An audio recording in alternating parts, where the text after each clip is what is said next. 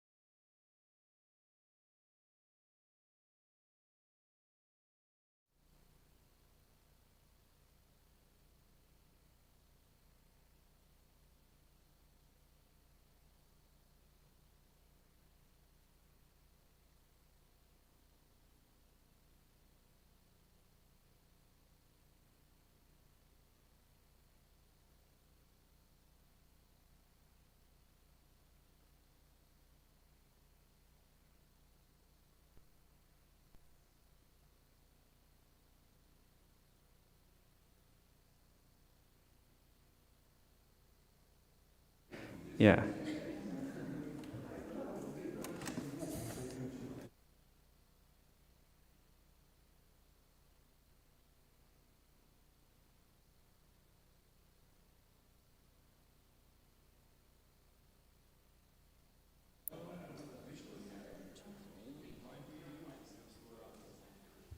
Hello?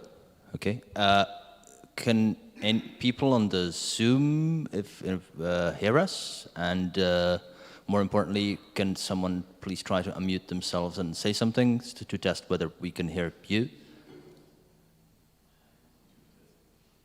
There are 3 people on the Zoom.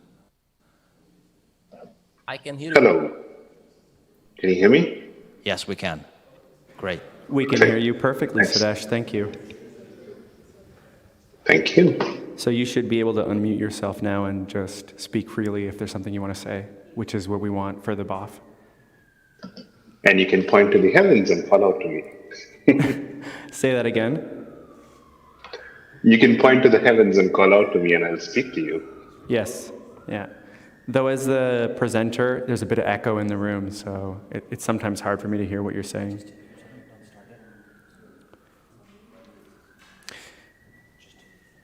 Yep, shall we get started?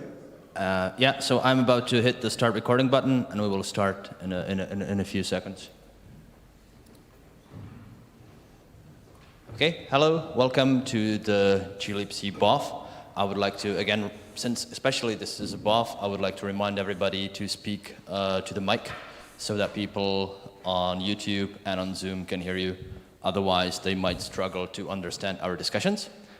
And yeah, I wish everybody a very nice and productive day, and I think we can get started. Thank you. I'm just gonna move some things around here so I can see the Zoom meeting from where I'm standing. Okay.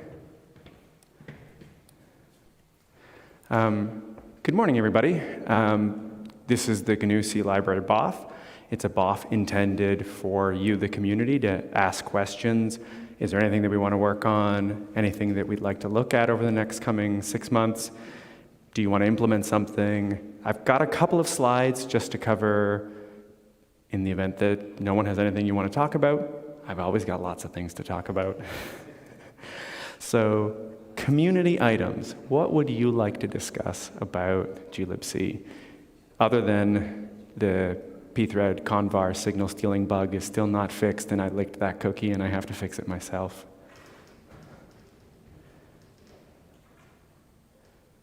Anything? Nick? Yeah, and we'll pass the microphone to you. Yep. Yeah. Got it? Oh, right. So, do you keep an eye on other C libraries? Oh. How do you compare to Muscle and NewLib and things like that in terms of performance and size? So there's 2 parts to this question.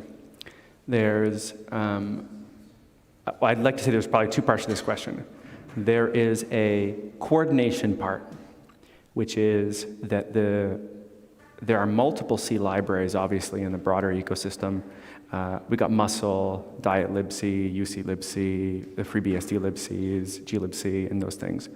And what I think was really useful is we now have a libc coord mailing list on OpenWall that was set up by Florian Weimer. And that mailing list's intent is to talk about things that impact all of the libcs. So for example, like, there is a misunderstanding about how Open Memstream is supposed to behave in the face of errors. And the standard is kind of loosey-goosey about it. So if there's someone who's interested in that, it requires kind of pushing consensus with all the libraries and coordinating over having all of them return something sensible for Open Memstream. And I think there were similar issues with stirl copy, stirl cat, where like the standard's kind of a little bit ambiguous, and the various libraries pick a specific implementation choice. So there's the coordination aspect. So I think for coordination, we have libc coord. If there's something we need to talk about with Muscle, we can talk about there. Then there's the other thing, which is comparison with the other libraries in terms of, Are we implementing the same APIs? Do we have to follow up and implement new ones?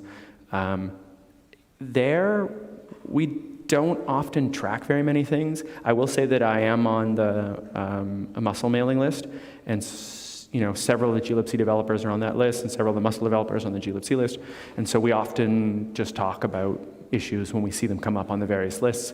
Like when Muscle has an issue with something that we have an implementation for already, we will sometimes comment on their list and say, hey, by the way, in glibc we did it this way because algorithmically maybe there's like no other way to implement this solution on Linux, right? Because the kernel gives you finite primitives that you can use, and then one way to implement them is like this. But we haven't done like a deep dive to say, here's where the various C libraries differ in terms of performance. Others have, though.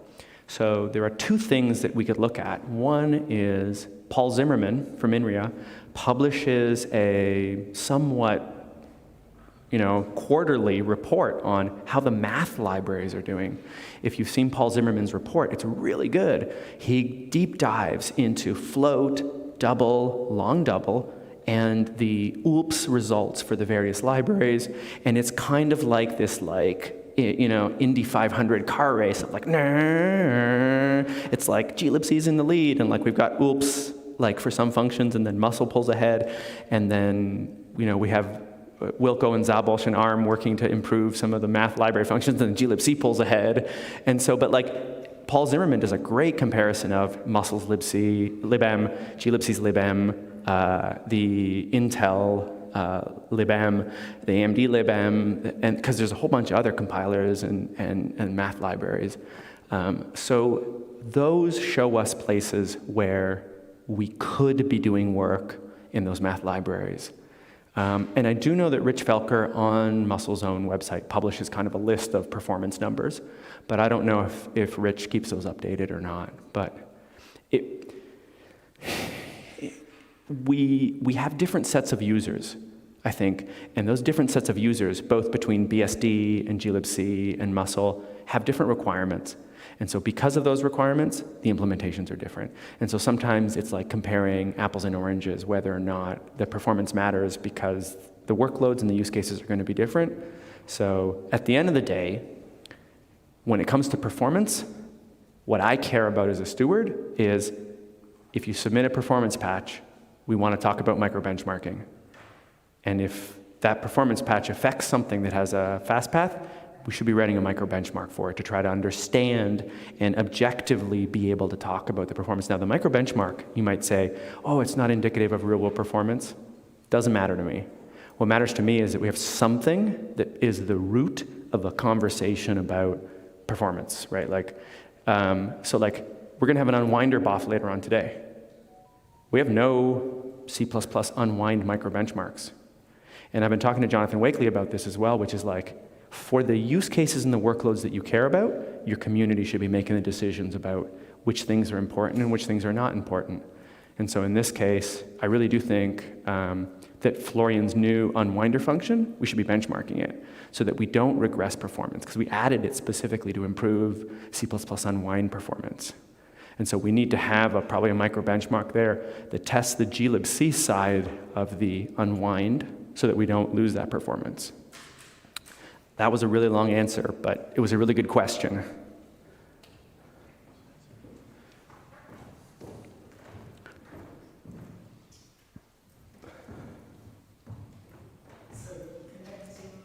Sorry, Joseph, I don't know if it's on. Is it red or green?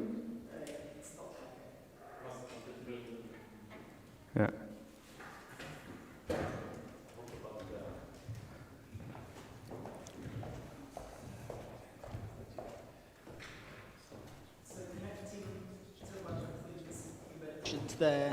There's the question, is anyone interested in integrating Paul Zimmerman's core math functions that to a large extent are more accurate and faster than the glibc ones, but it would require someone to integrate them in the glibc source tree and build system and ensure they're properly ported to the system's glibc supports and so on. So Is anyone interested in doing that? So I'm going to repeat your question, Joseph, because that mic is still not on. The question from Joseph was, Paul Zimmerman maintains a number of core math library routines that are modern implementations. They are higher performance and lower OOPS than the current glibc implementations. The question would be, is anyone in the community interested in doing the integration work? Oh, Michael. You're unmuted. Yeah, we are getting some feedback through Michael. Oh, perfect. I think you're muted. Good. So the question is anyone interested in doing the integration work of Paul's routines into glibc to improve the generic core libm routines? It's not on my agenda, but it would be a good project. It is a bit of taking Paul's routines, doing a bit of integration work, doing a bit of build system work. So it's not a bad starter project. I would expect that Paul might be interested in it, since he knows it best. He may be, but Paul may be also busy doing the implementation work. So we can speak with Paul, I guess. I believe that we had conversations with Paul about, are all the prerequisites in place for us to just be able to integrate those? And I think the prerequisites which are mostly like, is the license okay? Does everything else work? Can they be used? Can they be compiled by GCC and things like that?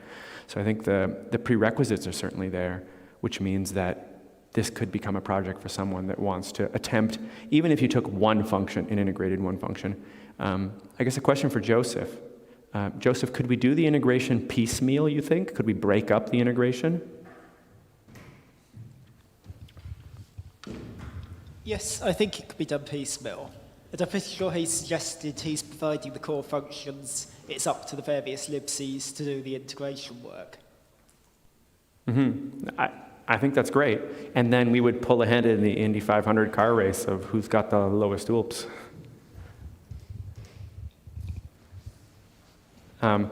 It's a lot of work to do those math libraries, particularly correctly rounded.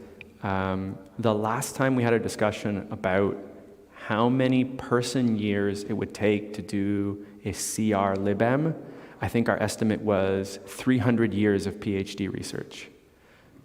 So, and this was, because we were discussing this with some academics in the field, and in particular, this was discussing polynomial solutions to these functions, so using a Solya as a solver and outputting from the description of the function C code that then the solver would prove was correct, because that's how you get correctly rounded libm functions.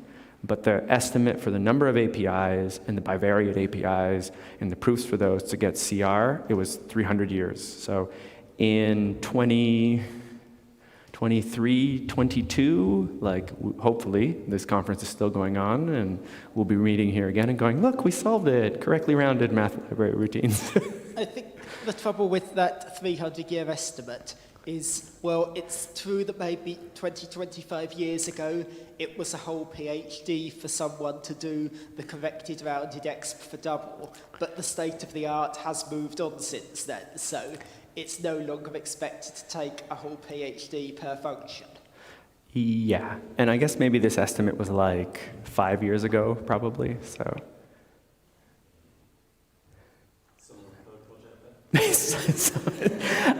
I actually think it might be a summer of code project to do one function integration where you'd have to have a senior in the community help guide you through, here's where you put the file, here's the build infrastructure, things you need to do, and then you'd have to look at the test results and then dig into it. It could be a guided project, actually, yeah, for sure. Anything else the community wants to talk about?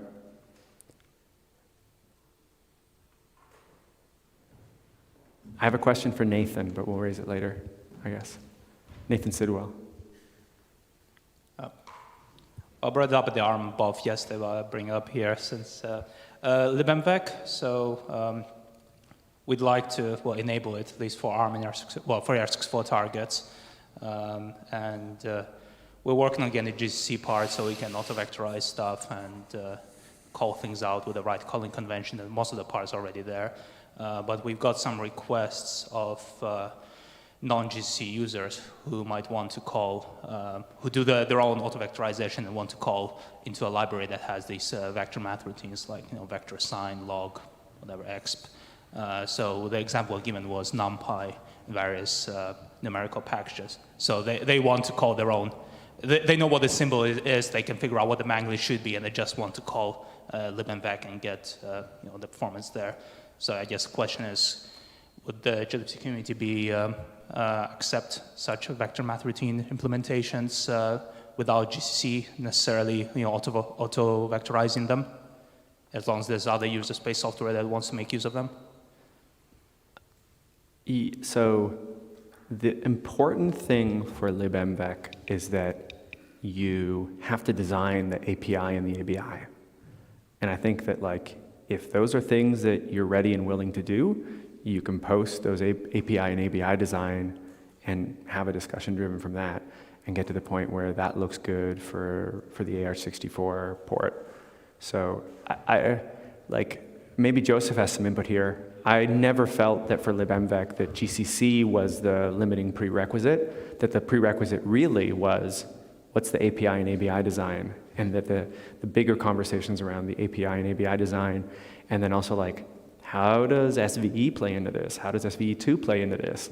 So the variance of the hardware that's there for AR64 means you have to think quite deeply about the API and the ABI design for those, and your calling convention and what that's going to be for those functions.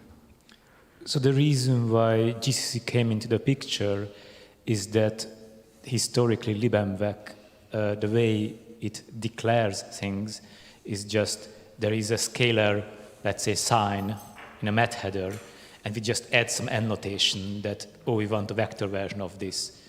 And glibc wanted to make sure that, GCC understands by that annotation the same thing as glibc understands. But if we somehow declare directly the vector symbol and not say that, by the way, this is the sign vector, we just say this is the vector sign function symbol, and then there is no this dependency that GCC has to understand the same thing as the annotation in the math header file is doing. But the question here is, in the future, at some point, we might want to use this annotation so that GCC understands that, yes, this is really just the vector sign, and I know how to turn the scalar sign into the vector sign thing. So the x86-64 implementation, I believe, grew out of a convenience that much of this API was already defined, right? So there were existing examples of how this was going to work for x86-64, and so it kind of grew out of the existing support that was in the compiler, and then GCC added the header, and we added the annotations. That's just one way to implement this. And I think if you start by having an API and an ABI design, there's no reason why you couldn't go back and then just teach the compiler about that. So, again, I think the prerequisite is probably not the compiler, but it's given your hardware architecture, how are you going to implement libmvec and its entry points in a way that's optimal for your hardware? So, unless Joseph, unless we think there's a GABI issue with libmvec, that it should be the same on all targets, but yeah, I don't think so. So if you just define things in the library without having those header declarations, I don't think there are any particular concerns there. It's when you have the header declarations that you get the concerns that arose in the x86 case. Well, there were two main areas of concerns there once you have the declarations the compiler can use. One area is it's very desirable to be testing the header to ensure that the interface used by the functions matches what the compiler thinks the interface is with those declarations. We had this problem with Syncos where it turned out on x86-64 that the header declaration didn't actually match the ABI being provided. And the other is that whatever we put in the header, it does need to have a stable meaning in terms of which instruction set variants are provided, rather than a future compiler suddenly interpreting the same declaration as meaning there's an additional variant that's not in old glibc. Now, that may have been more of a concern on x86-64 than ARM, because on x86-64 it seemed a reasonable concern. What if AVX 1012 comes up in future? You don't want old headers to be interpreted as suddenly meaning there's that extra version as well. So those are the things to consider when you do put in declarations for auto-vectorization. But without the header declarations, I don't think there are any special concerns, though of course you do need to make sure the ABI is what you want it to be. Yeah, I agree completely with Joseph. So then it's really like if you want libmvec, you've got to design that ABI and to be what you want. So you've probably got a really good view about that. But again, like scalable vector extensions are gonna, I think are probably the one wrench that you're putting in there. And in many ways, you are leading the pack in that design because there are other architectures that want to have these scalable vectors as well. But ARM is leading that charge there. So like, also do a good job because I think everybody else will copy you afterwards. Anything else?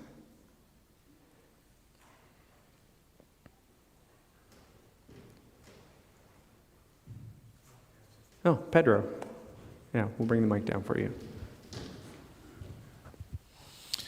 Hi. So I missed the first couple of minutes. I'm not sure if this came up already. If you could give us just an update on, all those processes you've been coming up with in the past couple of years about patch review and build bot, and all that infrastructure work, because we would like to copy the good things you're doing. Yes. So I will start with a slide that I've got, status of weekly patch review.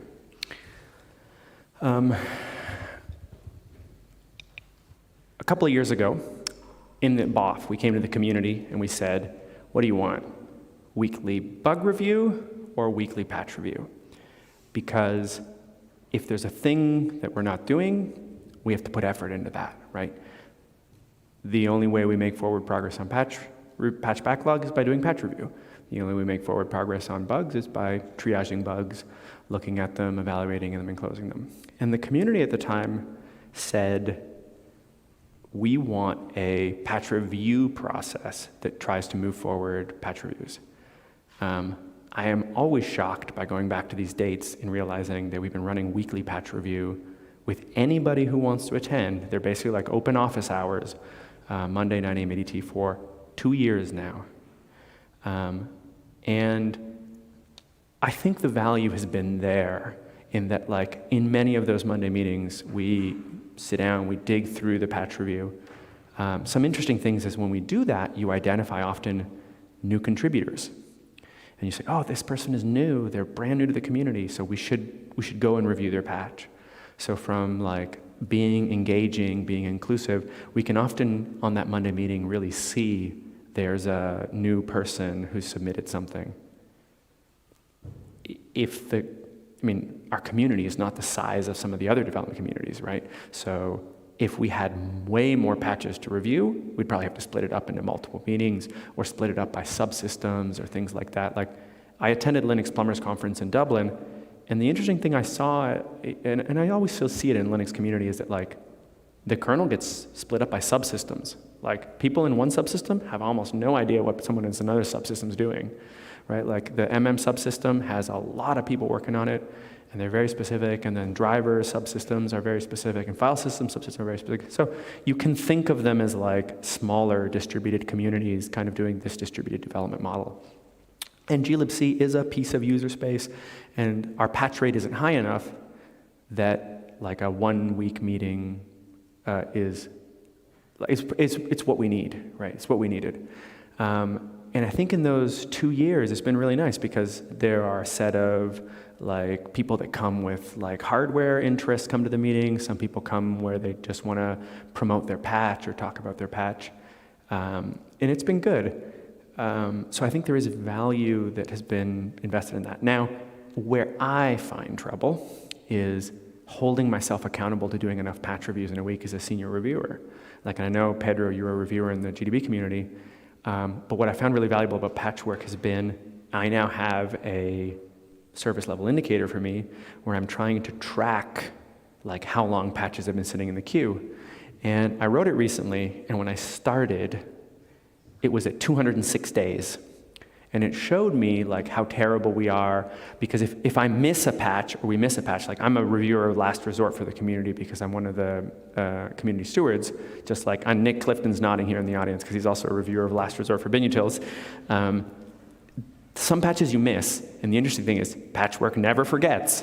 And so when I did the SLI, SLI is a term called service level indicator. So when you provide a service, when you do something for someone else, there's an indicator. The indicator shows a metric, something that you compute that can be like your level of community engagement. Then there's, from the indicator, there's an obligation, which is, what do I want to say to my community? Do I want them to feel like they're engaged? Do I want them to feel like they're getting patch reviews?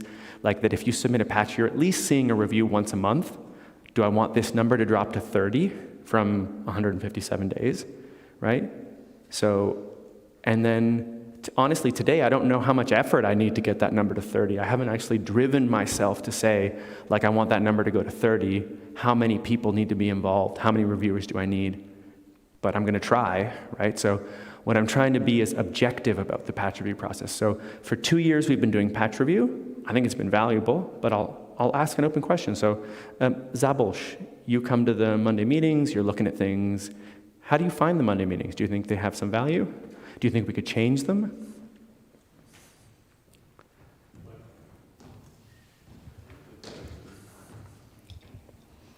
Well, to me, it's useful because I see what's going on. I don't think it doesn't feel super efficient, but I don't have an idea how to make it more efficient to go through all the patches faster or better. But yeah, it every now and then there is an actual issue that it is useful to talk about. And I think those talks would not happen without the dispatch review process, when we realize, oh, this patch actually uncovers some issue, and yeah, so for that reason it's useful. That's why I'm listening. Yeah, and I immensely value the fact that people are attending those patch review meetings and having the interactive conversation over a patch. Just like we come here once a year only and have that interactive conversation, we've been having weekly interactive conversations where we can hash out really quickly, like, who can review this patch? Oh, wait a second, this patch is revealing something really deep about our infrastructure or something that's wrong. And it kind of kicks off ideas, and we're able to quickly in a meeting hash out a question. So Pedro, you asked about patch review process. So I would say there's this patch process, which is weekly patch review, and then the other side of it is pre-commit CI for glibc. And I can talk about that in a second, but from patch review process, have I updated you on kind of like what it looks like and how it's going? Yep. So my question? Yeah. Yeah. If it goes green, it's good. Yeah. Green, hello. So my question would be, is patchwork proving itself to be the tool you thought you needed, or are you still looking for something else? I think the answer is yes, because in the GNU toolchain, we have a highly distributed development model. And in a highly distributed development model where people are kind of all doing their own things, we do still need a place to track the kind of the incoming work, right? Like, it really helps me have a way to do this analysis and this evaluation because Patchwork is tracking the list, doing its things, and not only that, we'll see in a bit that like Patchwork also lets you aggregate the CI results and the test results and the job results and things like that. So I use Patchwork as the source of truth. I don't even have to watch the mailing list anymore. And there's a command line client. So in the command line client, I can do git pw series apply. I put the thing into my tree. I kick off local testers. I do a review, and I give my reviewed by and tested by, which we'll talk about reviewed by and tested by in a minute.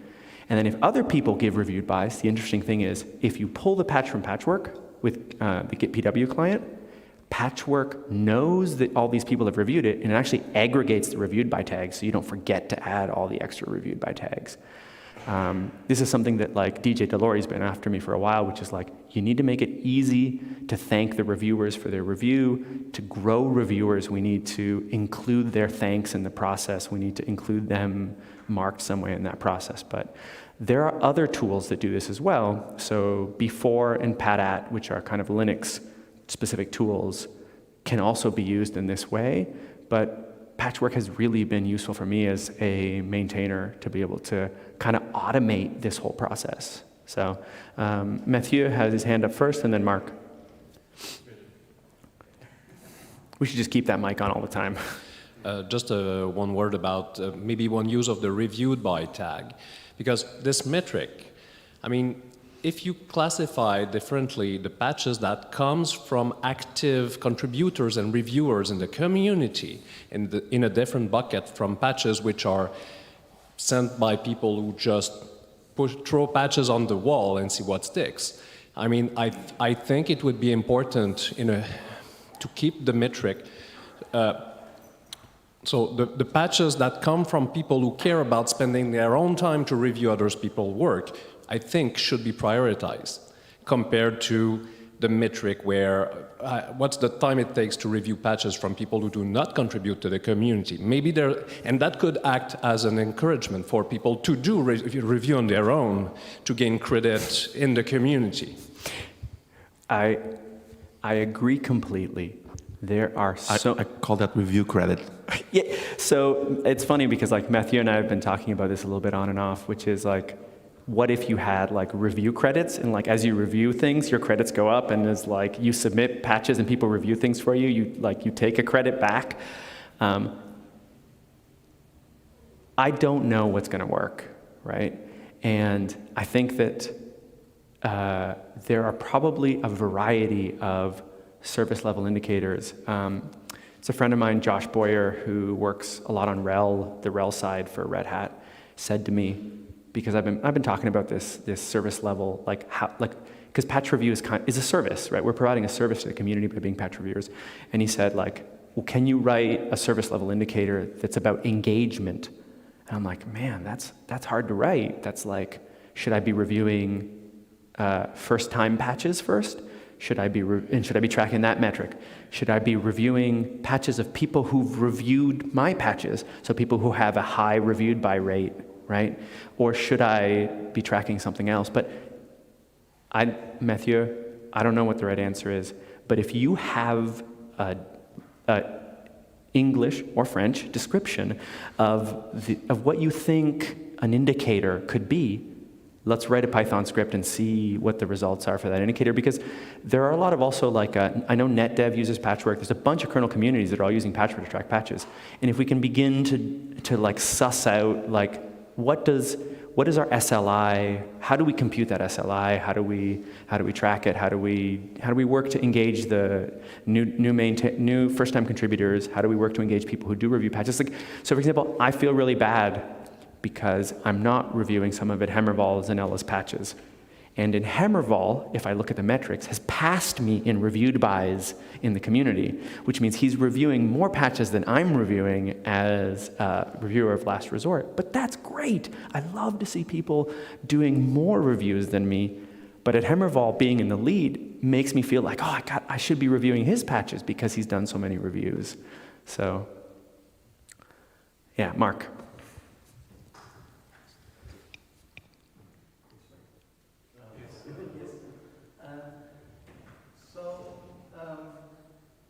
Patchwork, I also love it for a few jobs, but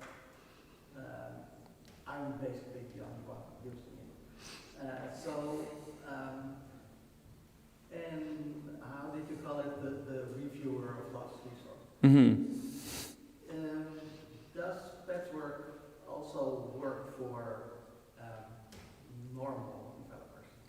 Because that's where I kind of have trouble with it. I love it, but nobody else is really using it. So I'm using it. I use it to delegate patches to DJ. I use it to delegate patches. Arjun, who's in the back of the audience there, is on my team, and he's doing glibc reviews. Arjun, do you look at, because there's a delegate status in Patchwork for the patches that are assigned to you. Do you look at it? I guess. Yeah.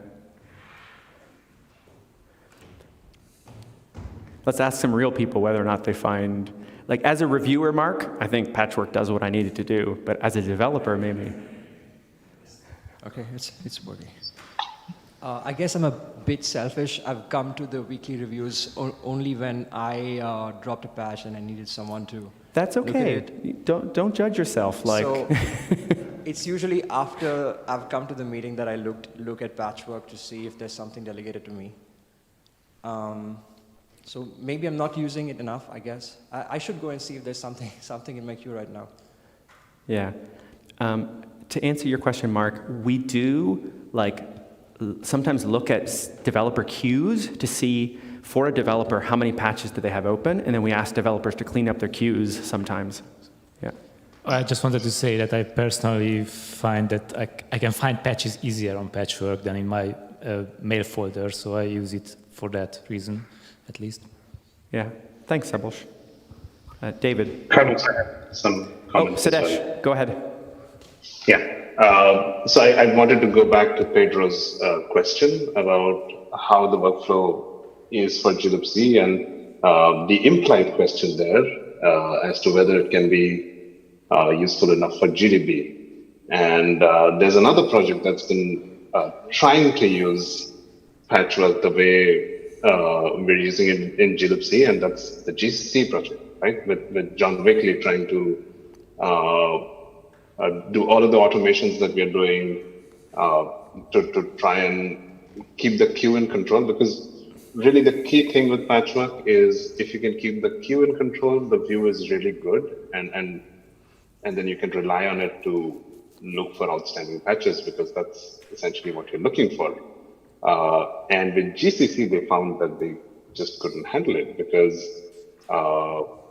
there's a lot of community behavior that goes into making sure that the Patchwork queue is in control. And I think in glibc, we're kind of in the Goldilocks zone where we have just enough traffic, and then we take the extra effort to make sure that the patch backlog is in control. So we have weekly calls. We have a script that runs regularly.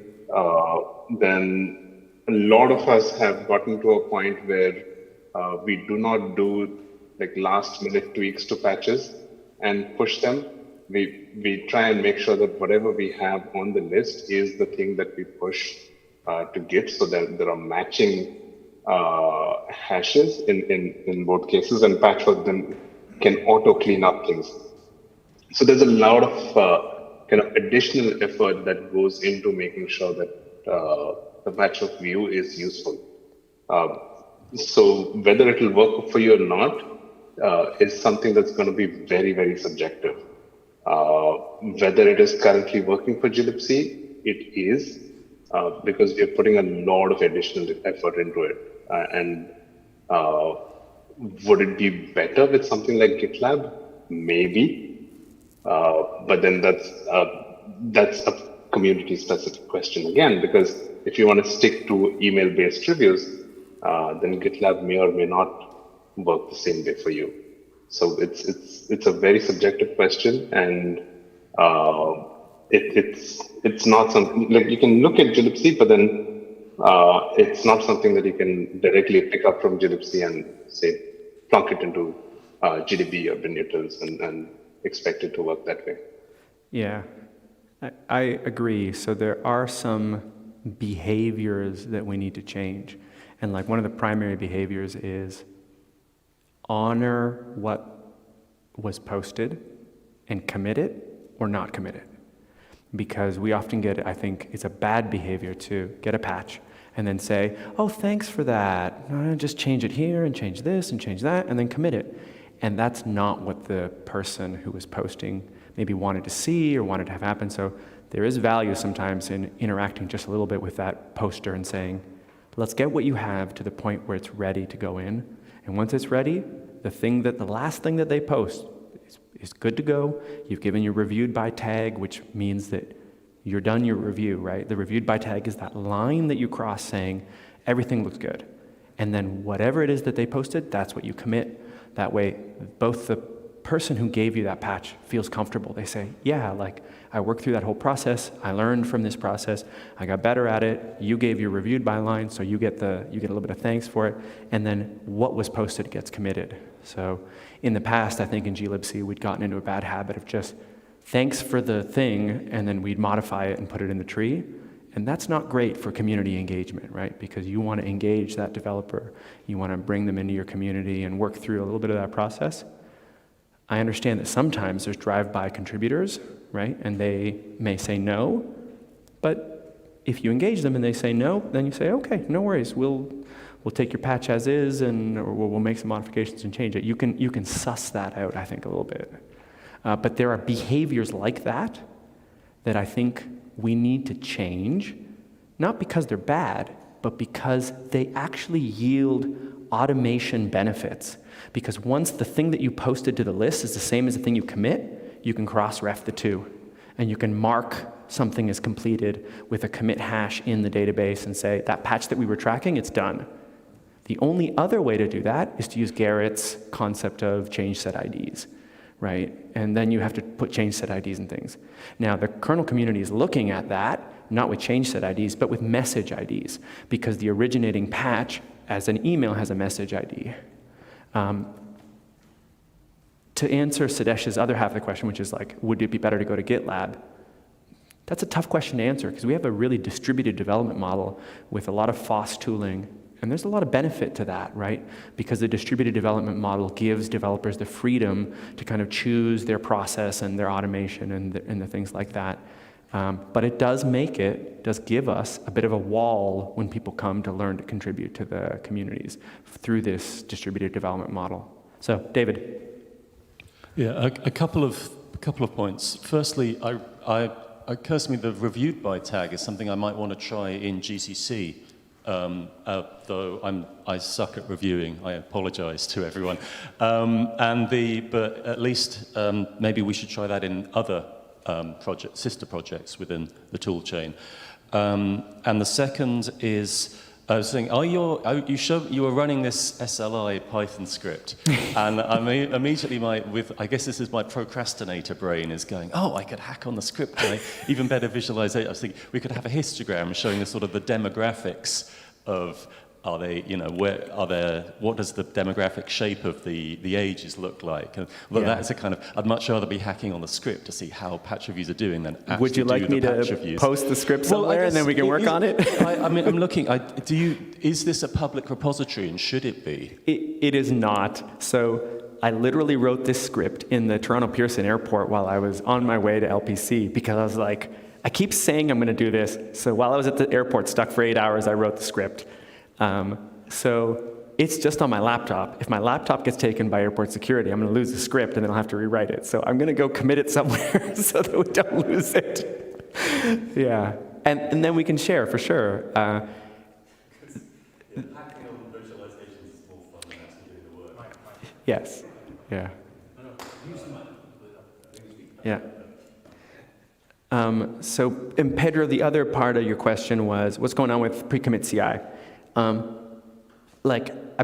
bang the drum a lot when we come to this cauldron to say, what can the community do to help me review 100 patches in a day? The obvious answers were no sleep and drugs, and I said no to that. So what we settled on was there's a ton of value in pre-commit CI, in that we've been running pre-commit CI for 32-bit x86 for quite a while now, and if you're watching the list, you'll see me post things like, this failed CI, I'll respond to posters. The next step there is really that the bot does it. There are already some kernel bots that do regression testing and post things as patches are making their way through the kernel tree and they hit various subsystem maintainers' main branches. There are bots that will test the current tree and then report back if regressions happen. So from my perspective, the next step for pre-commit CI is we're going to start reporting the 32-bit x86 fails directly into the mailing list against the posted patch series that did the thing. Step 2 for us for pre-commit CI is developer-driven review, which is being able to, as a lead developer or as a hardware vendor developer, for example, for Zabosh, for you, I would see this, where you respond to a thread where you think that thread's touching architecture-specific code, and you say, tester, please test on this. And what we want to get to the point is that sometimes some specific changes touch generic headers across the board. And to validate those generic header things, we often need to run build many glibcs, which, Joseph, thank you for build many glibcs, because it is the thing that we use to build all our crosses for all glibc. And so the thing is, from a resource perspective, if you burst build many glibcs into the cloud, the average cost for one run of build many glibcs is 20 euros per run in machine resources, because of the number of crosses we build and the number of tools we have and the amount of stuff we're building, right? So I know that you have your own home machine, you can run BMG. BMG takes a long time to run because it's got to build all the crosses for all the ABIs that we support across all the target architectures. Wilco's nodding because he's done it before. Yeah, it's a long time. If you don't have a fast machine, it takes forever to do those cross builds. But here's the thing, the reason we want this developer-driven pre-commit CI is that sometimes as you're reviewing, you'll see a patch and you'll be like, oh, that touches a generic header. What we want to be able to do is hit reply all, have a signed email where you tell the builder, build this thing. And then that is going to trigger a runner to take the patch, apply it to your tree, and do a BMG run, for example. I want to get to that point because as a reviewer, for me to get to those 100 reviews in the day, I have to be going through those reviews and saying, this one goes to BMG. I want to see a full test run. This one, I want to see a full test suite bootstrap run, for example. This one, it's going to touch a header that may impact the kernel. I want to see a kernel build after I do the glibc build with the headers, right?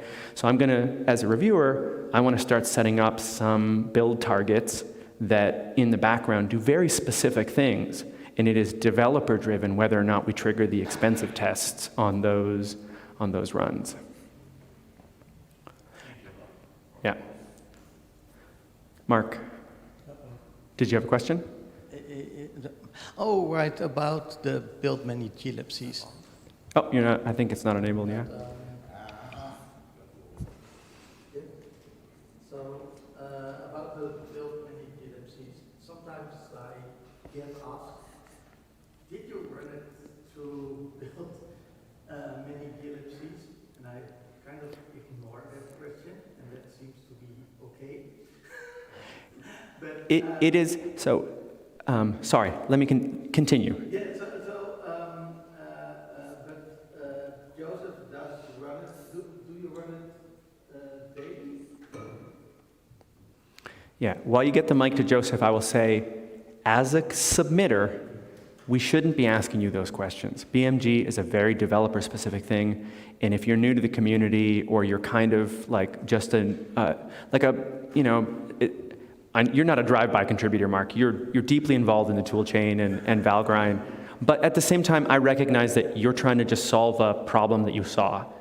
As reviewers, I should be hitting reply all, and I should be telling my builder to go do the review, go do the build, right? So like I want to get to the point where a reviewer that would have asked you to run BMG, they should just be hitting reply all and having the BMG run be triggered by that review on their own. And then they can come back they can come back next day having seen the test results and say, yeah, Mark's build is fine, it ran through BMG, check mark, and then they commit the change. So Joseph, the question to you was, do you run BMG every day? Okay, so regarding build many glibcs, May I interrupt for a second? Is the mic on? Is it green? Yes. Okay. Regarding build many glibcs, the bots running on GCC release branches will run every 4 hours if there are new glibc commits. The one using GCC mainline runs daily.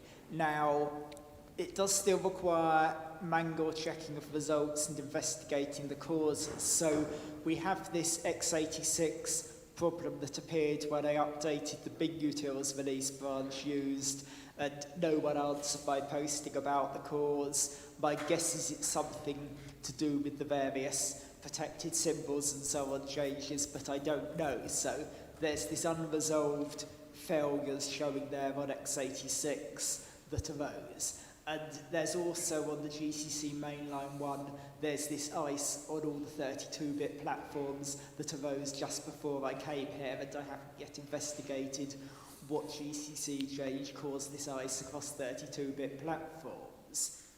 Now, there was also another unrelated issue I'd like to raise about tracking status of projects across say GCC and glibc. So I have this list of features to be implemented for the next revision of the C standard. So it's just a rough text file of my own. It's not public anywhere. It's all sorted roughly by when the relevant changes went into the private Git repository for the C standard sources. And so how should we as a community be tracking, say, the features to be implemented for the next revision of the C standard, some of which would need stuff done in GCC, some in glibc, some in both, some I have notes saying, well, we've got everything required done, but there are these other bits that might be good to add as well, and so on. So taking this features for the next revision of the C standard, where we've got maybe 60 features or so to be added across GCC and glibc, depending on how we count them. How as a community would we like to track that sort of thing across GCC and glibc? And of course, if anyone does feel like implementing features from the new C standard, do feel free to go ahead with adding them. Right now, I'm focusing more on the GCC features, since GCC stage 1 will be ending before the freeze for the next glibc release, but there are lots of features there if someone feels like implementing some features from C2X in GCC or glibc. So then to just summarize for you, Joseph, if I understood correctly, you have a list of, because you're tracking WG14 upstream for the next C standard, you have a list of things that we need to do as a community for the GNU toolchain to implement the new standard. And then you're saying, well, wouldn't it be nice if we had a way to coordinate and share that list and look at the work items? Is that correct? Yes, and also the coordination should ideally somehow be shared between GCC and glibc, since as far as the C standard changes are concerned, it's a change to the standard which may include both language and library features. Does anybody have any suggestions?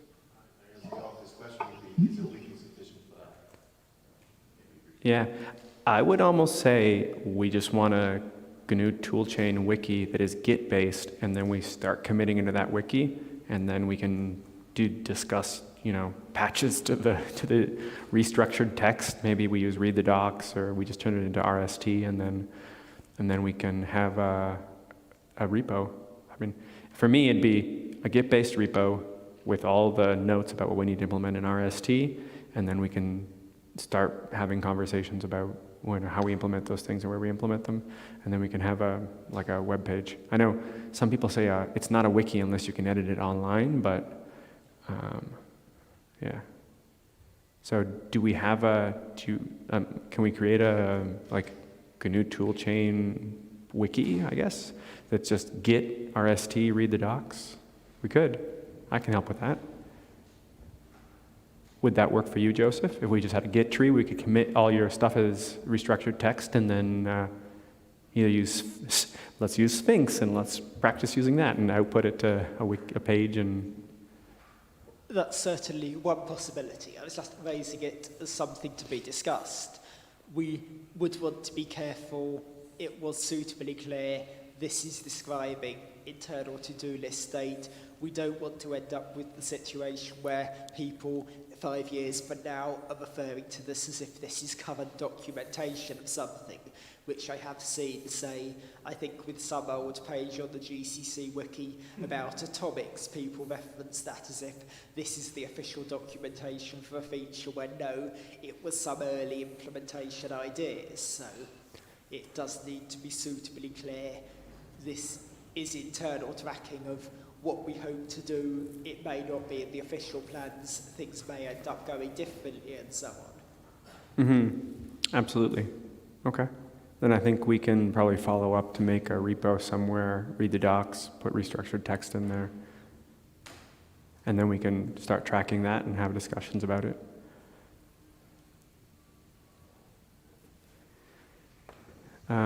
We are almost done with 4 minutes left. Are there any more questions from the community? Arjun, yeah.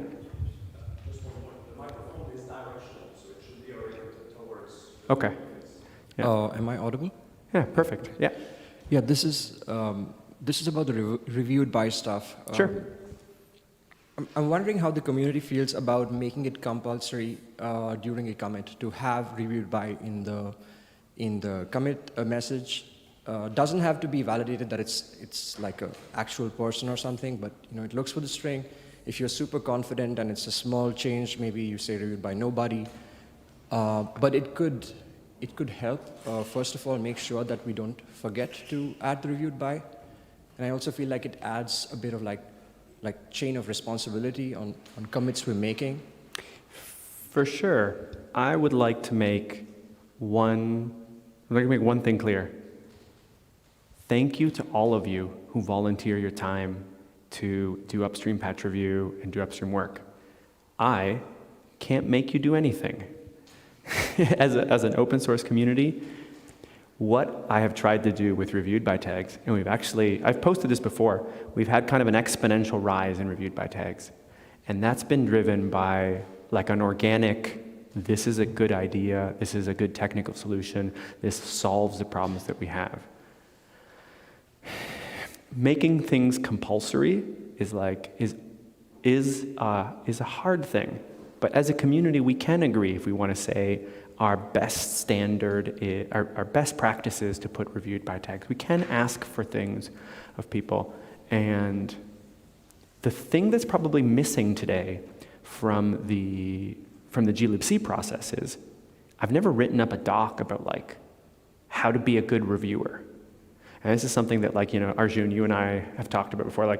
I really need to probably sit down and just write a doc, like how to be a good reviewer in the GNU toolchain. I don't know if there are other docs we can pull together for this. I don't know if there's one for GDB, Pedro, or Nick for one for being a good reviewer.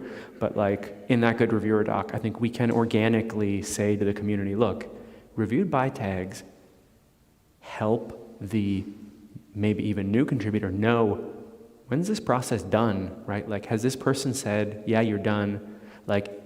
That line, that reviewed by line is really the very clear demarcation point where the reviewer has said, I've finished my review, and what you have is good enough to go into the repo at this point. So that is enormous value to a new contributor, to someone who doesn't maybe know you, doesn't know that you're done doing your reviews.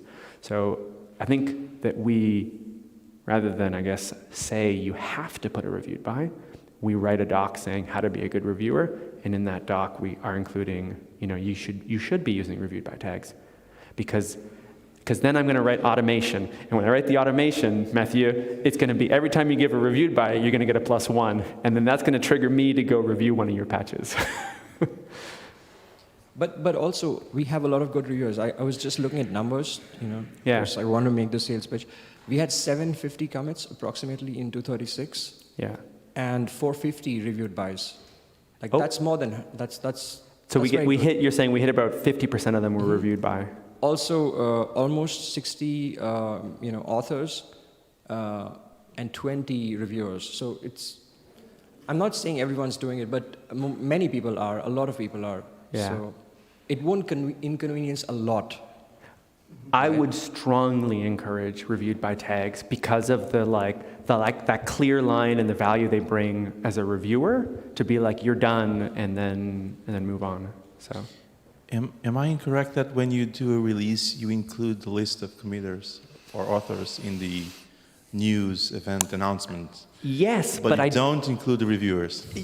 100%. And so I developed that process to auto-generate the list of people who committed, and you're not wrong. That's a great idea, a good suggestion, that I should add an extra step that says, and the following people reviewed patches, and thank you very much for your review. And I can't do that unless I have an easy way to automate the process of who reviewed what. So I am going to take that note, Pedro, to add into the release process that I just run a git log command to look at who reviewed what and then post-process that into the release message. You are correct. We do currently post-process the git commits to give thanks to everybody who committed, and we should be giving thanks to everyone who reviewed. I'll do that right now. I'll add it to my notes. We're done. Yeah, it's coffee break time. But thank you very much for coming to the BOF and asking questions. Oh, does it switch? Oh, it switches talks, not coffee break yet. Yeah, it's the Risk v BOF. Yep. And there's Palmer. Thank you. Thank you.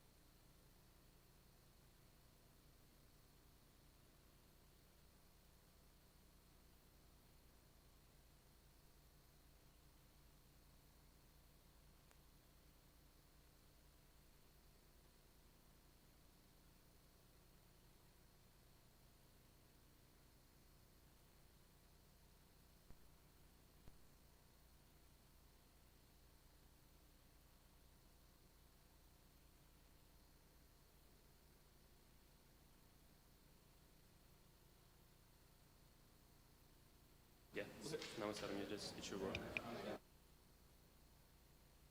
Doing it all for you, just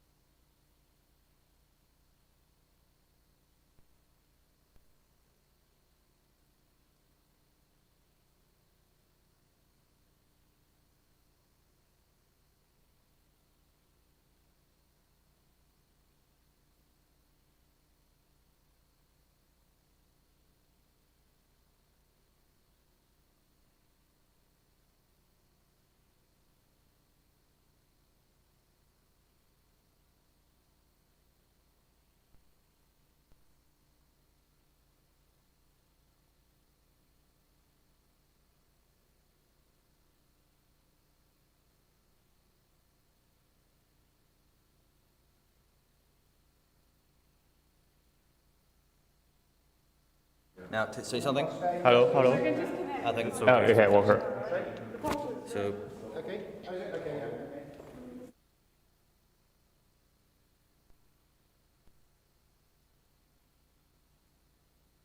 Okay. now you're... Oh, then there's noise. Oh. What's your email address, Keaton?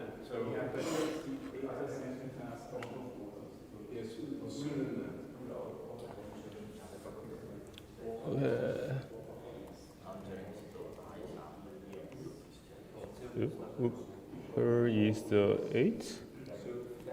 Oh, did you bring? On the, over there. Oh, okay. Yeah, this is different. Okay. Okay, so if you then attach your slides, you've got LibreOffice on there, haven't you, Keaton? Yeah. Yeah.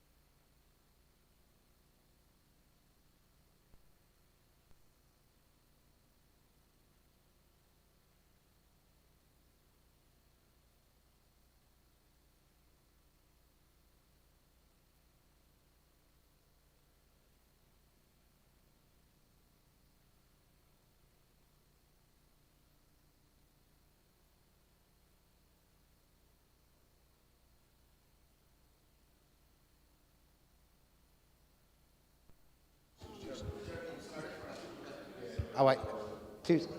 Okay. Get Jeremy under control.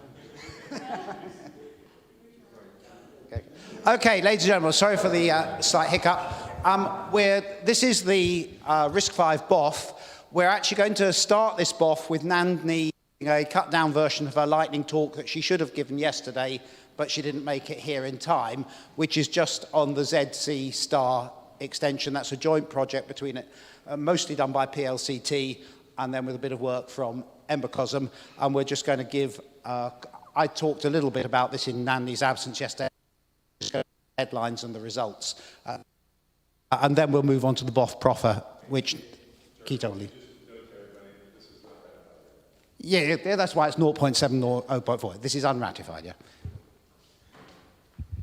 Hello, can you hear me? Yes? All right. Hello, as Jeremy introduced me, I'm Nandini Jomdanas. I'm a software toolchain engineer at Embecosm. I would like to present to you today how we implemented ZC star support to the GNU toolchain. We've been working with PLC2, who have already added minimal support for ZC star, but our job is to verify and test the GNU assembler and the linker. So, what is ZC star? ZC star is a group of extensions which define a subset of C extensions and new extensions. These extensions have a group of instructions that reduces code size using short 16 encodings. There is 7 groups of extensions, and each extension have a subset of instructions, but also have dependencies of other extensions. Our plan is to verify the accuracy of PLC2's ZC star extensions, verify and test the dependencies of each extension, add tests to the GNU assembler, and add tests to the GNU linker. So let's start off by testing a single instruction. Let's start off with testing the immediate offset ranges. So for this instruction, it's cm.lbu, and the immediate offset range varies between instructions and its encoding. But for this instruction, the range is between 0 to 15. So we would test between 0 to 15, as you can see on the screen, but also outside, so -1 and 16. We're happy to conduct these ranges pass for this instruction, but with the output, strange to notice that between values 0 to 4, it would relax to c.lbu, but c.lbu is not in the March extension for this specific instruction. So to change that, in the specification for cm.lbu, it should not accept values between 0 and 4. So what we did here is change this block of code to not accept values less than 4. Next, we test the correct output for corresponding inputs. So the corresponding inputs for ABI names, but also the correct encoding. We were happy to say that all correct inputs would generate the correct outputs. We would also test for register ranges. For this specific instruction, the register range is between x8 to x15. So we would test between x8 and x15, but also outside, so x7 and x16. We're happy to say that for all instructions, they pass the range for registers, the ABI, and the correct encodings. Next, we add CSR JVT for ZCMT. It has already been implemented, but it has not been verified in the CSR file. So when we did that, we also updated the CSR tests. Next, we verify if the jump table is correctly generated. We do this by calling a function callee 129 times. This is because the linker only generates the jump table if the code size is much greater than the size of the table. So on the left is our test in the linker, and on the right is the output. As you can see, there's 3 instructions that we use to generate the output on the right. As you can clearly see that it generates the jump table correctly. So after our test, these are the bugs we found and fixed. For cm.jt, we found that it would accept ranges from 0 to 64, when really in the specification it says 0 to 63. So we changed that. ZCMB does not accept cm.star instructions when the immediate offset value is less than 4. So we changed that so it does not accept values less than 4. This was an also intriguing test to see that cm.star instructions would relax to c.star instructions. but we've also correctly added those tests, and now it relaxes for instruction sets ZCMB and ZCB. All right, time for the results. So when we first generated our mbench results, to our surprise, when we compared it to C extensions and ZC extensions, there was no change. This is because we found that instruction sets, apart from C extensions, would have an alignment of 2.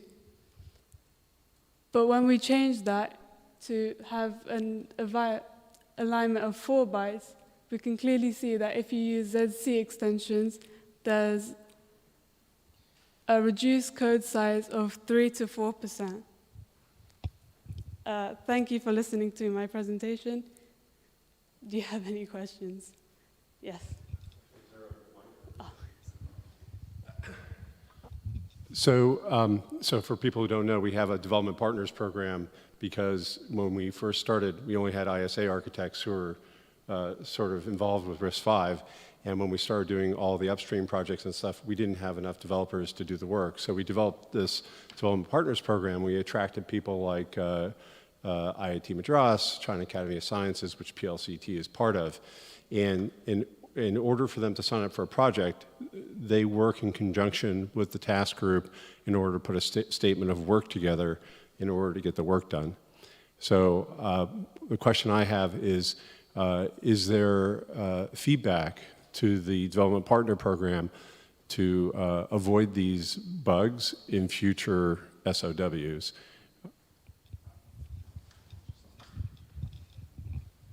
Probably fair if I answer that rather than Nandi, given Nandi's been in this job for 3 months, so she's pretty new on this. And it's a fabulous piece of work. So the PLCT guys do a great job, and Jawed did this work, and his colleagues. But they are still students. They're still learning. And actually, part of this work comes out of a session we run every Friday morning through the Open Hardware Group, which is joint between the University of Bologna, PLCT and Embecosm. It's open to anyone, and where we're trying to do a coaching session to try and bring on the next generation. So I think this is about training and learning. This was a good piece of work from PLCT, but if you ask someone else to exhaustively test your code, if they only find 3 bugs, it's pretty good code. So I don't think there's anything wrong there. I think this was about comprehensive testing. I think Nandi wasn't here yesterday. I think the talk about GNU Poke for assembly testing is a gift to RISC-V. So I don't think there's anything to worry about here. Why did Embecosm get involved? We were paid by a customer, because a customer is doing an early prototype chip. Thanks.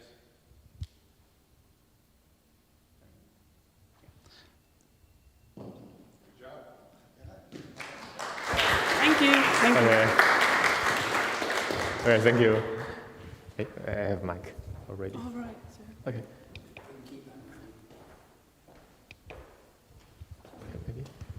Okay, thank you. Yeah, the microphone up. Yeah. And let me change it to another slide. Okay. Oh, how to play that?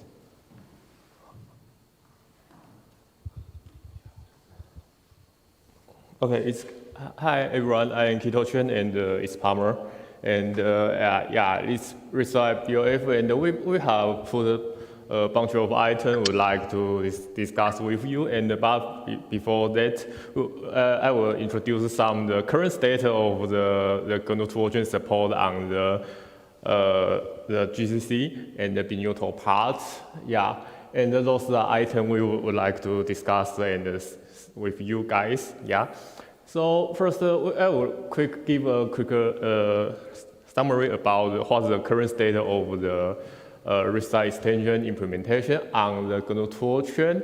In the last year, a bunch of the RISC-V extension has become ratified in the last year. So we are trying to make all of those extensions become supported on the upstream. But unfortunately, as you can see the table, mostly are work in progress or unsupported it.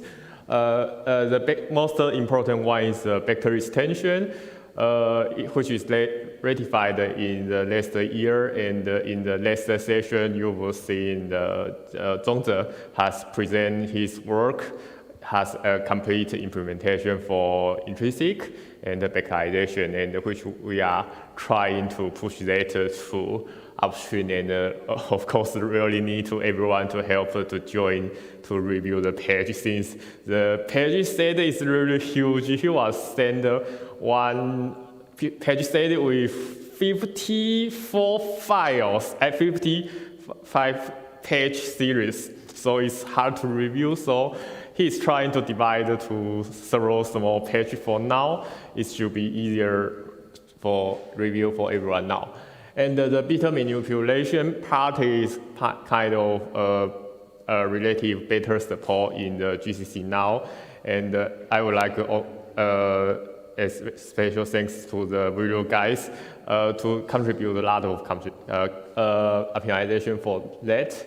And the other thing, such as the floating pointer in the GPR, is GCC has some page bar on the review, and the other tools GCC need to do some intrinsic support, but we didn't have it. Yeah. So, and actually in this year, we will come more extension to support, just like Nandian has presented this extension. This is another bunch of extension we need to care about. And another thing is in RISC-V, we also have some Cindy extension, which means ratified in this year is also another big feature in RISC-V. And okay, another stuff listed here. Okay, we don't have enough energy for that yet. P is probably not going to be till the end of next year. There's a private version of it, but P extension is doing restart. Oh, really? Since I saw they entered to another phase, architectural review, so I thought. I think the end of 23, beginning of 24. Okay. So There's a private version from I do have a question here. When there's a new extension proposed, and I guess there's some formal acceptance thing or specification thing, why is there not a requirement that there's at least one working implementation in a compiler? There is a requirement that there's acceptance criteria, and the committee that owns these has to approve the plan before it goes to freeze. And the plan, in certain cases, includes only bin utils. In certain cases, it requires GCC, but that's up to the committee to decide as appropriate. Like, for example, let me just give an example. Pardon? No. The plan says when it gets done. And so, for example, in the case of like, vector, crypto, the plan will probably be approved with a requirement for, the assembler and GDB and stuff like that. It probably will not require GCC support for vector crypto because in the case of vector crypto, a lot of those things are done in libraries by hand. Right. Mm-hmm. So, but no, we actually do require GCC in certain cases, but we don't, it's not a blanket requirement, it's a requirement per extension that's decided by the committee chairs, including, software, et cetera, and me.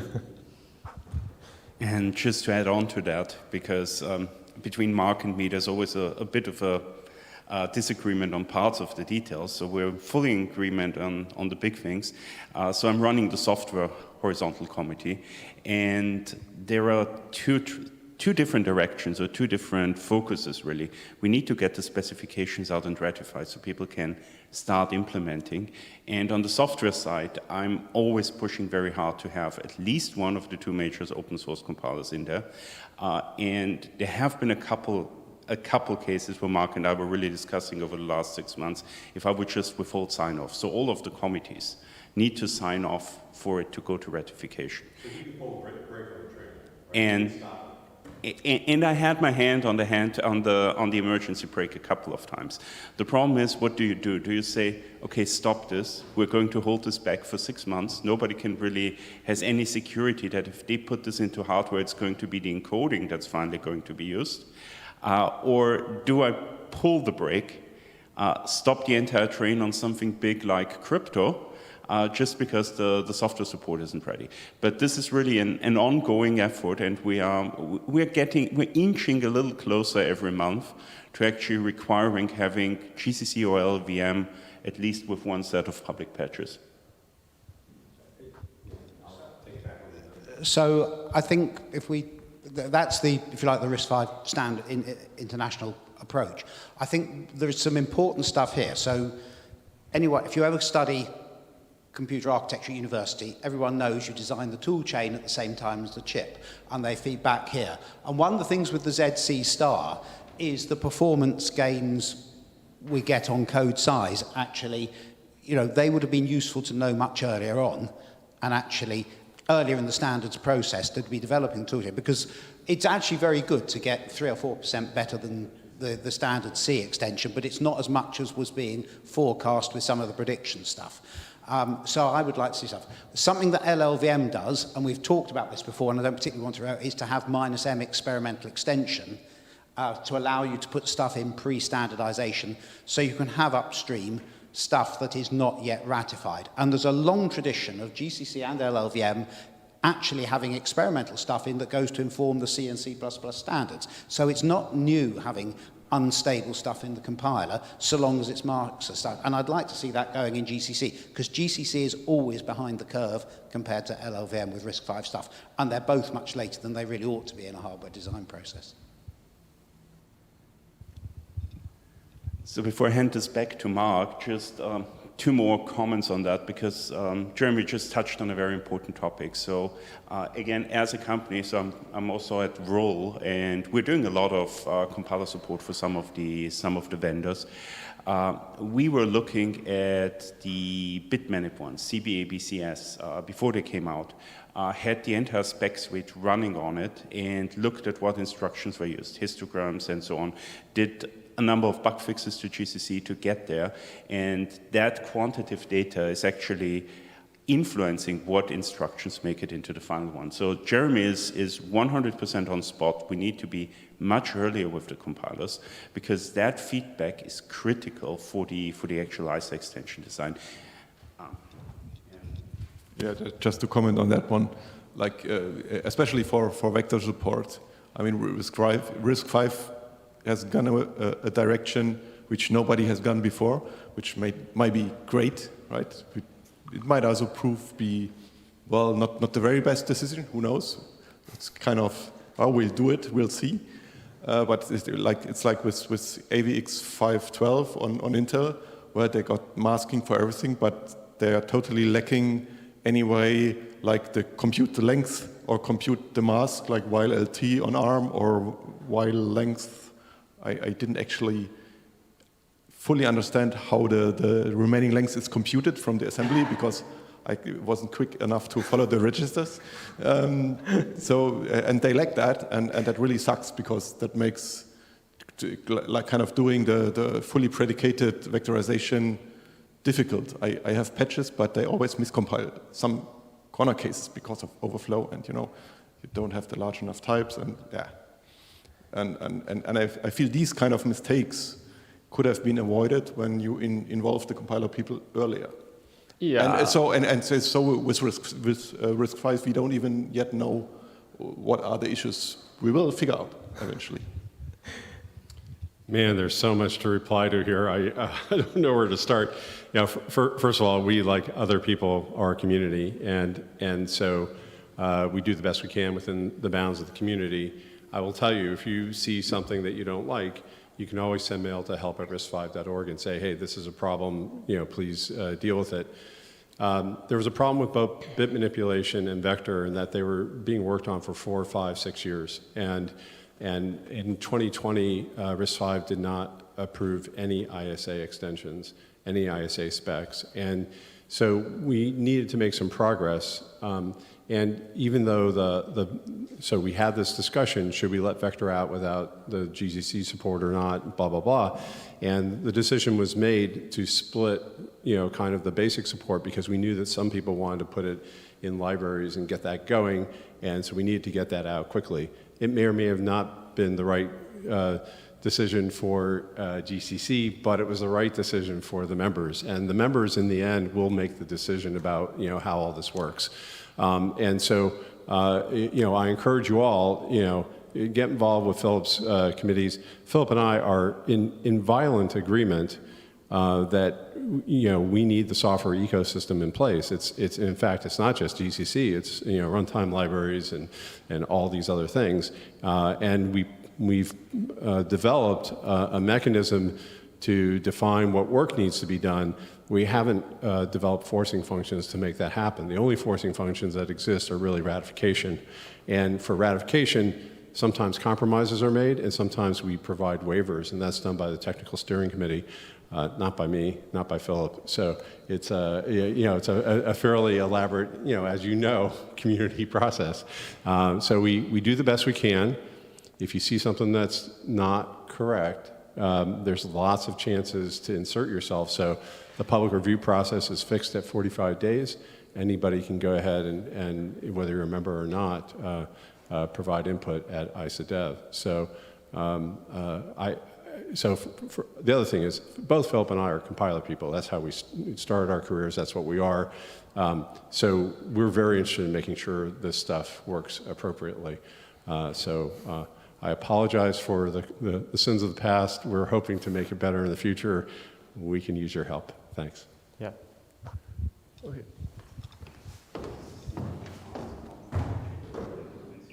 I'm very glad that you and RISC-V, everybody wants to expand the ecosystem. I understand that it's critically important for the success of RISC-V. I wanted to raise an issue, again, that Baptiste and I and others have been asking the RISC-V community, and specifically Sci-5, for hardware for the GCC GNU compile farm, because the main way for people to be able to contribute to this is for access to systems to be able to do development. So if you want to have a broader community, I personally work for IBM, have done a lot of work for PowerPC, and getting power systems in there, and we have, previously had Spark, we have MIPS, we have, x86, we have all of this. So if you want to allow, and the GNU compile farm is not limited to GCC or GNU. We have, the entire open source software ecosystem. Anybody who's a, consistent main developer of any open source software, a lot of LLVM developers there as well, want to have access to hardware. The GNU compile farm is the main place for this. And so if RISC-V really wants to have not just the expanded ecosystem, what you're saying, but to have this expanded developers that you're asking for to contribute, I think RISC-V and Sci-5 and the other vendors need to really step up and help. I'm just saying GNU compile farm is one example, but it's the main place that is the focal point for a lot of developers to do this type of work. So I'd ask that if you want the developers, you really need to provide easy access to the systems for that.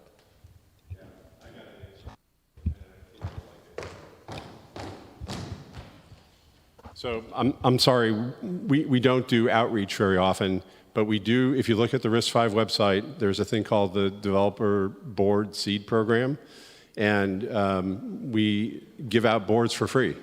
We've given boards out to, probably at this point, a couple hundred people. I have $100,000 in my budget each year to seed people who aren't already being serviced by companies like Sci-5 or Alibaba.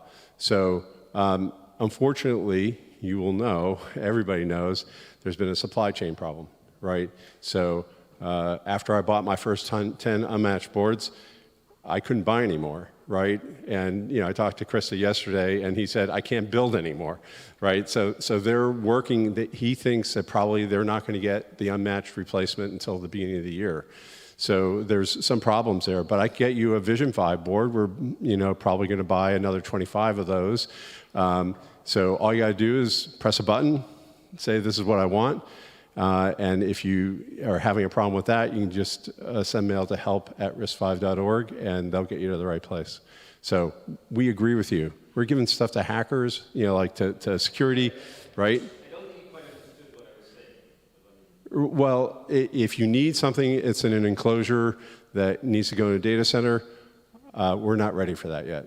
Sorry, it's just not there. So there's actually, I think, at least one machine with RISC-V in the compile farm right now, probably sitting on or under someone's desk somewhere. Yeah. Yeah, and PLCT has a 300 D1 farm, and they actually have sandboxing. So what I was going to ask is, all these extensions, are they supported by QEMU? So can you actually use them in the simulator? Yes. Because I understand that there is not yet a vector extension v1.0 implementation which you can buy. Which you can buy? Yeah, no hardware. Yeah, so it's in QEMU, but no hardware. Yeah. Not all of these are in yet. Right. Yeah. So it's likely going to show up in QEMU or Spike and or Spike. Actually, I have a question to you and to Kito. So, This gentleman wants to also say something else. Well, no, okay, so my name is David Edelson. I'm an STSM at IBM Research. I'm also one of the leads of the GCC steering committee. A long time, 30 years in the GNU community, and very much involved in the open source ecosystem for IBM Power and Z, but also very interested.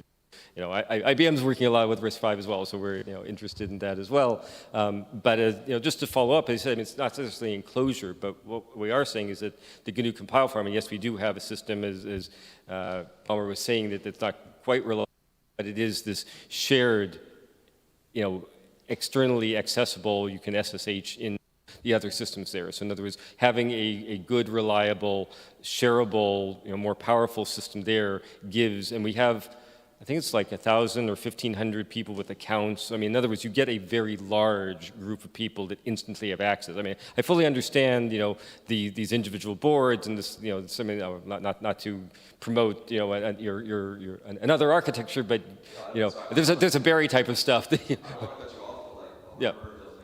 Yeah. No, I understand, but I just wanted to clarify that having, whether it's a board or whatever you could do to allow this shared access and having it through the GNU compiler gives instantly 1,000 or 1,500 active open source developers. So it's a matter of, as opposed to, as you're saying with the supply chain firms, trying to build 1,500 individual boards, even if you wanted to give those out with your budget to everybody. So that's just wanted to clarify the type of service that is provided. So to redirect that a bit from hardware, I think we can take that discussion offline. Actually, I have a question to both Kito and Palmer. All right. Sorry. There's a second program called the RISC-V Lab program, and the first one of those is PLCT, and they have sandboxing ability today. And so, again, send mail to help@riscv.org, and they'll get you the info. So to redirect it a bit more to GCC, RISC-V, versus other topics. So I really have a question to the two up there, because that might be an interesting answer, hearing it both from Kito and from Palmer. So we were talking about LVM accepting experimental, and honestly, I'd love to see that in GCC. I'd also love to see. Yeah, good. We can talk about something controversial. Yeah. Hey, I didn't start on vendor extensions today. If we already did that in Dublin. We talk about vendor extensions for GCC. Yeah, actually, I'd like to talk about that next. But since Jeremy wanted to start that, I'd really like to hear the different opinions on that, because it would be great to have them. Yeah. So I can just tell you basically my opinion on it. Right? So, we have all these policies from back a long time ago. Did someone say hello? Oh, sorry. It's been a long week. I know, yeah. Everybody wants to chime in. So basically, a long time ago, everything was much smaller, and we wanted to set a pretty high bar for upstream because we didn't want there to be a lot of churn and broken stuff and whatnot.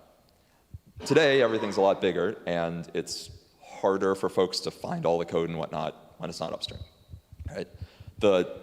Like my opinion on drafts is basically that I'm perfectly fine supporting them as long as whatever goes in, we maintain for some reasonable time span, you know, not a month or a release or whatever, you know, maybe 2 or 3 releases, right? Enough time that we can be confident that the hardware that may have implemented that draft extension did not actually exist.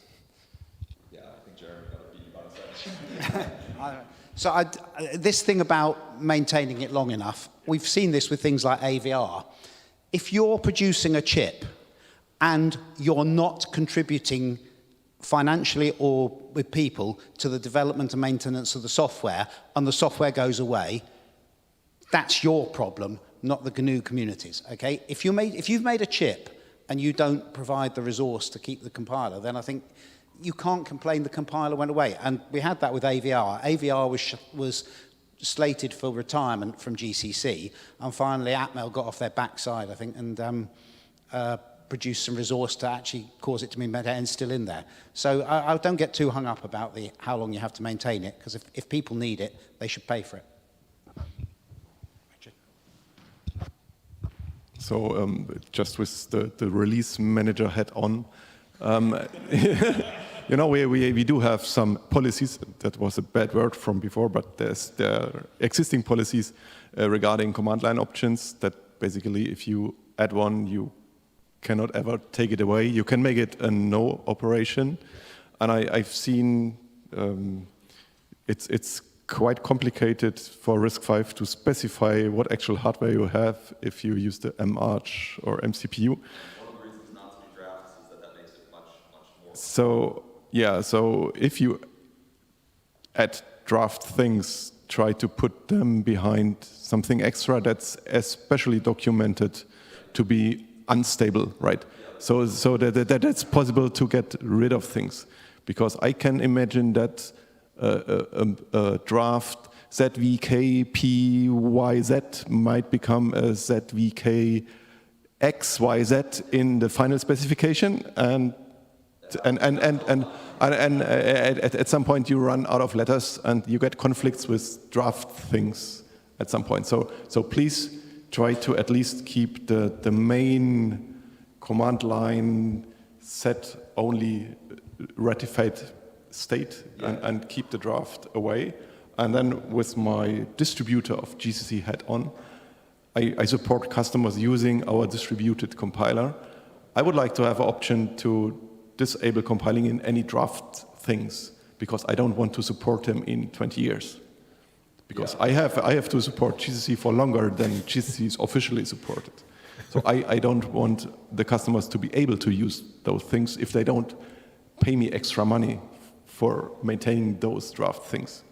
So I would like to have compile time, configure options, like disable all drafts or enable one specific draft extension. Yeah, so I mean, we've talked about this a couple of times, and the rough proposal's been to, LLVM has this enable experimental extensions command line argument that would be required for any experimental extension, any experimental support, and then some sort of autoconf, dash without experimental or something. Right? The specific autoconfing out things, I don't think anyone had mentioned before. Yeah, I don't know.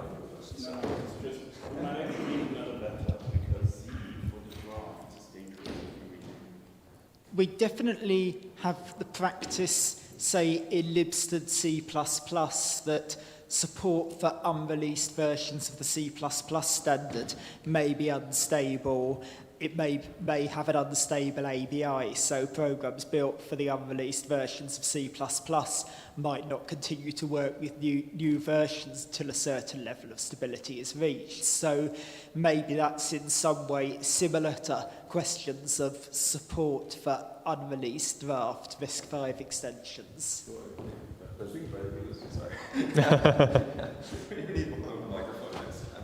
But if we take example from libstdc++, it also has a separate directory for headers which are from extensions, so perhaps either clear in the names that it's a draft and it can change, and then perhaps you can keep the old header there with just an error that it's no longer supported, or make it clearer for the users I'm using draft stuff, or Yeah. So one major difference to the libs standard C++ thing is that there's actually hardware implementing a draft specification, and you want to keep the support for the hardware, which means also for the draft specification, even if there's later a hardware that implements the proper specification. So you're actually forking your extension support into multiple implementation things, which is slightly different compared to the libs standard C++ thing. If I understood correctly. Yeah, and I think like in terms of managing the source code and whatnot, it can be done.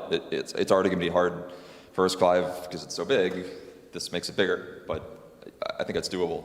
My real worry is kind of what you got up with the hardware. You know, if we say next release this is going away, right, and then a year later hardware comes out, we have to go bring it back, which has happened for QEMU thing. QEMU, for example, will remove a draft extension after one release. You know, basically no deprecation timeline, right? And then we have vector stuff, we move to the next vector stuff, we have the old vector stuff back in. It's kind of a lot of churn. So one way would maybe, if there's an actual implementation, make the name of this set whatever, make it set dash vendor name or a dash chip name, and then you can enable that specific thing. Yeah. And of course, you have quite some maintenance burden in the backend, in the patterns and whatever for that. So, but that's up to the backend maintainers then. Yeah, and actually on that specific point, we do have an agreement and we do have a process. So once it's ratified, the drafts cease to exist, basically, from the official standpoint. If somebody ships hardware, it's a vendor extension at that point. So the same is true for vectors. So since vectors is standardized, anybody who's implementing 071 is implementing a vendor extension there. And yes, in that specific case, it's a mess. It's an even bigger mess if we introduce new ones where we have overlapping opcode support.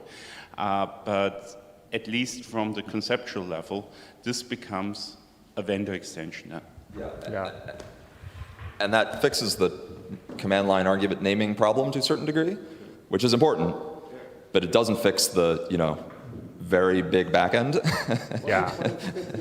And that's why I keep arguing about it. I also don't know whether people understand the non-standard extension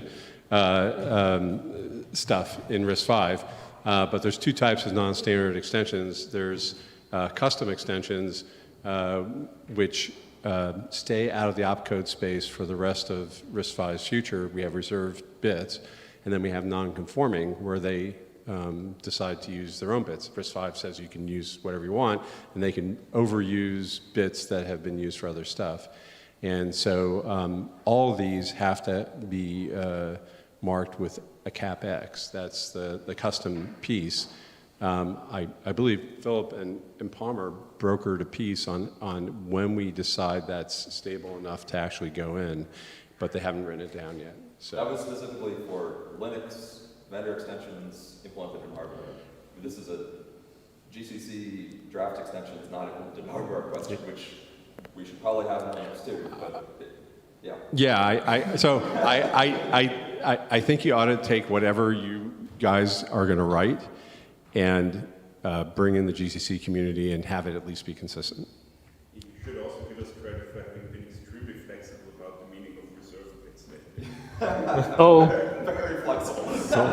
So I would like to ask if for the RISC-V members, is it a requirement to formally specify their extensions? I don't have a question actually. So is it required for RISC-V members who develop extensions or implement draft standards to have it specified and documented what they implement, or can they do anything and not document it? They can do anything and not document it. They do have to qualify it with their JEDEC ID. And we'll yell really, really loudly if they try to send software for stuff they do not. Hello? And we specified one constraint. If they want to go anywhere upstream, they need to have public documentation.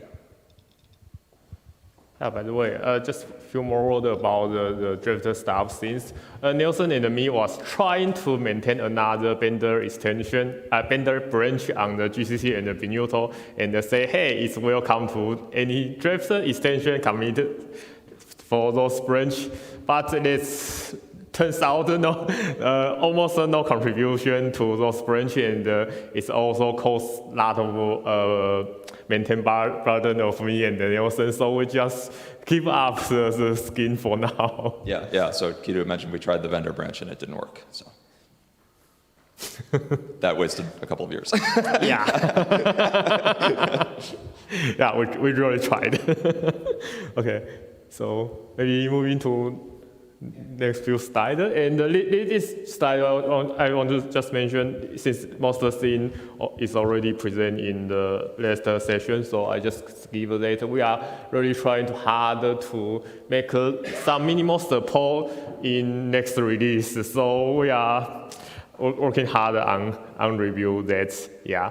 We have about 2 months left, or 1 month. So basically, we only focus on the first 3 things. Yeah, we know the time is not too much now. So factorization, we are already, okay, it's impossible for now for next release. So we are targeted for next release. Yeah. Okay. And some PSABI stuff. So maybe Jeremy can have some talk about the Bender relocation stuff. So one thing that's missing for vendor extensions is we need to actually be able to have vendor-specific relocations for their instructions. And there's provision for vendor-specific relocations, but there's only 64 for all vendors. And we have a solution which we've worked out in previous years, which is to have a second relocation to say which vendor you are, so this vendor-specific relation, and then you have a different table for each vendor. And that's all fine. And it was just to give an update that one of my team, Pietra, is working on the draft patch, which will go through PSABI. Great, yeah. I was worried vendors were going to start shipping stuff that. Could either Philip or Kido talk about LP32? LP32, I'll just give the standard blanket statement. So LP32 is something that's going to happen eventually because somebody will want it.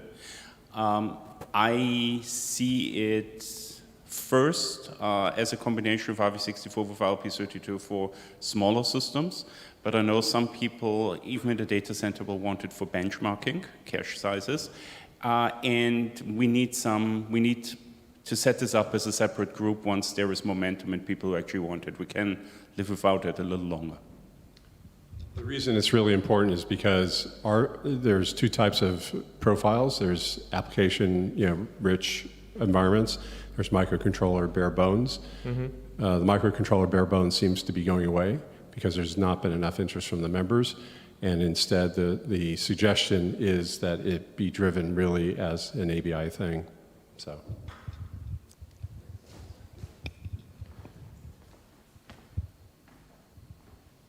You guys are all looking at me now. I don't have any opposition to ILP32, aside from that I don't want to write all that code, but someone else does it, whatever. Yeah. So yeah, there's that, like there was a hole in it, or a hole in the PSABI spec for that reason. I think when you send the code upstream, people will probably argue about it as much as they did the last one, but nothing I can do about that. So. We'll find out. But I'm personally, think it's fine. Yeah. Just a lot of work. Well, it's out for public review. It's done almost, right? Yeah. Yeah, so it's going to be ratified in October. Yeah. I'm only worried about the code. But yeah. Yeah, so anyway, the Bender stuff, I would really appreciate the Jeremy and every cousin guy has focused on that, since we will talk that several times before, but we didn't have time to implement it. So I'm looking forward to you guys to have submit some PSABI draft to that, so that we can have a review and maybe could include that in the next release. And the next big one item is the vector ABI, which is also not included in the current PS ABI release, but I think it would be important to GCC and the Wayne community since we didn't have defined one because we really need to implement some prototype before we define a final one. So it's still in pending item in PS ABI spec. So anyway, just mention this here to let you know. Definitely, I will need you guys' help in next year. Need to review and some feedback on this. Yeah.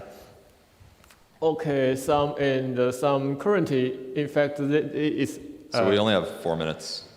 We only have 4 minutes. For me? 4 minutes. Okay. There's bugs. So. Okay, yeah. I think this one is the important thing is, okay, the RISC-V maintainer, we have only very few people on maintain most of the GNU Tools Cauldron scene. You can see Palmer is listed here in several components, and I also listed in several components. So basically, we don't have enough bandwidth to maintain most of things very well. So we are going to help to join the RISC-V to review some pages, especially currently we have still long review list on the GCC part. There is some. But yeah. It could be worse. Yeah, so this, by the way, so Palmer is basically most doing the kernel work. Andrew is working on hardware stuff, and Jun is on the retire life. Yeah. Okay. But every upstream maintainer I've ever talked to is. Yeah. So. I would love to fix that. But I think there are, there are plenty of people working on GNU who are experienced, and we need to spread that load around. Just look at the size of the vector patch you've got to review, and that needs a bigger team. And I appreciate you don't have to be a maintainer to review, but we need to bring that. And I know some of these maintainers are more active than others, so we need to start sort of saying get more people in on that. I think one really good sign for the health of RISC-V GNU in general is that some long-term contributors have actually started to get involved over the last couple of months, or more involved over the last couple of months. We always had help from folks, but it looks like there's a lot more interest than there was last year, which is really good to see. So, thanks. Yeah. Okay. I don't know if you have anything else to talk about. Okay. I guess we don't have. Yeah. Maybe this one item linker relation you put on this. Well, I think Andrew Pinsky's not here, right? So linker relaxation lives another year. Yeah. Okay.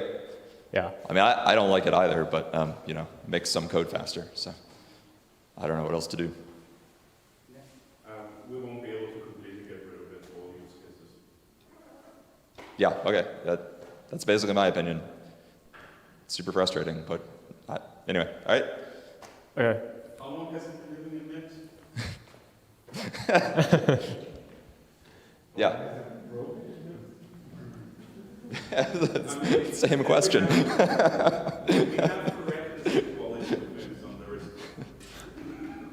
Yeah, I don't know. I guess we're out of time, so.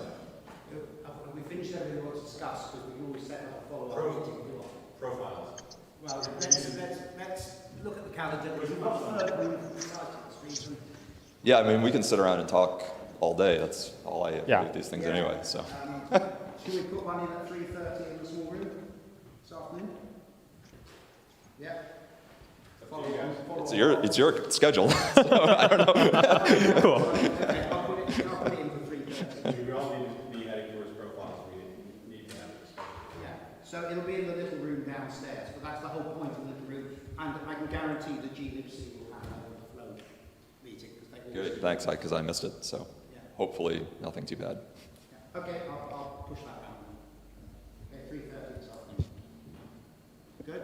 So after the tea? Yeah, after tea. Okay. Okay, I think we're done. Okay, great, thanks.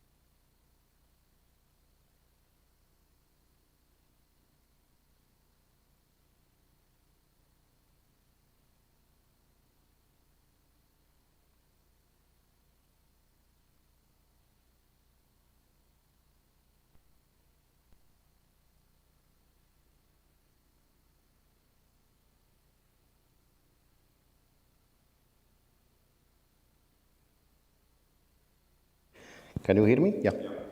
So I'm speaking very loud. Yeah, the recording is started. Okay, so I guess we are set. And yeah, I'm not used to hear myself so loud.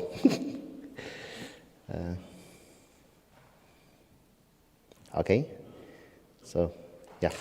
This is a meeting about the LTO and IPA, I guess, as usual.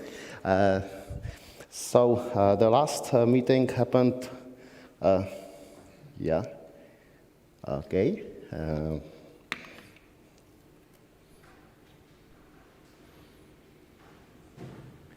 I should have, okay.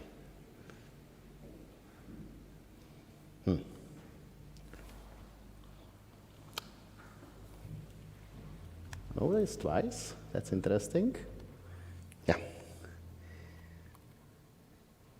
So, okay, no, it's all correct. The last meeting happened 3 years ago, so there's quite few new things. So I will just go quickly through it, and then we can start the discussion. I think the biggest change that happened in this timeline is that most of the, not most, but some distros, the better ones, has switched to LTO by default. Martin Liška did most of the work on the SUSE side, and I don't know if we have someone for Red Hat. I guess Jakub was. Yeah. That's sort of what we was aiming at the beginning. So I'm very happy that that it happened. So that also made us to fix some long-standing problems like the symbol versioning because we need it. And there's a new IPA modref pass, which I was speaking on the last virtual meeting about. It was started by my student David Čepelík, and now it works by default. There was quite a lot of work on ICF to make it merge things again because it stopped merging things over the years. And there was work on the function cloning, which was motivated by Exchange benchmark, but hopefully it's useful for other things. So that's was done by, I forgot. Martin, yeah, okay. And there was some scalability improvements, so we can compare Firefox and Clang in the reasonable time. Improving of the bytecode format. The O2 was retuned, so it's doing more inlining, because before we didn't see that much of improvement at O2 for LTO, and now it's slightly better. There is IPA SRA, which is fast changing the function signatures, replacing values passed by reference and so on. There is a dumping tool, which was one of those Google Summer of Codes projects. It was had by Martin Liška. And there is a ZST decompression, which is faster. And there is a better type-based alias analysis for C++, which makes quite a difference on C++ disambiguation. Martin Liška worked with the author of the mode linker to get mode working with GCC, which is good. So we now have 3 linkers which are working. And because Gold is not very actively maintained, I think it's important that we have a new one. There is a better tooling, so the make no longer need the plus to make linking parallel, because the job server integration has finally been solved, also by Martin. There is work on making LTO for Linux kernel, which was started by Andy Clean, but he has no longer time to do it. And therefore, Martin and Jirka Slabý has stepped in. And Tom was working on faster GDB, so it doesn't take an hour to make a breakpoint, because that was pretty much the time I needed to make a breakpoint in the Firefox. And there is DWZ compression support, which was also your work. So that's what happened in the last 3 years. So we have the idea what's going on. And there is a very brief slide about the plans, and I guess we can start speaking whatever we are interested in. So the first 4 items are things which are sort of in the work. So I have some patches for simple versioning support, which is not as ugly as what we have currently. There is I'm planning slowly working on IPA PTA, and unification because the patent has expired, so we can use the technology. And there is work on improving jump function by Martin. And yeah, I need to clean up the IP mode ref because it has somehow evolved from the original features to new features, and the code base needs some love. So that's 4 things which are being done. So I don't know if yeah, maybe Martin wants to say something. No? Richard wants to say something.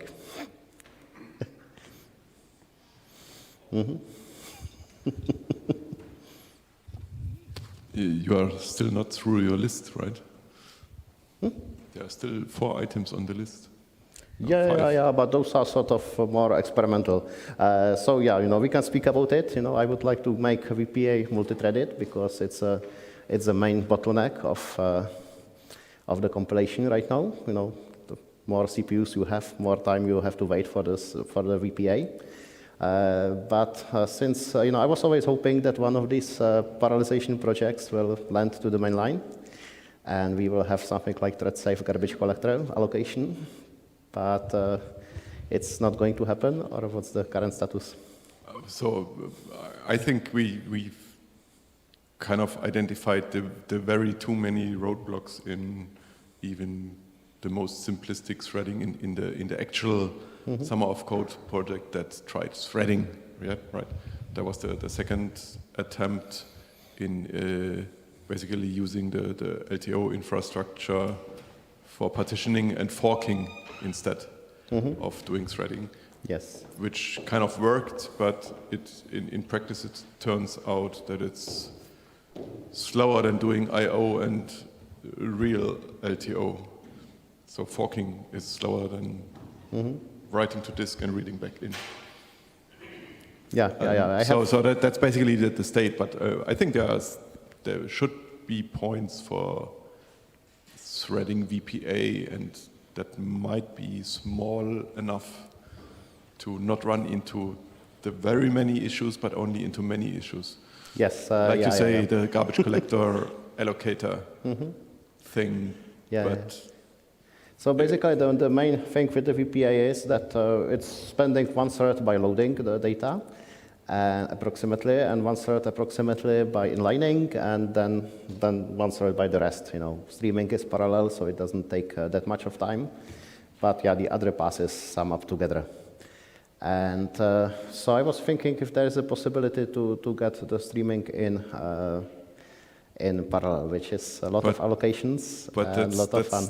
The complication is that we are doing the tree merging together with the read-in. That means that's a serialization point because you have basically the shared pool of trees which you try to merge into from multiple threads. I'm sure there are great data structures doing that lockless somehow, and the garbage collector, well, we can just have n pools of garbage instead of one. Well, I think the hash tables generally are okay for parallel lookups because the hash table is more or less stable. So adding new tree is expensive operation, and lookups should be fine. So my sort of plan was to try to finish this merging using the on this data instead of building the tree in memory. So work with the picklet trees, and these picklet trees will get merged, and then you just allocate the trees which won the merging, which could be done in a deterministic order. Because the other problem is that we don't want the parallelism to produce different binary every time. And if we allocate trees in different order, we will get different IDs and things will diverge. So possibly, yes. Yeah, I guess doing the merging on disk representation is going to speed up this thing a little bit anyway, because it's not going to be very much, because all the garbage, all the memory we allocate for materializing the tree before eventually throwing it away again is GGC free, so it should be all quite cache hot. Yeah. So But it's probably quite nice to the cache, the whole read-in process. So yeah, we are processing the data about 1/3 of the speed of the decompression. What's probably the slowest is the deserialization itself, with all the bit shuffling, right, of the bit packs. And if one can somehow skip that and do it in a more efficient way, that's going to be the thing that's driving the speed up, I guess. Yeah. So I think, that was pretty much my plan. First finish this implementation, so we split the bit pack into some kind of header which tells how long it is, how long are the bits which we are comparing, and how long are the bits which we don't compare, because we don't compare everything. And I think we compare everything that we stream, because otherwise it doesn't make sense. No. Of course, we don't stream everything. Well, no. There are things like debug info which we don't compare exactly. Debug info is on the side, so I'm not sure. Yeah, there are things which are streamed, but they are not compared, and that's intentional. That should be a bug. No. It's really like, this... I think we're kind of optimistically not comparing pointers to the parent trees, for example. Right, because we actually merged them. For example, so edges are not. Yeah, for example, you cannot compare the translation unit pointer, because that's different on every unit. We are not comparing. We are never comparing tree edges. We are comparing. Well, we are comparing. We do compare tree edges, right? Even to the parents, but as we want to merge across translation units, the translation unit parent can change. That's true. Yeah. So, but it's probably something we could fix in the representation as well. Kind of. Yeah. Because we don't need the translation unit anymore. Well, actually, I think it would be useful for some things like, if you make the ODR warnings, you usually point to the same location in the file, because there are two includes from different translation units which are having different defines before. So we are making this kind of ridiculous warnings, which is pointing to the same line of the code twice and saying that this type is different. And at least, if he was able to say that this is this line from this unit and this is from different unit, you would be having better chance to. So I think it's a useful information which we should keep around. For the diagnostics, Yeah, for diagnostics, exactly. Okay, so maybe, so we have a plan to make the VPA multi-threaded. I started to learn how to make, I wrote my first multi-threaded program, a couple of weeks ago, so I know how it works. And the other thing is that that's a long time on my to-do list. You can make the VPA to be incremental. So when we partition the program, we can partition it in the stable way. So if you modify one source code, we don't need to rebuild everything. So that would be useful for compile edit cycle. Like, you don't need 5 minutes to wait for rebuild of Firefox each time. We will wait only for 2 minutes, which might be improvement. Yeah, usually the compile edit cycle is not using LTO. Yeah, exactly. I think it's only useful if you are debugging something which goes wrong with LTO. So we can make a little pool, how many people had to debug LTO code. I'm sure Jakub did, I did many times, but yeah. There are some people who seems to have been debugging LTO code. So sometimes things go wrong, and waiting for 5 minutes of recompilations and 10 minutes for GDB to start, an hour to make a breakpointer is not the optimal setup. So I'm happy it's improving. So that's something which I put on the summary of code, but so far it was not picked. There's the plan to bypass the ISM just because it makes compilation a couple of % faster. So if you compare the build time with LTO with GCC and Clang, we are generally faster than Clang if you don't do debug info. If we do debug info, then we are much slower than Clang. And it is because we produce a lot of debug info and we pass it through assembler one extra time. So I believe that if we got the direct output of the object files from with the pickled LTO, so we don't need to rewrite all the backends, this would be a noticeable improvement. We would probably be able to match Clang at least with G1 or something like that, which we don't at the moment. Yeah, so of course, ideally, we would not be doing all the copying of the early debug at all, but just have the final link reference the correct bits from the already on disk early debug, which we currently put into different named sections, which is a problem. But eventually, Martin eventually will arrive at the point that we can open an alternate assembler file and kind of have a way to produce a different ELF container for just the early debug. Yeah, so that's,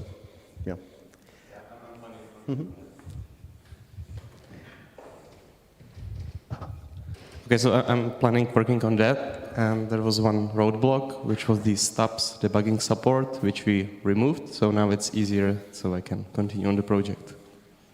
So because of that, I removed a couple of targets which were obsolete. So yeah, make my life easier. Okay, you wanted to speak? Yeah, it's good to see that the discussion is starting, No, it's actually a completely different topic, maybe.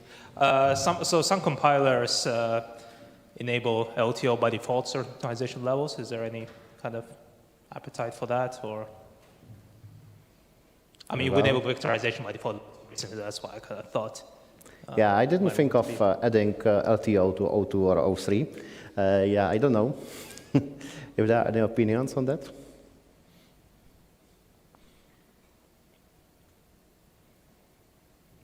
Well, I don't know. In the way it makes sense. I didn't think of it though. So we do have this issue that. We do have this issue that we generate extra symbols from the LTrans stage that are, well, they are hidden, but they are still there, and may confuse things in some way. I'm not sure if there's a way to avoid these symbols or make them thrown away by the link editor somehow. Well, my plan is that if we do the incremental linking, at the moment we don't do VPA at the incremental linking. We just produce the code in one thread. Yeah. And but you can convince GCC to do the incremental linking with the real code. And then I think I was simply thinking of mangling the names, so they will have the random seed and the other thing, which would be the first. I think they have the That's random seed it's already right now. done, right? But still, there's more symbols in the symbol table than. Well, there are usually fewer symbols, but the symbols are surprising. That's true. They have this random suffixes and names. So the static variable can become a global symbol if the program is partitioned in the way that it's used by multiple partitions. I don't know. I didn't see many tools confused with it, and since we built things by default with LTO for distro, I think people got used to the extra symbols. Probably, yes. It will never be completely transparent, so there will be some little details. Or you can just produce assembler files you concatenate and then just really have local labels for the cross references and not symbols, and have a very, very large assembler file to assemble. You can, yeah. And then Gus takes a lot of time to process them. Which is why maybe there's a way to emit these symbols in ELF that tell the link editor it can throw them away. Maybe there's a way to, I don't know, have an extra section specifying all those symbols, discardable symbols, and then BFD could throw them away. Yeah, there are some extensions, so I think that should be possible to implement you this. can either use some visibility that makes it not be emitted in the final object, or the various linker particular BFD linker has the possibilities to internalize symbols matching certain names, for instance. So if the names would be prefixed by something recognizable, then you would basically do foobar star and internalize all these symbols, and we would have to add a mode that actually throws them away instead of just making them local. Yeah, so it's maybe possible with the linker script, right? I didn't think of it because exactly. we already have these suffixes, which is LTO, .LTO something. Always use prefixes. Yeah. It's much faster to match prefixes than suffixes. suffixes. that we can make to happen. You can make the prefix be suffix, yeah. Yeah. So that sounds like a plausible solution, actually. And well, then they may end up being local symbols in the local symbol table, but they don't.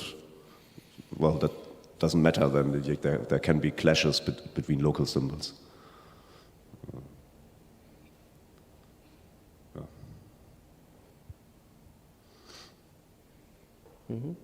Okay, I will try to remember this because that would make situations less annoying.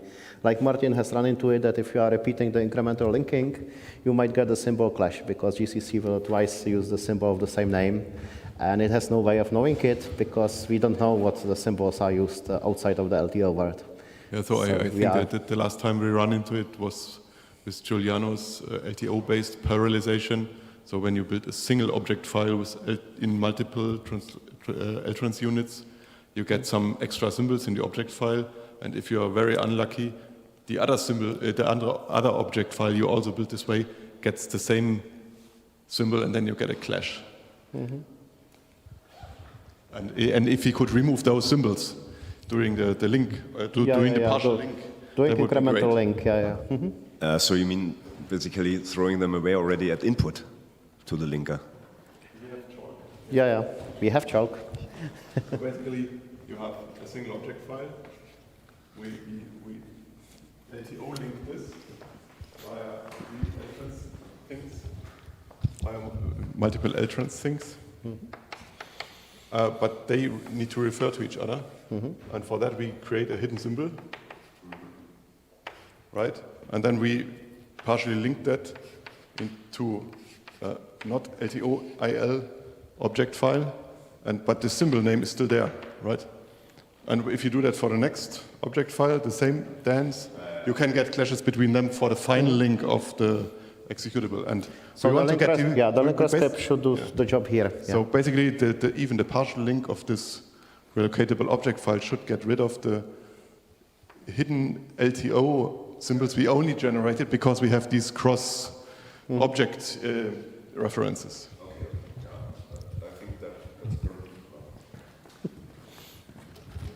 I think that's currently not possible, but it shouldn't be hard to implement in the linkers. And I would probably do it in a similar way as we do it with the linker script or the command line options, that basically everything matching certain FN matches, remove them.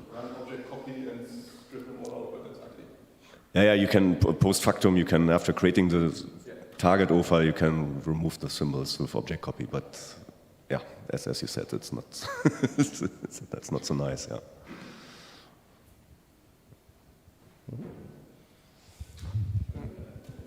Just a quick question. Could you explain what is the issue of bypassing ASM? That's what I quickly mentioned. What we do currently is that on the compile time, we output the bytecode, but we pickle it into the assembler file, which is run through the assembler, and that takes time because the files are big. So, if you just output the object file directly, which we can do, but not perfectly, then we would save some compile time. So that's just compile time optimization. Yeah.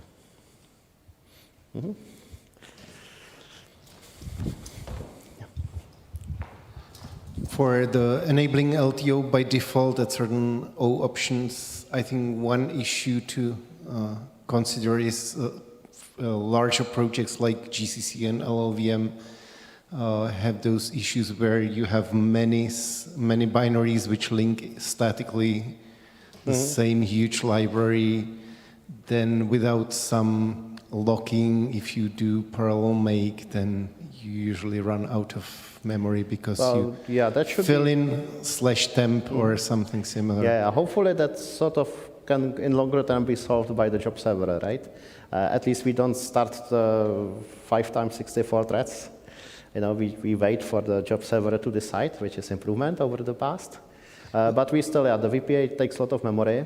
And, Usually, what I see is that we copy all the VPAs into temp, and so fill up the temp, and then we start slowly because you have many jobs at once randomly from those ends. Yeah, I was thinking if the make can be some, no, the job server can be somehow extended to know that this is the expensive task and you should not do too many of them at once. Yeah. So have like two different -j, 64,1 or something like that, and have a classification of heavy and not heavy.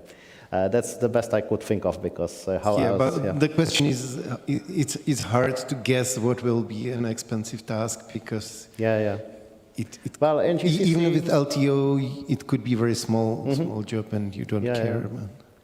Yeah, in GCC we can sort of guess it because we know the number of files which are on the input, and we can probably calculate the overall size and decide on heaviness. But yeah, that's very heuristical. So. And I still believe Richie is working on systemd job server daemon, which because the situation with the make is that they came up with the named pipe, and it's a quite nice transparent mechanism. So maybe other build systems like Ninja or Mason can adapt this communication mechanism, so we can eventually end up with more tools which respect how many threads they can take, and because I wanted to write a patch for mode linker, for instance, but what's difficult about it is that at the beginning the linker wants to run the linking in parallel, and at some point there's invocation of GCC LTO, for instance, and at this point you need to give up all the acquired tokens and leave it for GCC, because GCC will spawn the new threads and then give it back, so it's not simple.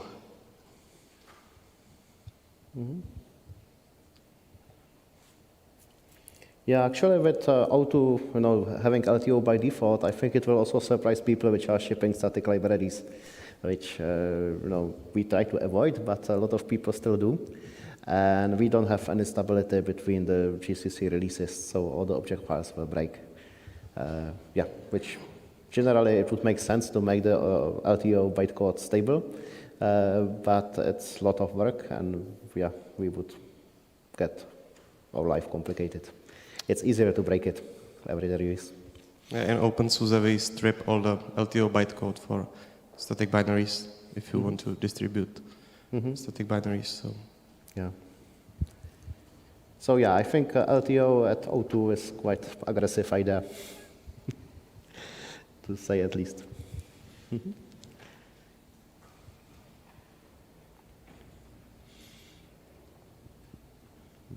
Okay. So we got through the bypassing of ASM, and then I'm on the last two items, which are pretty easy to say. We still have some features which are broken, and I know about it, and I didn't fix it because I'm lazy. So one of them are the global register variables, which are used pretty seldomly, but I know that at least PHP is using it. And then we don't do labels, because if you have function labels, we don't have way how to make them global.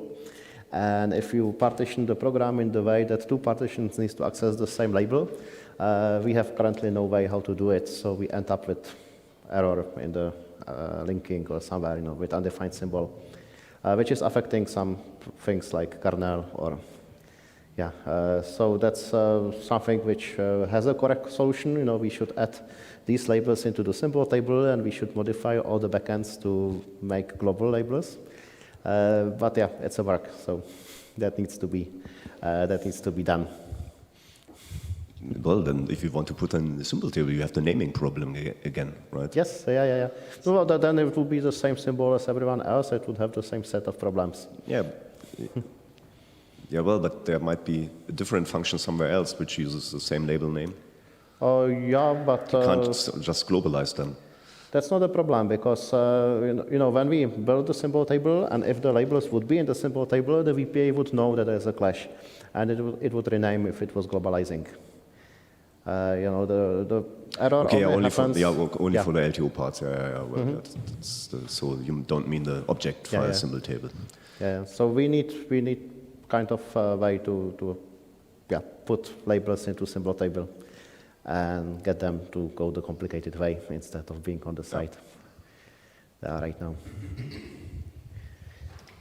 But yeah, I don't know how many real-world projects are running into it. I know that Firefox has one unit which is doing this, and kernel is using it for the bug function. So the bug is having label which is having taken address off, and that causes some trouble.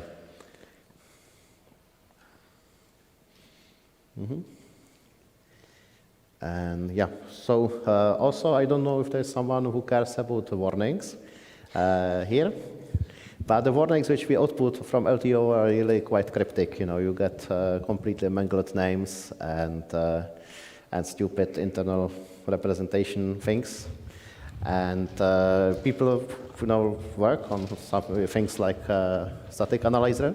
So I think we want to solve it, but I don't know how, because we no longer have front ends to output it nicely. So I think one of the issues, I'm not sure if it's fixed or not, is that of course the object files do not always exist in the same location as the sources. So often you link objects that were compiled from different current working directories. And so all of the file locations we have, which use eventually relative paths, do not really make sense at link time anymore.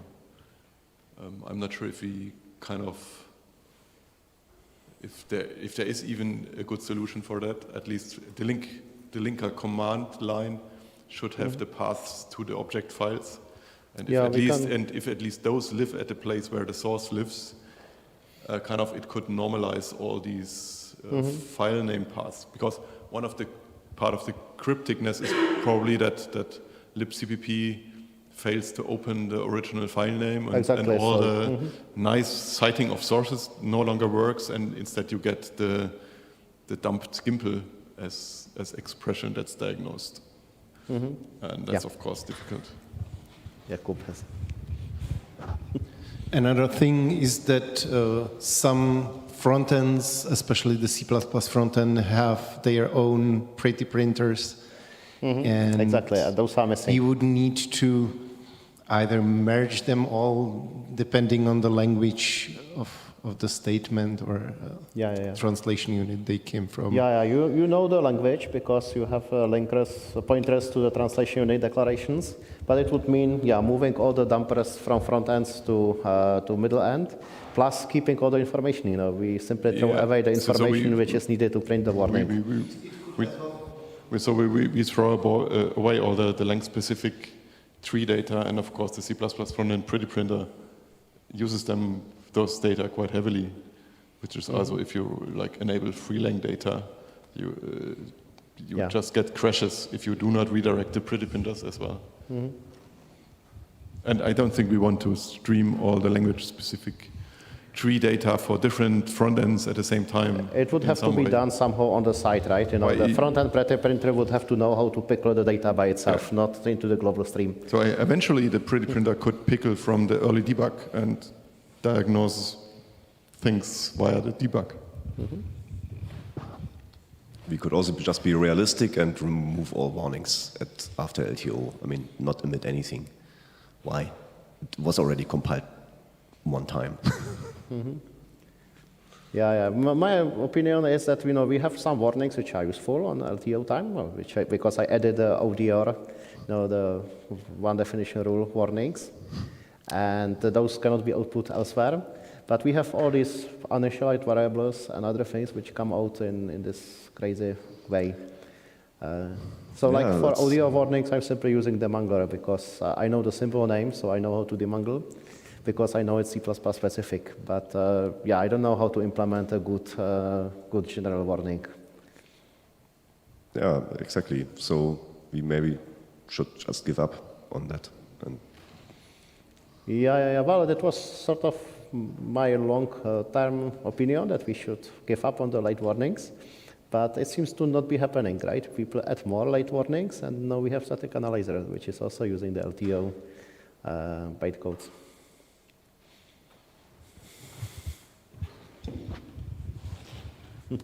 So I really think instead of streaming all the information from the front ends and kind of using the original routines, it might be worth to try to see if one can one can do the pretty printing from the debug info. Mm-hmm. Just see if there should be enough information there to like That's print true. the template declaration. And we have the pointer to the debug information for the entity. Mm-hmm, Not, of course, for the whole source line. That's maybe the issue, but at least for the declarations, so that they don't come up in weird .lto whatever format. And also things like template argument information. Of course, the actual arguments of the function call, Mm-hmm. they are only in the Gimpel, right? And you. But I don't see a good way to print those nicer. But that's already the issue with the non-LTO case when you disable the libcpp print the original source line thing, right? You basically get that back, that situation. Mm-hmm. That dumping the trees is going to be uglier than citing a source line. So my first idea would be, well, try to make that printing of the source line work again somehow by fixing the paths to the original file, sources. the directory of the object file compilation, and combining it together. Yeah, that's definitely. So I'm not sure. Implement LTO front-end dumper. Well, we have pretty printer, but what the printer can do, right? Well, it knows it's outputting Fortran function name, but I don't know. So I guess for all the clones and strange function names, you can just print the ultimative origin of the clone, so basically the original function name, and maybe say, well, this was actually IPCP clone if we care. Yeah. Well, we have some logic of this in demonger, right? Demonger, when it sees the clone, it actually outputs it nicely. It says this is a clone. So maybe we can just share the logic and do something like this, because those warnings are also very confusing.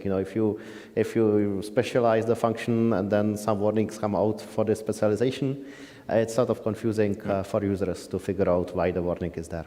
So, but I think the printing of the source line would be the first thing that we should try to make working in more cases. For very simplistic cases, I think it works. If you compile and link the single file in the same directory, I think it works. But most projects have object files in multiple directories. They recurse into the directory, they compile in that one, and then they link from some other directory, and then it breaks.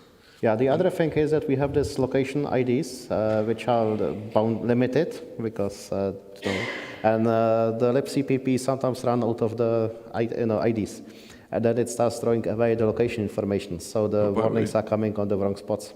Don't we drop columns for that? It is using some kind of fancy formatting.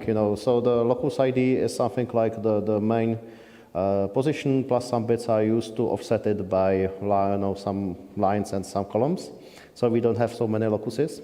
And that is, then we run out of them, and then we start compressing the info and throwing away the location information. So, it comes out of the wrong spots. Yeah, too bad. Mm-hmm. So that's also something to look into. We need 64-bit location T. Mm-hmm. Yeah, that consumes a lot of extra memory, because it makes every tree bigger. Mm-hmm. Okay, so I don't know. I wonder if we can figure out what other features should be added to LTO. So is there something strictly missing, or is LTO perfect?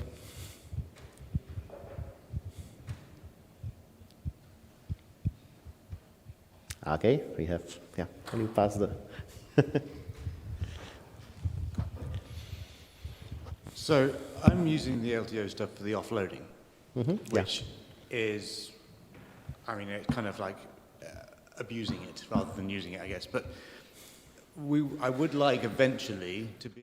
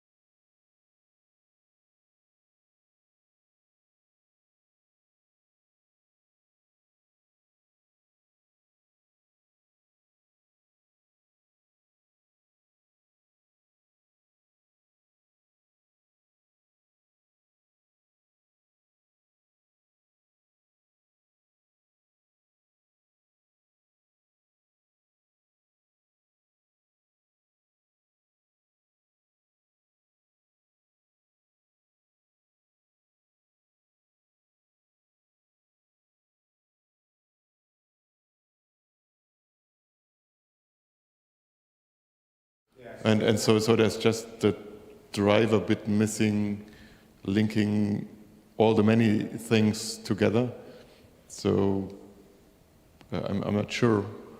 So currently, when you do LTO and offload, you basically get regular objects for the offload part, right?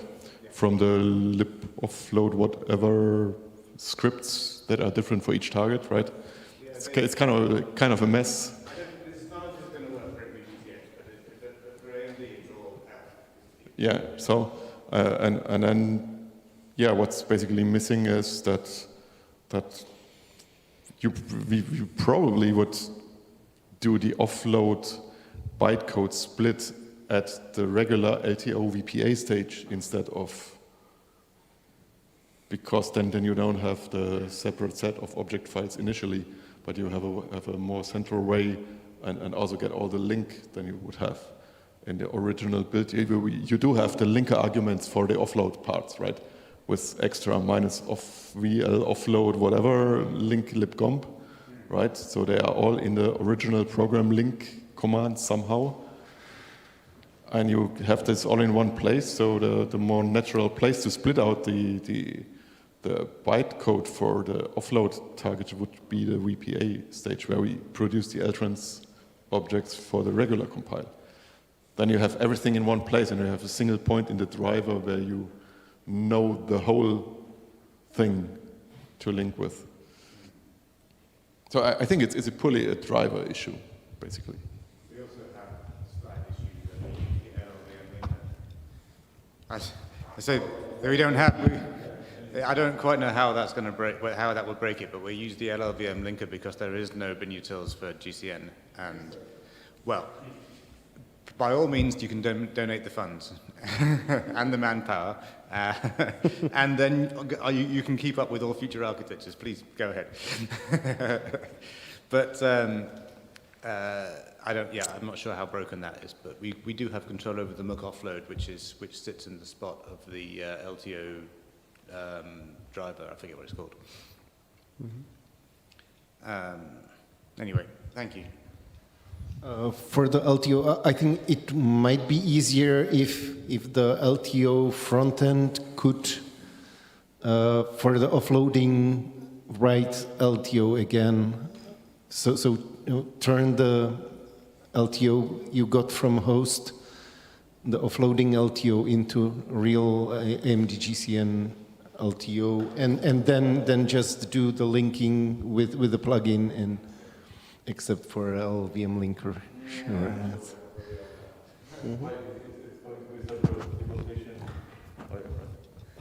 So it's going to be a separate invocation of the different compiler anyway, right? So that it's going to use a different linker and might not matter.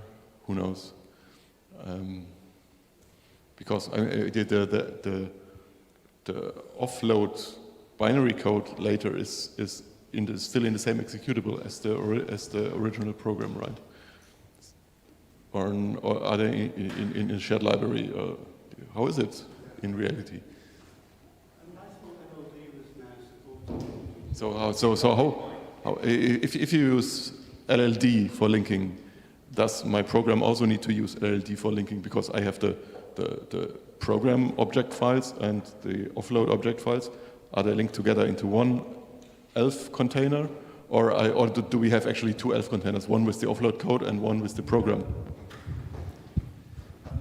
We take the offloading ELF file or something else, PTX text file, and stick it into a data section inside of the ELF for the host.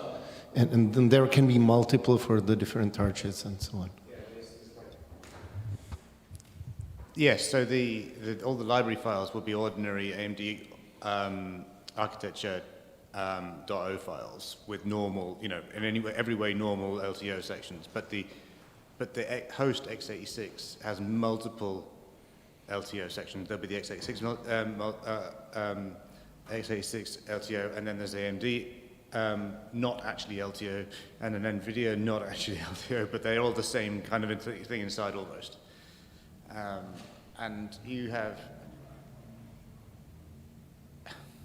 and then somewhere, I'm not sure exactly where it goes, there's a mysterious black box in which it figures out, oh, this stuff has offload things, and calls muck offload, and that's where I see the stuff come back to me again. Anyway, thank you.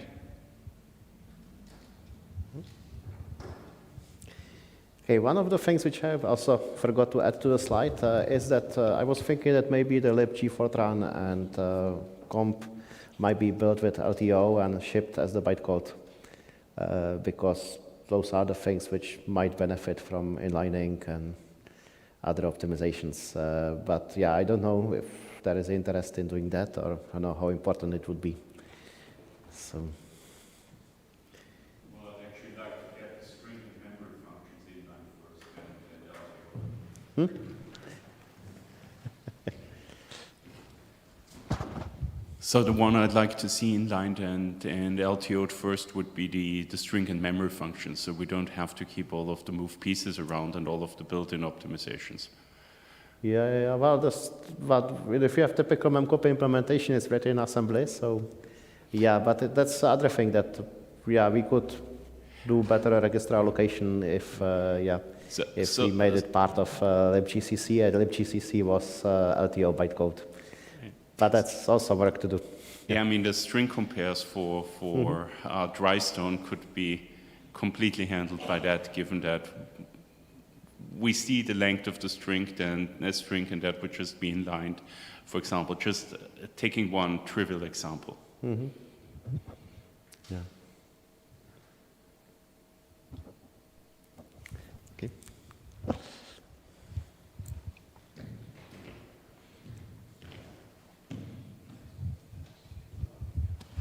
So as for LTOing libg Fortran, I think it does make sense to have fed objects in the static library, And at least at the times I was doing HPC, everybody linked statically for the extra 1% of speed. But I guess it is no longer a thing, since now you even have containers around your HPC applications. So I'm not sure if anybody still links statically, like libg Fortran statically, probably not. So that, because we have the static library always in sync with the compiler you use, while the installed libg Fortran shared object might be from a newer compiler, where we then get into the issue of not compatible bytecode. Yes. Where we can of course, what we maybe definitely should do is try to be a little bit more forgiving when that happens and not crash, but instead just not use the bytecode in that case. That requires even more strict versioning of the bytecode than we do now. So I think, I'm not sure what actually happens, because the LTO plugin will just say, well, I can handle it, and then it's too late to give up. Yeah, that's what happens, yeah. So it needs to be the LTO plugin knowing the GCC version it's going to invoke, because of course you only have a single LTO plugin that drives multiple versions of GCC. So it's not as trivial. Wants to say something. But maybe to do more detailed LTO versioning, we would need to do automation, because as humans we will never do it right. Yeah, we always get it so wrong. perhaps use the debug info and find out when we change some important data structures and stuff like that.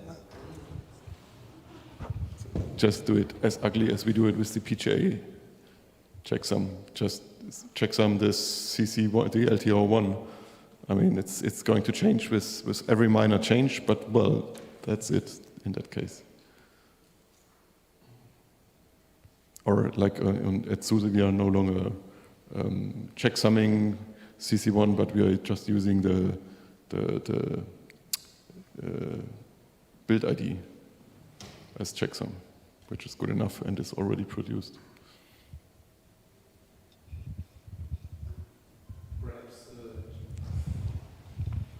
Perhaps it might be better to just check some of the LTO dumpers and all the headers they depend on after pre-processing, so that we don't care about macros that don't expand. So check some after pre-processing. But there are also the summaries of the IPA paths. Exactly. Yeah. So I was a little bit, hoping a long time ago that we will eventually get the intermediate language streams stable between releases. Not completely, but at least not breaking it every minor release. And but yeah, for the optimization summaries, each time we improve the optimizer, the summary needs to be revisited. So there is an option to fall back to recomputing them if the summary version doesn't match. You just load it at the VPA stage and analyze again. But yeah, it's not very good either. So that was my original plans. I don't know if it makes sense. I guess it would kind of enlarge the format in some way, because it would then help if it's self-descriptive, so that you can actually see, here is a declaration of bytecode version X, so I still have code to read that in. Yeah. Well, we can simply do major and minor versions for each of the summary sections independently, but we would need to maintain it. So, take care of it by hand, which is a lot of work, or have some automated testing. So what I said earlier, it doesn't solve the issue with the LTO plugin, which eventually needs to decide if we can handle the object or not. And giving up later is currently not an option. So you get an error in that case. With summaries you don't need to give up, you can recompute. It will be compiled slowly, but it would compile. And Jakub wants to speak. Yeah, can you pass to Jakub? No, you should go to front. So, on the release branches, what changes very often are the options. Yes. And every month or two, at least one of the major platforms adds and removes or adjusts an option, and That Yeah, that's because also- we refer to those in the optimizations, then it I changes was, the API. for a long time, I was hoping that I will implement streaming the options by name instead of enum values and stream only those which are changing from the defaults, which would make the format more stable. But I never got around to implementing it. I think I think there was a patch that did something like we do for the offload modes, basically emit a mapping table from string to ID, so that we can still stream the IDs in the target optimization node, but we have a way to rewrite them to the current names. That would be a solution. I think there was a patch from Red Hat that does something like that, or was it for plugins? I think it was for plugins, right? Because they have the same issue. I was adding some table to make plugins able to go with the changes in the API. Yeah, we could. Yeah, and it could be just some section somewhere in the LTO that gives you the mapping, and so you can use it later on. And you could compare it if it has the same mapping as myself, then I avoid all the translation tables, and if it has different, then I remember. Yeah. Actually, I think we have run out of time, so I think we can bring the rest of the discussion offline, if I'm correct. Yeah, I think it is right. So thank you for coming. And we have announced the boat. So the original location which I sent in the arrival information email is changed. So you need to check the address which is on Wiki, and Sarah will send a new email, or maybe she already did. And on the next break, I would like to make a group photo in the bottom room. So please come to the bottom room, 10 minutes before the end of the next break, and we can take a picture. So yeah, that's it. So thank you.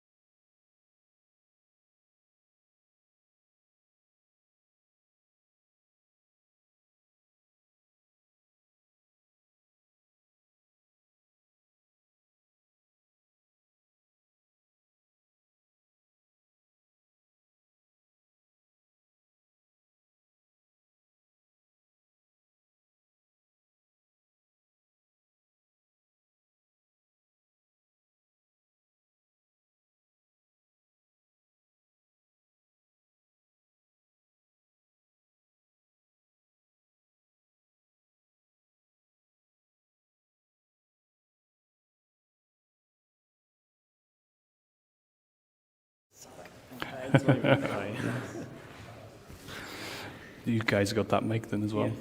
Same as before. Okay. Are we ready? Hi everyone, thanks for coming again. So this is BOF, so hopefully this will just be conversation and discussion. So we've got a bunch of different points here. We just have this one slide as just like points to talk about. So the title of this BOF was like, oh, how do we upstream the GCC, I guess. So Discussion around upstreaming GCC soon. Yeah. And yeah, that's the points that we're going to talk about. So we have the second version of the patches out at the moment. The first version of the patches, we had a bunch of stuff to do for target hooks and stuff like that, which turned out to be a bit of a nightmare, and we don't really need it yet. We will need it when we start compiling libstandard, which hopefully will be soon in the start of the new year. So I was talking to Ian last night about this, about a better approach about doing that. So hopefully we can find some crossover there. It's the same problem. Hopefully we don't have to just reinvent the wheel. And also, I think if you have questions about the previous talk, we can also take them because yeah, we were a bit short. Sorry. Yeah, apart from that, that version of the patches, I didn't split them up enough at the time for the first version, but the second version split up a fair bit. There was only one missing patch that was there, but it's pretty trivial, which turned out to be kind of funny. There's actually a switch statement in the PowerPC backend based on the language, and it just hits a GC unreachable because it doesn't know about GNU Rust or whatever, which is kind of funny. But yeah, that's a pretty trivial one. So far, there's been a couple of the patches have been approved so far, but I think it's going to take a while to get through the actual full front end. I'm not quite sure how that's going to work because it's a lot of specific code, I guess, to get through, but people are reviewing it, I guess. Yeah, so thank you. And yeah, one big difference between the release process of GCC and the release process of Rust is that, as we mentioned, Rust releases a new version every 6 weeks, but GCC has a new version every year. I mean, a new major version every year at least. And so we need to figure out a way to sort of synchronize and still provide movement on the GCCRS side without affecting the GCC sides of things. Yeah, so I don't fully understand. Oh, yeah. So if they release every 6 weeks, what are the changes that we expect to see, like in a year's time? Yeah, so as far as I understand, the core language is pretty stable in between. So is it mostly library side features, or because we do have libgo basically syncing at points Ian chooses, and the libd runtime also syncs whenever the other Ian, that's spelled differently but pronounced the same, decides. So the only thing to watch out for is, of course, ABI stability. If there's something like a shared library coming out of Rust, the Rust runtime, I'm not sure if there is. Yeah, there's a few different things we could mention there. Like in Rust, there's 2 symbol mangling schemes. We've done the first one, and it has a hash at the end of it, so it's pretty unstable. I think that's why people don't use shared libraries very often in Rust, because you have to make sure everything's using the same version of the compiler, or you won't be able to link, because it's based on just random information at the end of the symbol. But there's a new version of the mangling scheme which is coming out, and it's almost stable, or might just be stable. Yeah, and also regarding the changes that come into a 6-week release, most of the changes aren't actually to the language, but as you mentioned, to the libraries. So because the core and standard and alloc libraries ship with the compiler, when they change, that's also reflected in the version changes. So most changes will be, for example, the stabilization of a function or an attribute, or some stuff like that that doesn't necessarily require compiler changes. I think the most important change recently was a few years ago, a few months, was the const generics between 149 and 150. And we also got generic associated types now, which are being stabilized or stabilized. And that's going to require compiler changes. But yeah, there's not much. As for my understanding, are you talking about merging to stable GCC branches? What, sorry? Are you talking about new Rust versions to stable GCC branches or to the GCC development branch? I guess stable, but then we would like to make sure it's marked in such a way that it's not finished. Yeah, basically we're trying to figure out what's the best path forward here. We're trying to figure out what the answer is, and David might have a good...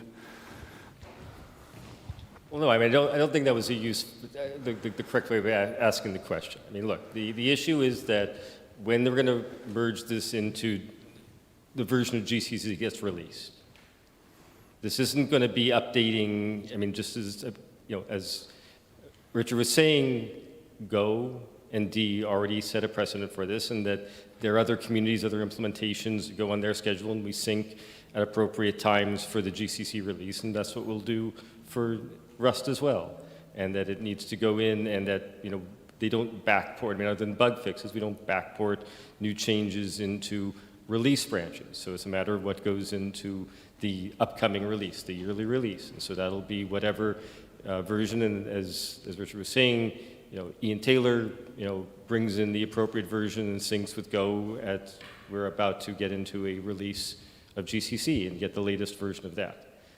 As we were also discussing at the previous conversation downstairs, the presentation, that there is a general issue of stability in Rust, and that and tension, shall we say, within the Rust community itself about the different factions in the Rust community about what stability they need or want in their different development models, and the requirements that Rust, Linux, including Rust, will require on its own. So I think that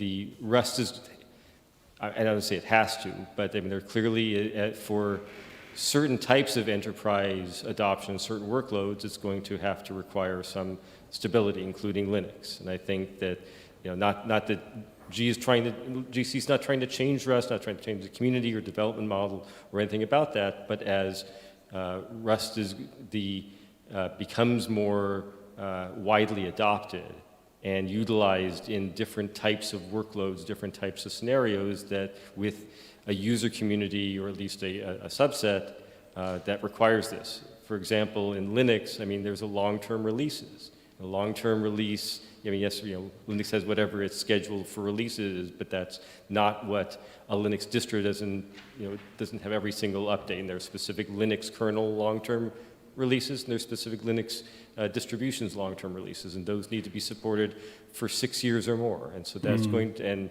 it's not practical, it's not going to be possible for a Linux module written in Rust to be in those long-term releases, which are only supposed to have bug fixes, to have work off nightly.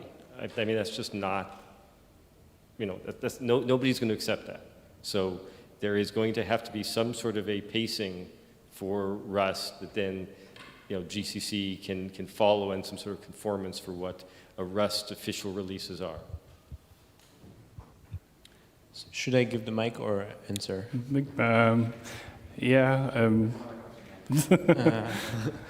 I think just one thing to keep in mind with the Linux and Rust for Linux is that, from my understanding of LPC, the point is still to try and get a minimum Rust version that is stable and that contains all the currently unstable stuff that they need.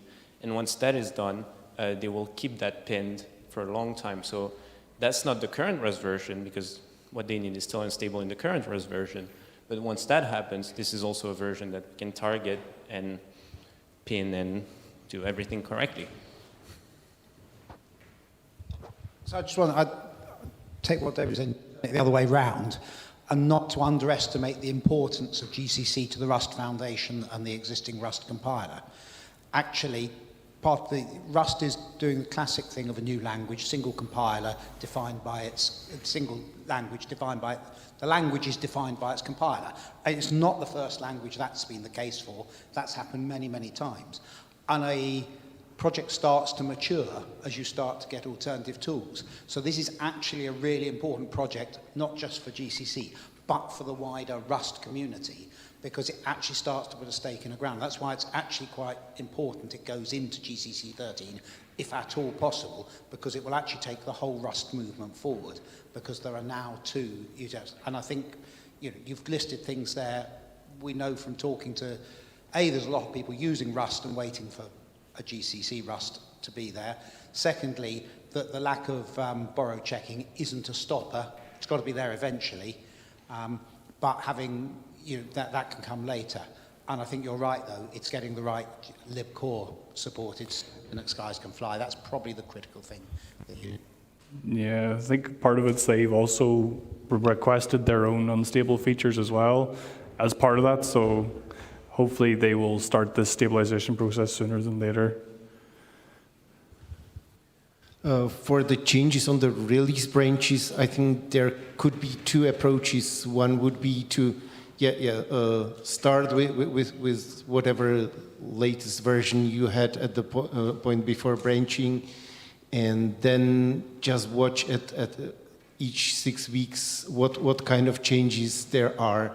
If they could be considered only bug fixes, then you can just update it and it would be fine. If there is something changing ABI or some major changes in the compiler, then one of the possible approach, either you could just stop at that point and declare this release branch stops at this version and is not updated anymore, or you could go with an option where users could select, I want Rust version from this month or something similar, but you would need to be able to support the different versions.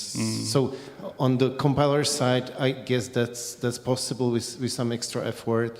Yeah. Like for instance, C++ frontend has the -std and supports many different versions. It has the advantage that it's every 3 years and not every 6 weeks. But on the library side, there could be problems if you change how some function is called and so on. They use a thing called a prelude to try and select things there we have to try and copy. I was going to say something, I forgot what it was now. I'll maybe come back to me. Yeah, so I think at least initially it's probably a no-brainer to basically keep the development Rust also committed to the GCC 13 branch, so basically mirror changes there because it's going to be still experimental. And it helps at least the users that are courageous enough to try to not also run into the experimental GCC stuff. It might also be then that not actually upstreaming it yet, but just making a Rust development branch based on the stable GCC available is the more sensible approach. But I guess for marketing, also on the GCC side, it's nice to say, well, now we have also Rust experimental. That's very the real problem. Right? And with Jakob saying the C++ frontend has minus standard, whatever, you can do minus standard and the Rust C version. Right, that's your standard version. It's the Rust C release. And if there's a breaking feature, then you can. Users can specify the exact version, and you can try to be compatible. I'm not sure if that's going to scale, but. That's our greatest. I don't know. Fear is too strong a word, but we're sort of racing to try and get libcore working before November, because if that's not there, I just don't think it looks good for us right now. And so, in theory, it's really closures is the thing that's holding us back, because as I mentioned earlier, you can't do 4 loops without this libcore working. And so, I think it... Can you use libcore as a crate from the Rust C version? It's really built in. It's It's a specific crate, so it's just like a set of Rust files that you can compile. It's like it's not within the compiler. It's within the compiler's repository. It's not embedded in the compiler or embedded in the binary or anything. It has. It's like magic attributes and things there to tell the compiler to do specific things, though. Yeah. So yeah. Yeah, but I want to read, I mean, exactly what Richard was saying. This is going to be an experimental, it's going to be a preview, it's going to be a prototype, whatever you want to call it, but that's going to be the preliminary release. And so, I mean, Richard is one of the release managers, and Joseph's here, but I mean, the release managers can give you the latitude to be able to, evolve this more quickly, and people will know this is experimental. But, also, I'll push back on your November date. Like GCC 13 is going to be released in April or May, and sometime in spring. That's the date. It's not about what is useful, what's working on the date that we actually do the merge. And I'm going to really insist you will get GCC Rust into GCC 13. Period. Okay? So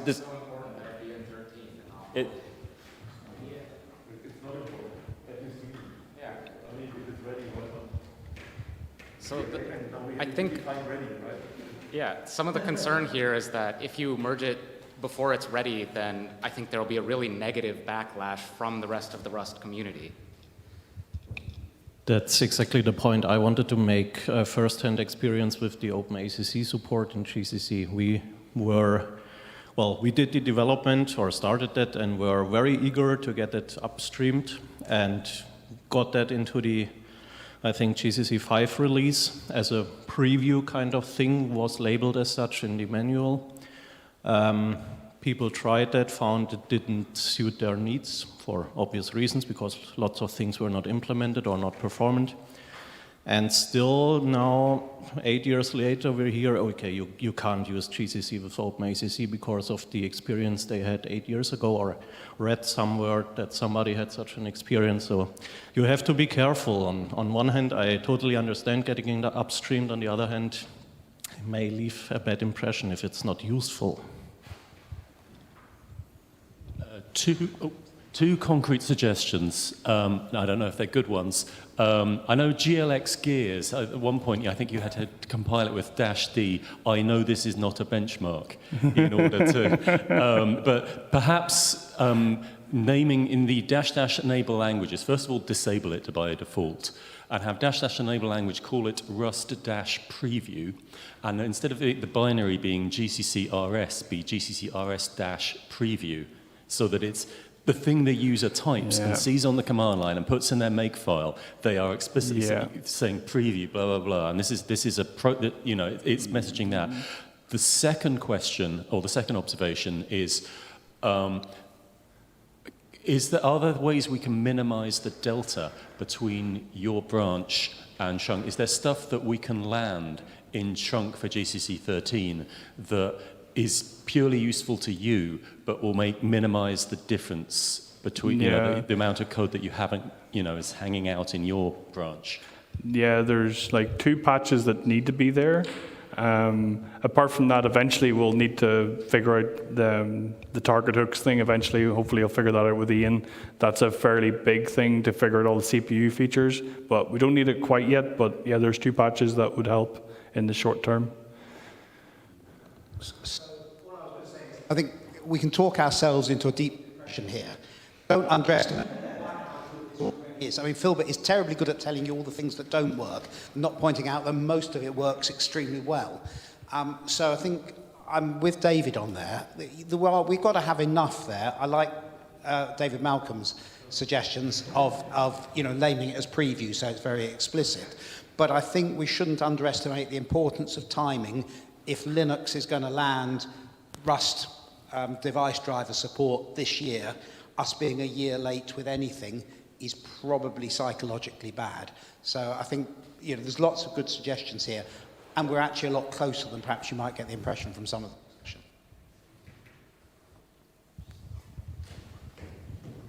Do you have responses? Yeah, sorry. I'll give it to you right after, sorry.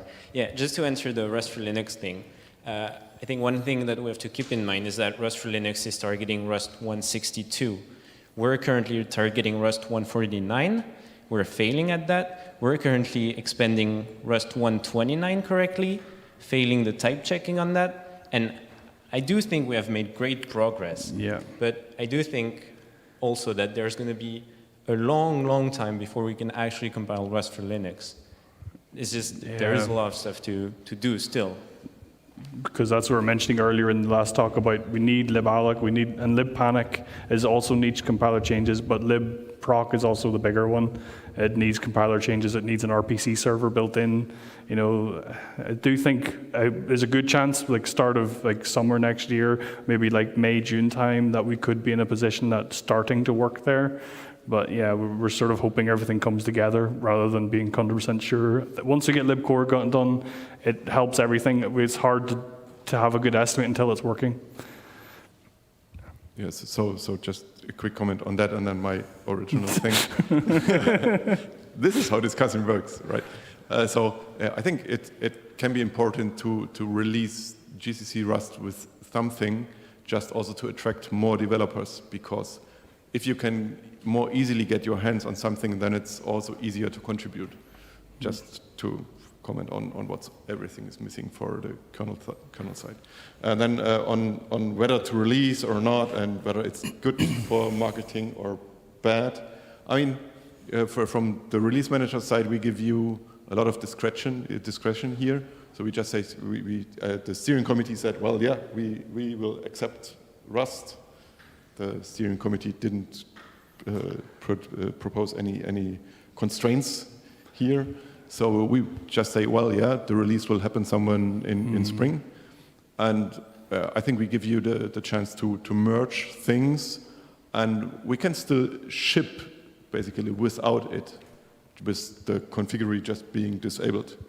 And we then hope that distributors don't enable it anyway and ship it, right? That's the three of us, because that would be then against the decisions. So basically, at the week before we release, you can say, well, it didn't work out, so we can disable it. But we will have dot releases on the GCC 13 branch. If you can fix it, we can also ship it enabled with 13.3. Of course, 13.3 will be when 14.1 will be. But yeah, so if you're just a few weeks late, we can enable it a few months later.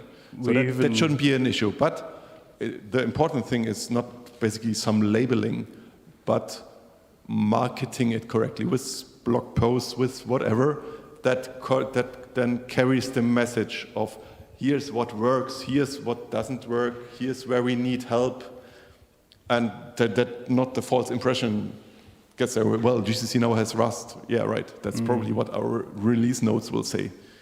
But you need more. I mean, we live in the social media world, so you need to do the social media in the correct way. But basically, it will be your decision 1 week before the release whether it's there or not. And up until then, you can just think it will be there. So we are going to be optimistic and not talking us into a depression. but we'll have a way out in case it doesn't work out, because shit happens, you know. Yeah. We even, maybe you're going to say this. Yeah, I do want to be optimistic as well. I don't want to be like the Great Depression. A lot of stuff works. I just think it's important that we think about how we market that as you put it forward. Because if, for example, it's called GCCRS, and people suddenly believe that you can compile Rust C129 crates, and then they start opening issues on the Rust code that these other people have been making, is going to give a very bad impression of our work. Because, I mean, I just do think that we have to think about marketing it properly and making sure that no one expects a perfect compiler from the start, because it's not going to be. In GCC, we do have the sorry thing to make. So if you can make sure, if you run into code you know you don't support, say, sorry, that's not yet implemented. We know about that. That helps, instead of just error, house error, whatever. Right? Sorry.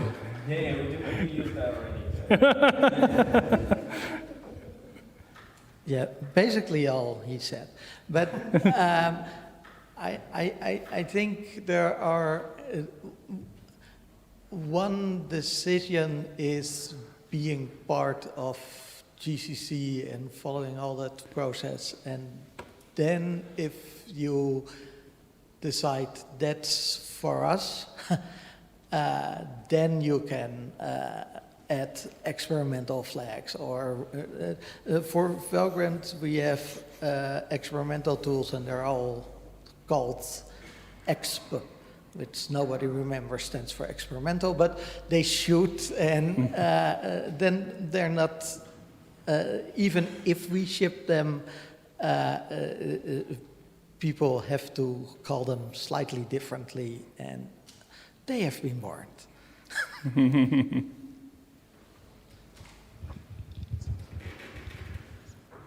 So what is the goal for GCC 13 branch? Is it to have some stable Rust release with some point release in GCC, or to have...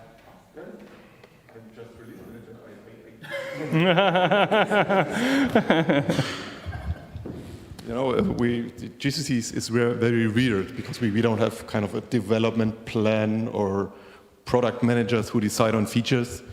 It's just what you do happens, and what you don't do, that doesn't happen, right? And then we have some kind of quality control, but that on paper only applies to C and C++.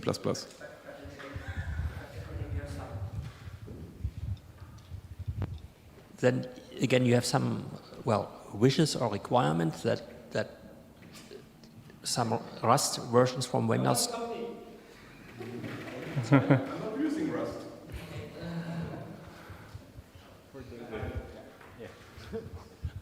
Another idea, possible suggestion, a patch for the maintainers file to add you guys as the maintainers of the Rust thing that isn't yet in the tree, but it does at least give you, empower you, you're blessed by the... Yeah, I mean, as soon as it's committed, I mean, I think the steering committee is welcome to have them. I mean, I think it's sort of a chicken and egg problem now when you're actually going to start putting patches, but you're still doing development in your own tree. So with doing your own tree, there's sort of... But as a way of breaking that chicken and egg cycle, to say, it isn't in there yet, but you're free to go for it. Well, that's what I'm saying. It's not so much that, it's a matter of when there is actually a patch approved, because I mean, look, at least traditionally the way that it's worked with GCC for any new ports, back in the front is that you had this initial patch, and we've said that, okay, the steering committee approves in concept. I mean, legally we're saying you can do it, but then it's up to some global reviewer saying, okay, this initial patch passed muster, and then we hand it over to the actual maintainers. So it's right. But I want to exactly follow up on what we were just discussing, with Mark and with Jeremy, that in some of it, like a lot of people are doing things because innovation happens because somebody is scratching an itch, is the way it's said. In other words, if we have GCC 13 with Rust available in it, and Rust is then used in the kernel, it's not just a matter of it's available and it's attracting developers just because it's available and easier to use. It's a matter that once it's there, and yes, I mean, I completely agree with getting the marketing correct about this and people's expectations.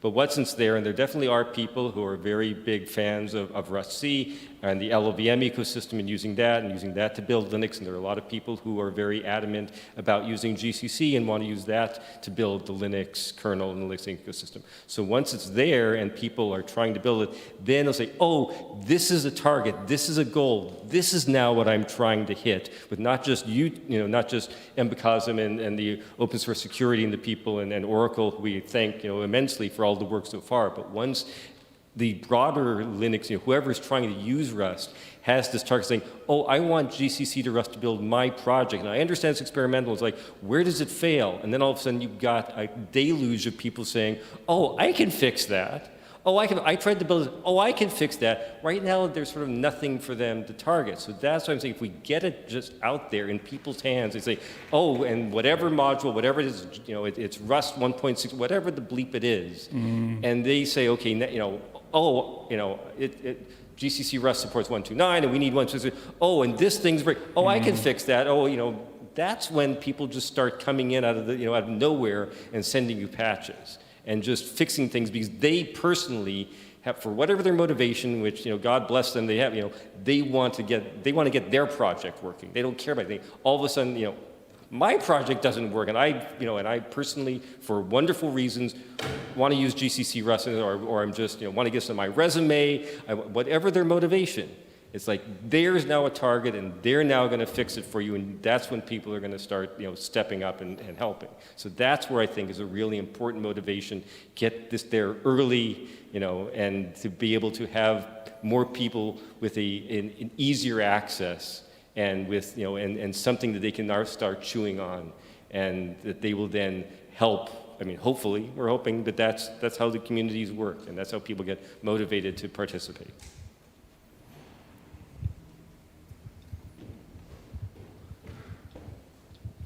Yeah, and I think it's good to have more people working. Oh, sorry, did anyone know? Okay, and yeah, I guess, again, it just comes down to marketing it correctly, and yeah.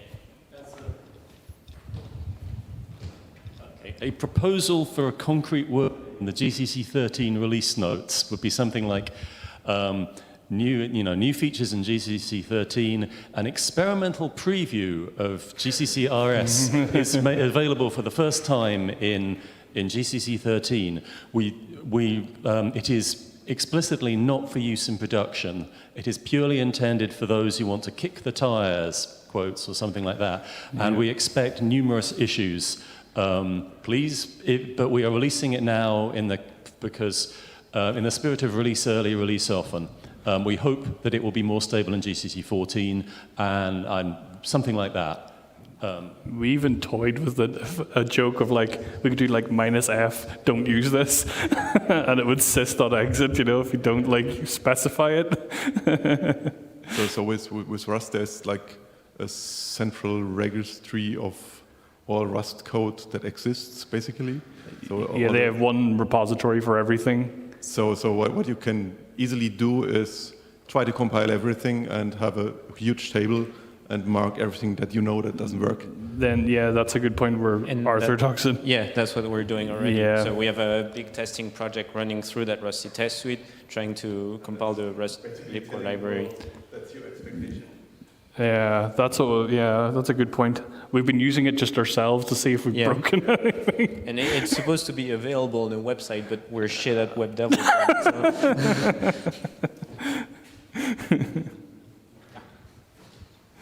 And maybe also this time we take to compile maybe it's faster than that.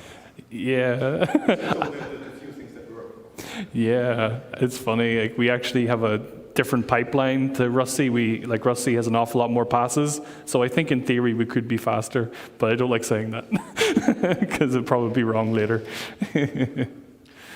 Hi, I'm just wondering if you can go into some more detail on the target hooks that you need. You mentioned you need some new target hooks for Rust. Oh yeah, so there's a crate. I can't remember, is it SIMD crate or if it's in standard or lib standard, I can't remember which, but it likes to specify, oh, is this an ARM chip and is it this specific ARM chip and can I call this intrinsic? And so it kind of needs to know those strings. And so I copied a bunch of code from the D front end before to try and get all of this. We actually don't need it right now because libcore doesn't require this. We just need target pointer size and endianness, and that's it for now, but we will need it later. I could show you offline the way it looked in the different options on my editor later if you're interested. So it's just about, like, does this CPU exist? Which CPU is this? Which sub-bar target is this? Yeah.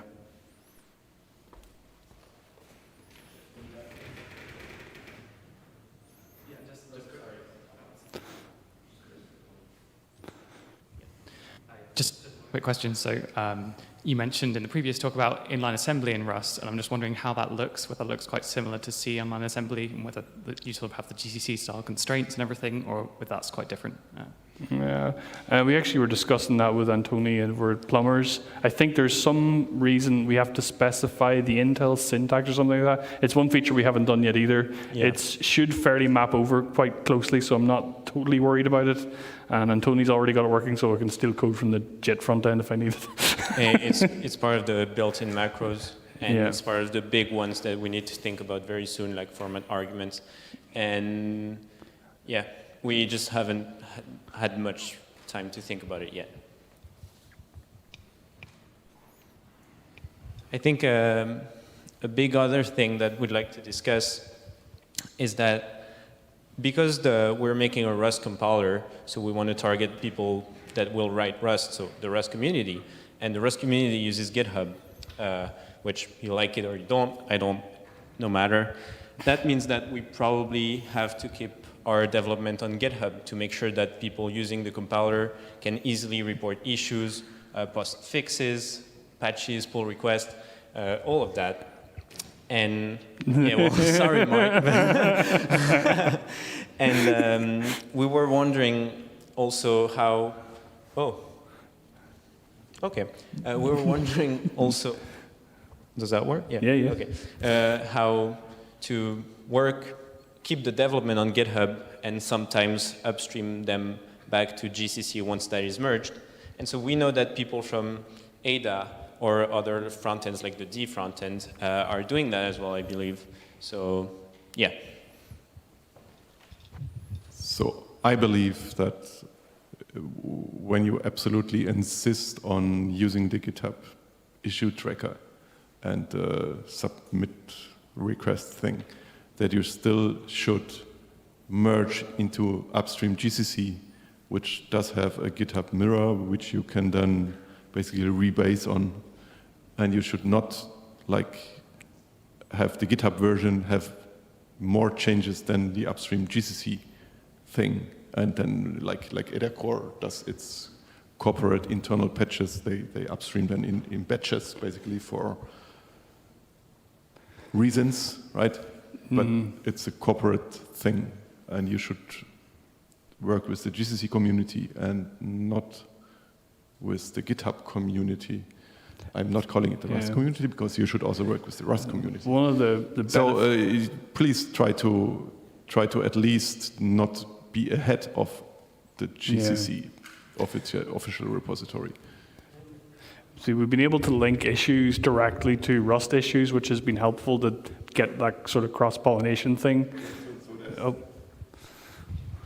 I mean, there's in Bugzilla there's C also, so you can refer to Rust issues if you like.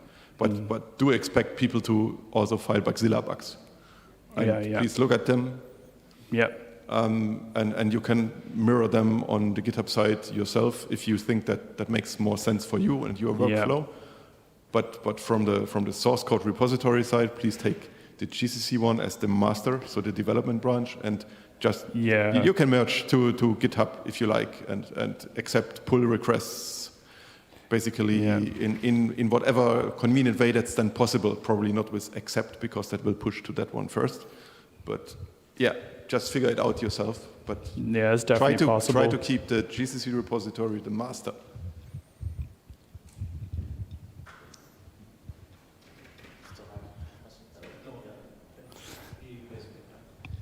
I wanted to also make the point, changes can also go first into GCC master branch, the upstream, and then be merged back into the GitHub branch. So. Yeah. We've been pretty flexible with that so far. It's mostly historical. We've been using GitHub, and that was the handiest cool thing to do, I guess. But I think Mark Wheelard's made a lot of progress in helping us an awful lot with your build bots, which has been a really interesting thing. Well, so that was kind of so we set up a GC mailing list, so people can send in patches by email, and I do, and nobody else. So I'm not sure I'm helping enough. I do. I am a bit worried about split development. But I also kind of acknowledge that the way GCC works isn't how you are productive. You are productive kind of precisely because you are using several GitHub things.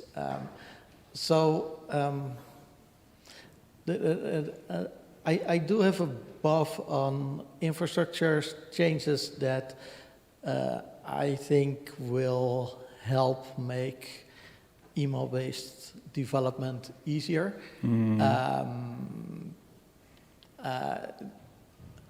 Please attend that buff and be honest. It's a different development model, and we have to bridge that somehow. Yeah, we've kind of drank the Kool-Aid with pull requests. Yeah, but so I think we can do that with. Oh, sorry. Yeah. I think we can do that more structured with an email-based development, but that kind of also requires changes from the GCC development community in being more structured with email. Yeah. And, so it's a discussion that we probably should have, and I hope to have a bit of that discussion in that buff on Sunday. So we've been taking advantage of like a lot of automation, such as like, fixes and closes tickets automatically for us, which is kind of cool. And I think it's also important to remember that sending bugs or patches via email is difficult, it's hard. And I think you're above if it's going to help. I'm looking forward to that. But the Rust community also prides itself on its openness and the fact that everyone can contribute and comment on RFCs and proposals for the compiler. And I think it's important that we keep that. I'm not against switching away from GitHub as long as it's easy for everyone to still contribute. Thank you.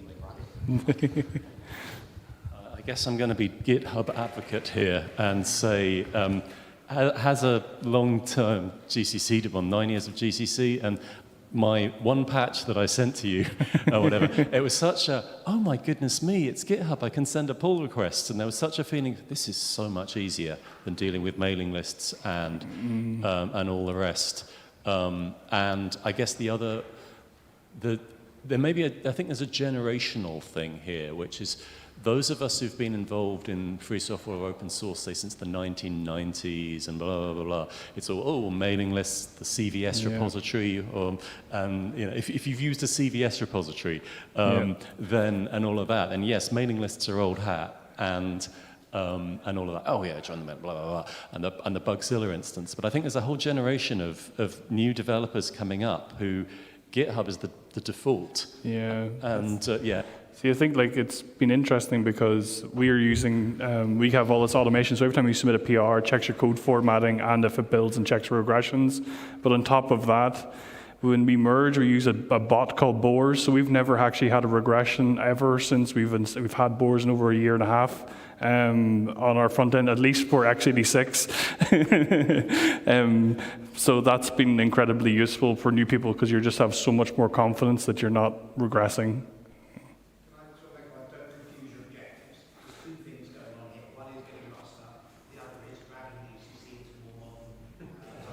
Let the two get muddled. I'm with David here. I think it's time to move on to the pull request model. I think it's got lots of advantages, but that's not what you're trying to achieve. You're trying to achieve upstream, play with the upstream rules. If you don't like those rules, have a separate effort.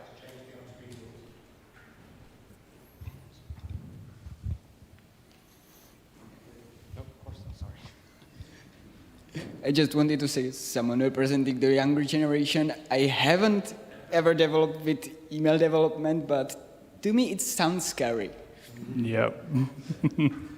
I can just say that as someone who started only about 2-3 years ago working with GCC and the GNU toolchain, the first like 5 patches sending up to the mailing list is quite scary. And I think that I've personally come to actually like it quite a bit, but the GitHub process, which again, this is kind of a separate topic that maybe we should discuss somewhere else, is a lot more, people are much more used to it coming out of, young people coming up who have just graduated from school. They probably used GitHub in school and have never sent a patch to a mailing list, don't know how to format a patch for an email. So. Yeah, so first and foremost, what you're giving up with being part of GCC is control over the release, right? Because you will be, firstly, you will be a second-class citizen inside GCC, right? Because you're experimental and not important, only C and C++ matter. but you don't need to give up on your current development workflow. I think it would be a bad time to do that. Maybe later we converge on something common. I mean, it took us only 10 years to move from SVN to Git. So maybe it takes 20 years to move from email-based to whatever is then hip. It might not be GitHub anymore in 20 years, but yeah. Yeah, it's very true. I don't like being like stuck on it. I think SourceHut is kind of interesting, but yeah, hopefully over time Rust will stabilize and it makes more sense at that point. We're still in quite a lot of heavy development churn, and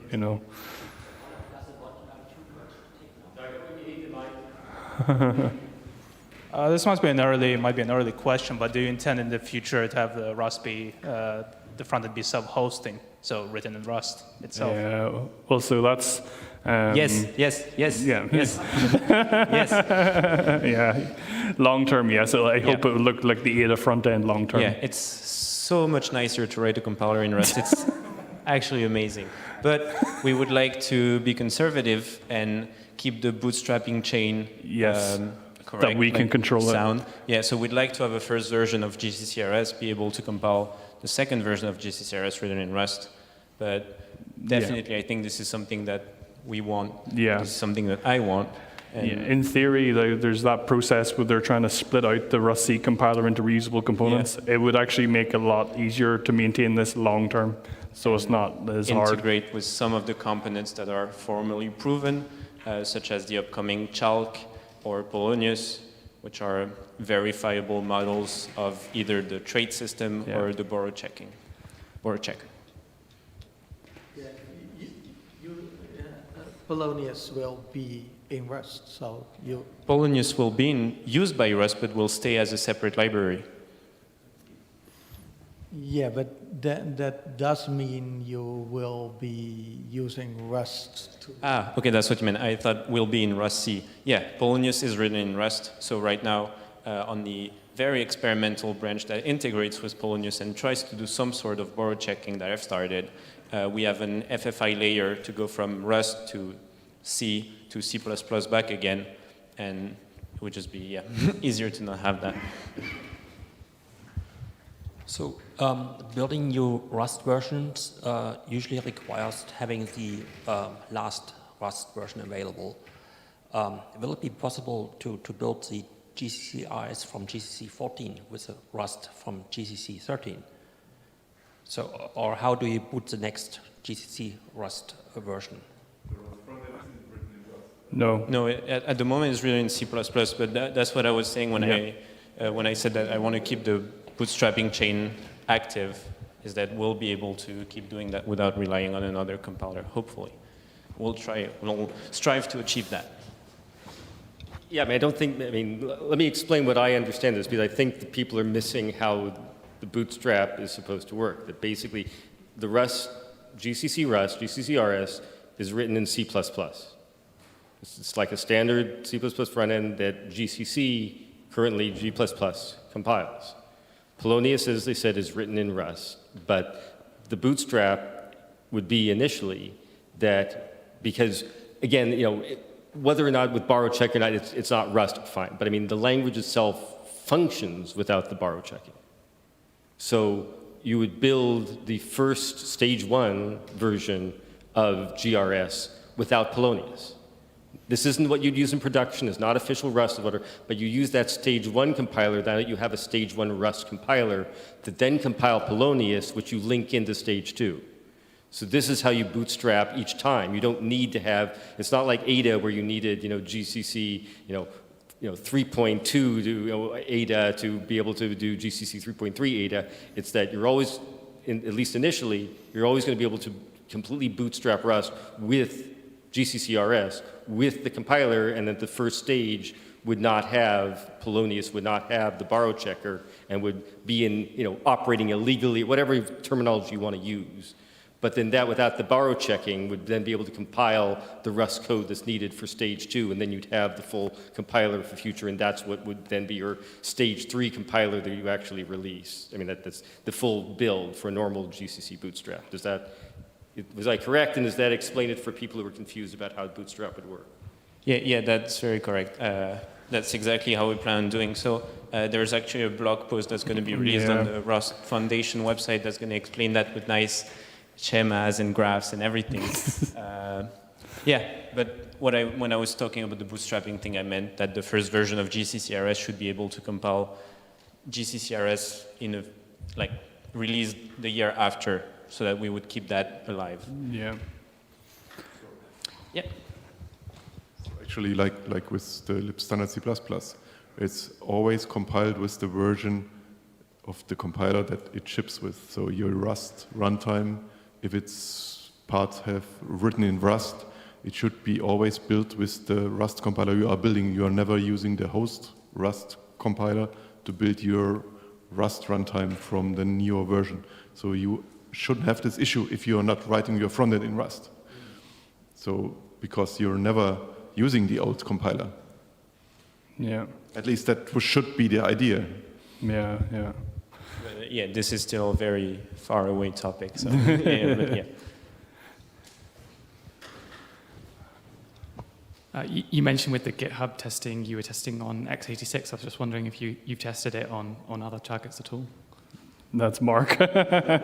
So we do have a whole build bot suite. I can't remember all the architecture off the top of my head. There's a bunch. There's PowerPC, Spark.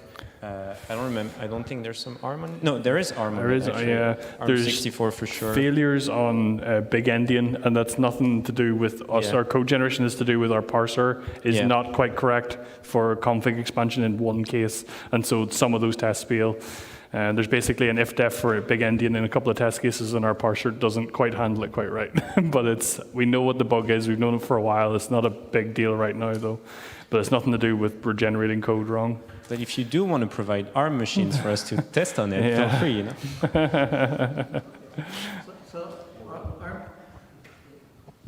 On ARM64, we actually do a bootstrap, and on x86, x86-64 also.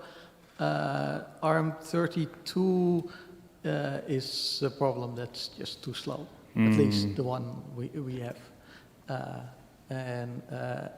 You do indeed have a problem on S390X and PowerPC 64 Big Endian. Yeah, there's a couple of if-defs for Big Endian, and it's just the way we handle block syntax isn't quite right, so that's why there's some failures there. But yeah. 1 minute. Yeah, there's only one thing I think I probably misheard or whatever, but whenever, say for instance, everything goes well, we're accepted to merge, obviously, does that mean we have to merge before Christmas, or does that mean we can merge right up to before the release goes out? What way does that work? Or do we have to merge like Christmas type? Okay. I think what you should try to do is before the end of stage 3, which then happens at the end of the year, basically, have at least all parts merged that touch the rest of GC. That means the configuration, the basic setup of your front-end directory, right? Yeah. Up to the actual enablement of the language, but everything you do in your front-end private directory, you can basically do it up until the last day. If you break it the last day, it's your fault. Yeah, yeah. And as I said, you're second class, you're not C and you're not C++. Yeah, that's maybe a problem with the set. The version 2 of the patches, it has everything, but what I could do is a version of the patches which is just a skeleton front end with those changes. I could do. Okay. Where last day is actually 1 week before, basically want to avoid any changes the week before release.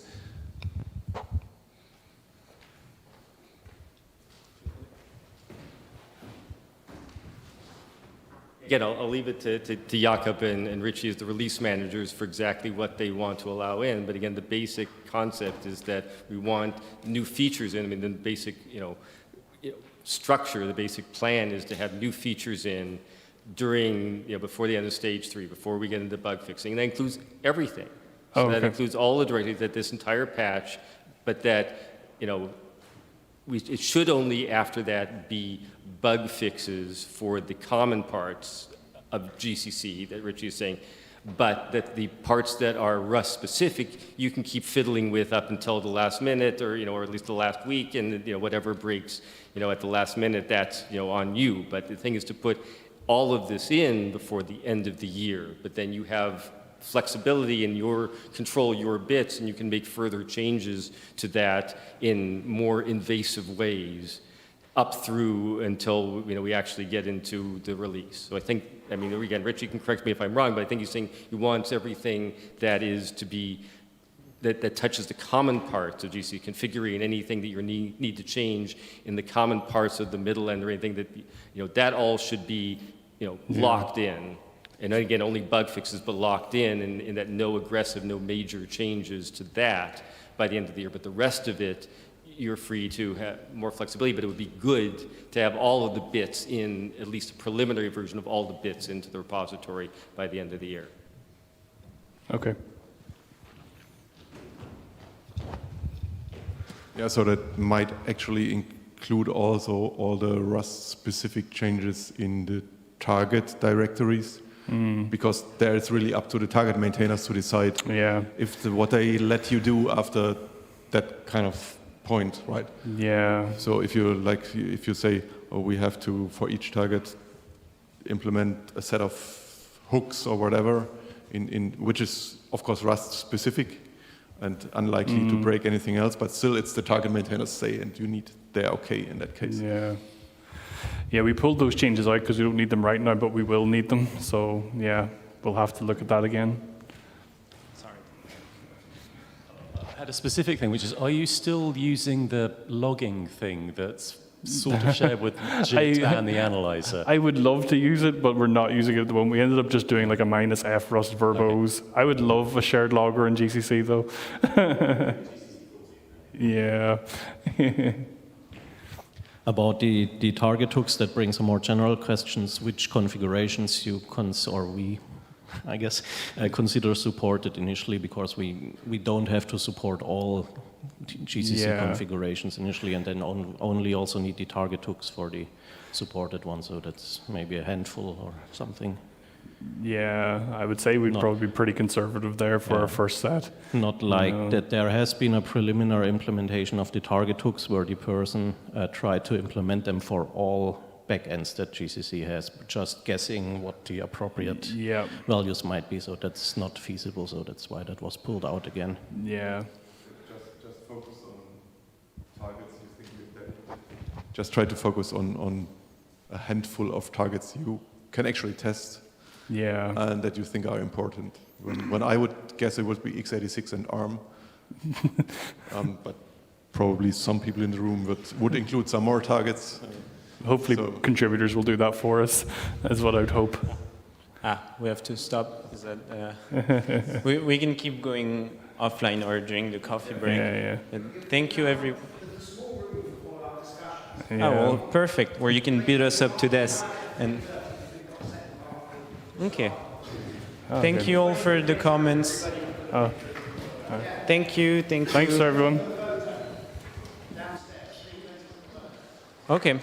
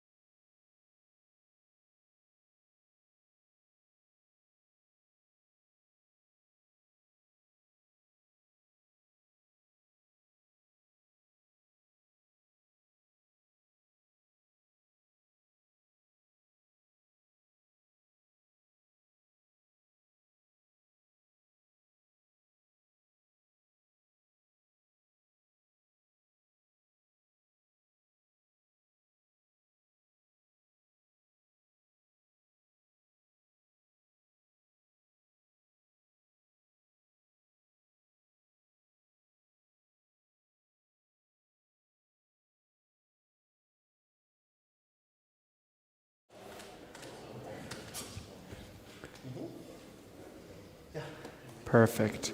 And I just want to switch back to Florian. I'm going to switch back here to the Zoom. Florian says he's here. Perfect. Florian, can you unmute and speak? Yeah, he will speak online. Hello, good afternoon. Perfect. I'm going to put the microphone right here in the front for questions.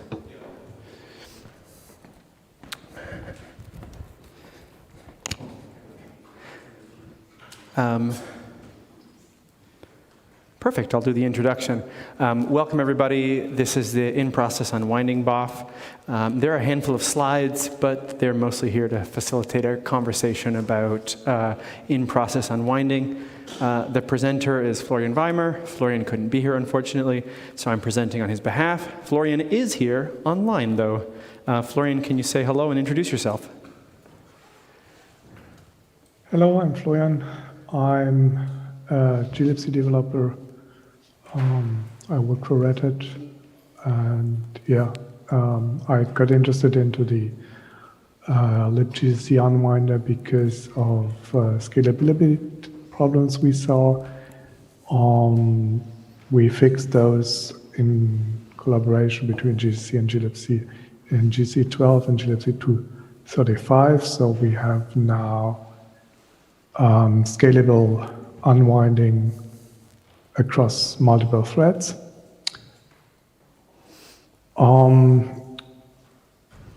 I realize that unwinding is a bit of a contentious topic because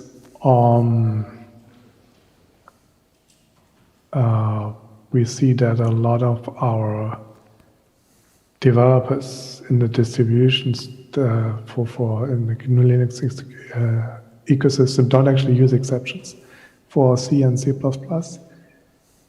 A lot of the major programs like GCC, Firefox, Chromium, Clang, all don't use exceptions, even though they are written in C++.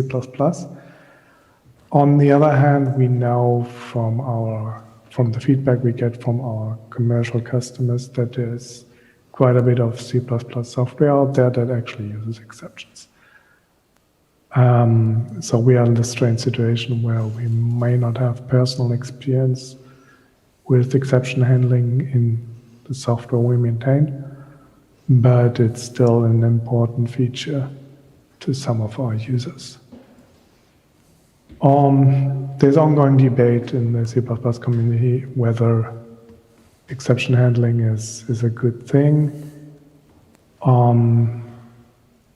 Our implementation is based on the Itanium C++ ABI.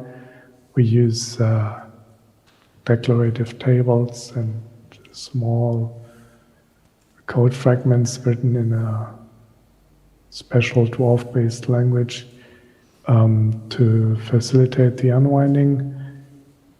The bulk of the implementation is in libgcc, or libgcc_s, I should say. Nowadays, we have a bit of support for that from glibc for locating the shared object that contains the tables and get a pointer to the unwind table so that the libgcc unwinder can use that. And yeah, there's also a little bit of Biniated support for that. The glibc implementation of POSIX thread cancellation and pthread exit actually uses unwinding behind the scenes, but that's not actually a requirement from POSIX. We do that for interoperability with C++ exception handling, so that when you cancel a thread or call pthread exit on a thread, the destructors for objects on the stack are invoked. But POSIX doesn't actually require this, and other libcs don't do this, so they just use setjump and longjump. Okay, so I guess that's, yeah, this is what I mentioned before. We improved the scalability for multiple threads of the unwinder. Yeah, Carlos wants us to add a deal-find object micro benchmark. We don't have that. There's also a little bit of a to-do item for glibc because we have an alternative slow implementation of DL find object in glibc itself, and it's used during DL open and DL sim to identify the caller namespace. And we can actually switch to the new fast thing, but we don't do that today. I've got some unwinding benchmarks, but it's hard to tell what's a representative workload, so to speak. What is really relevant? Do we need to unwind quickly through frames that don't have any destructors, or is it more important to invoke destructors quickly? And what's the typical size of a function through which you need to unwind all these things? I don't really have good data on that. I'd suggest we nerd snipe the community by putting in a micro benchmark that is not indicative of real world workloads, and then just let people come and contribute better benchmarks. Because as soon as we contribute one micro benchmark, people will be like, that's not right, that's not what my application actually does. Oh, really? Yeah, okay, tell me about your application.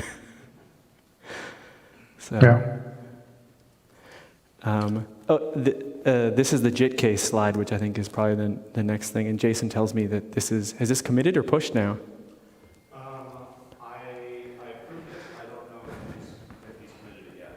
Okay.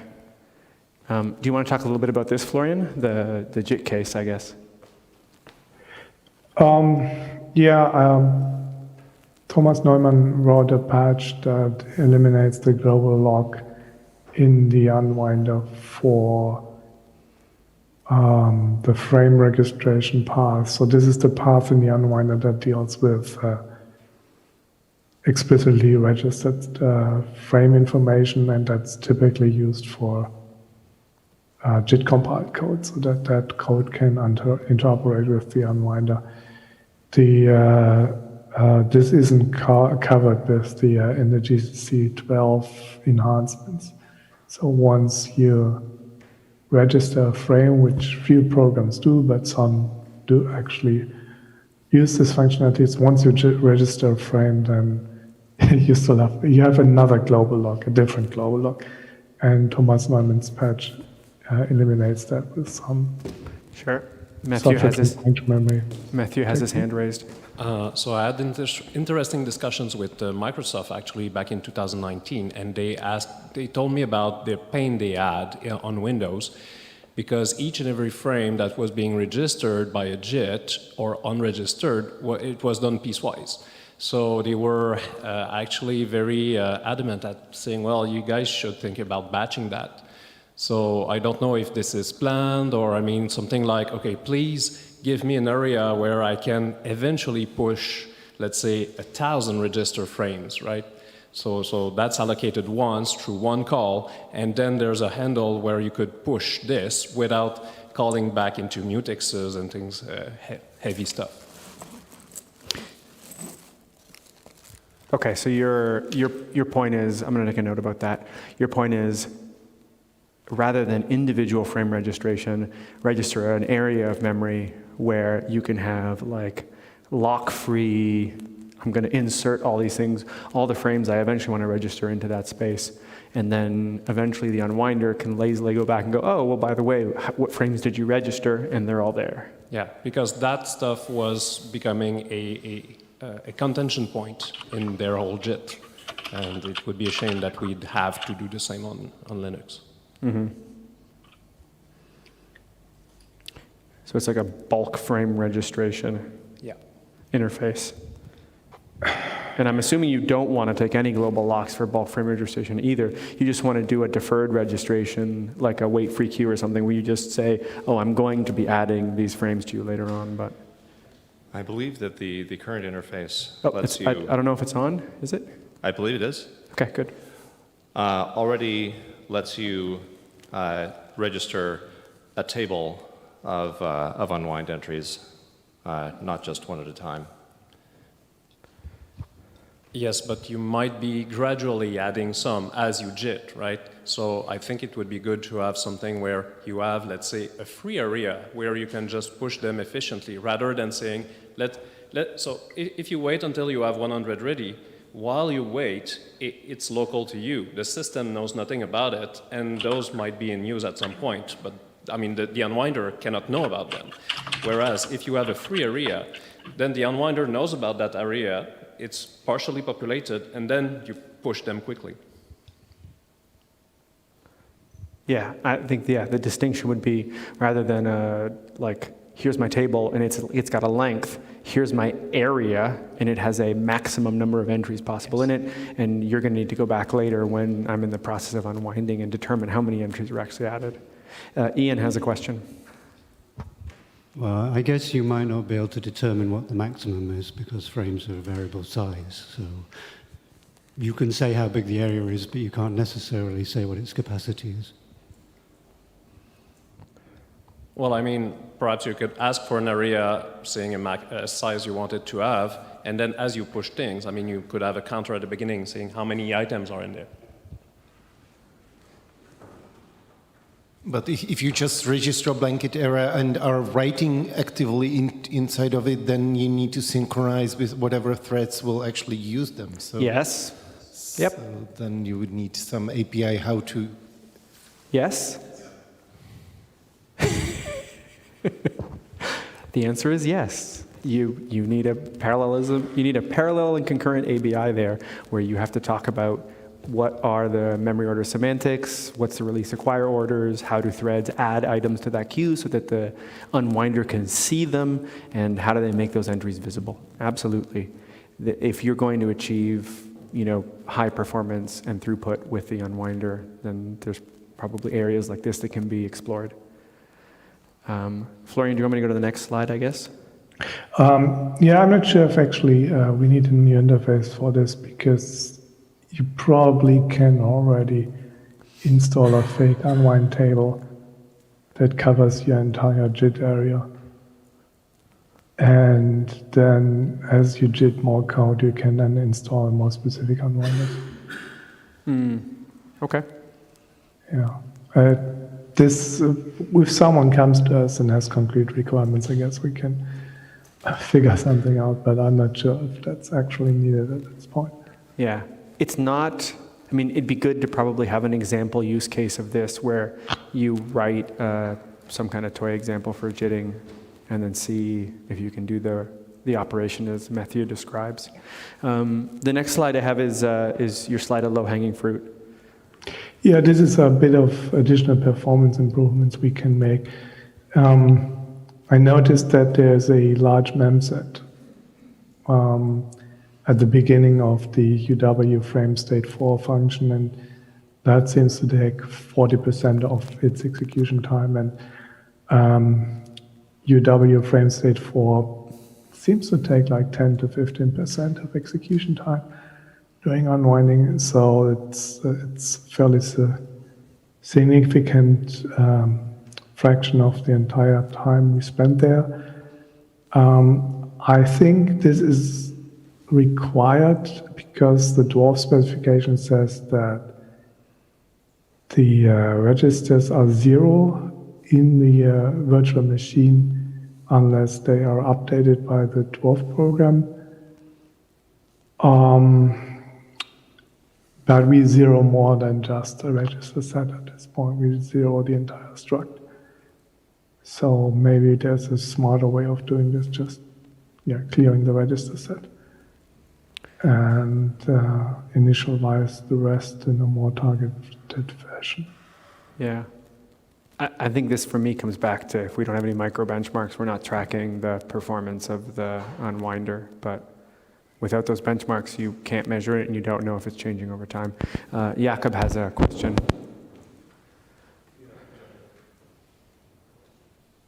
Perhaps we could try to clear something lazily on first access, but the problem, at least from what I vaguely remember from when touching this area, most of the structures are actually exposed by the ABI because of the unfortunate case that at some point in the past we used to have the unwinder also in the static libgcc.a, and So some programs can have parts of the unwinder in themselves, and then they use the rest of the unwinder from the shared library and stuff like that. And it was basically everything was a part of the API. Mm-hmm. Well, I think it's something to investigate because it's unfortunate we have to zero all that memory for no purpose. Yeah, I think the implementation creates this object on the stack, and it doesn't really escape from there. So, yeah, we need to look at the exact ABI impact, but it seemed to be fairly internal, and it's also not declared in the installed header file. So, yeah, I don't know. Yeah, that's obviously a concern. If it's ABI, then we can't change it. The problem I remember was that just the certain functions were exported from the binaries, and not all of them. So for some symbols, you went to one implementation, and for the others, and we also have, well, some of the entry points are duplicated in glibc as well. For very old targets, so I think it's mostly i386 at this point. Maybe, yes. Yeah, it was changed in glibc 2.1, so anything later than that doesn't have the local implementation anymore, which causes other problems for us, but yeah, because we need to deal open libgcc_s on the first call to pthread exit, and yeah, maybe the application has called change root or is under low memory pressure or something like that. So then it can, yeah, we can end up terminating the process at this point. Yeah, that late DL open is certainly a risk for us, whether you're in a different mount namespace or chroot or other things. It's not great.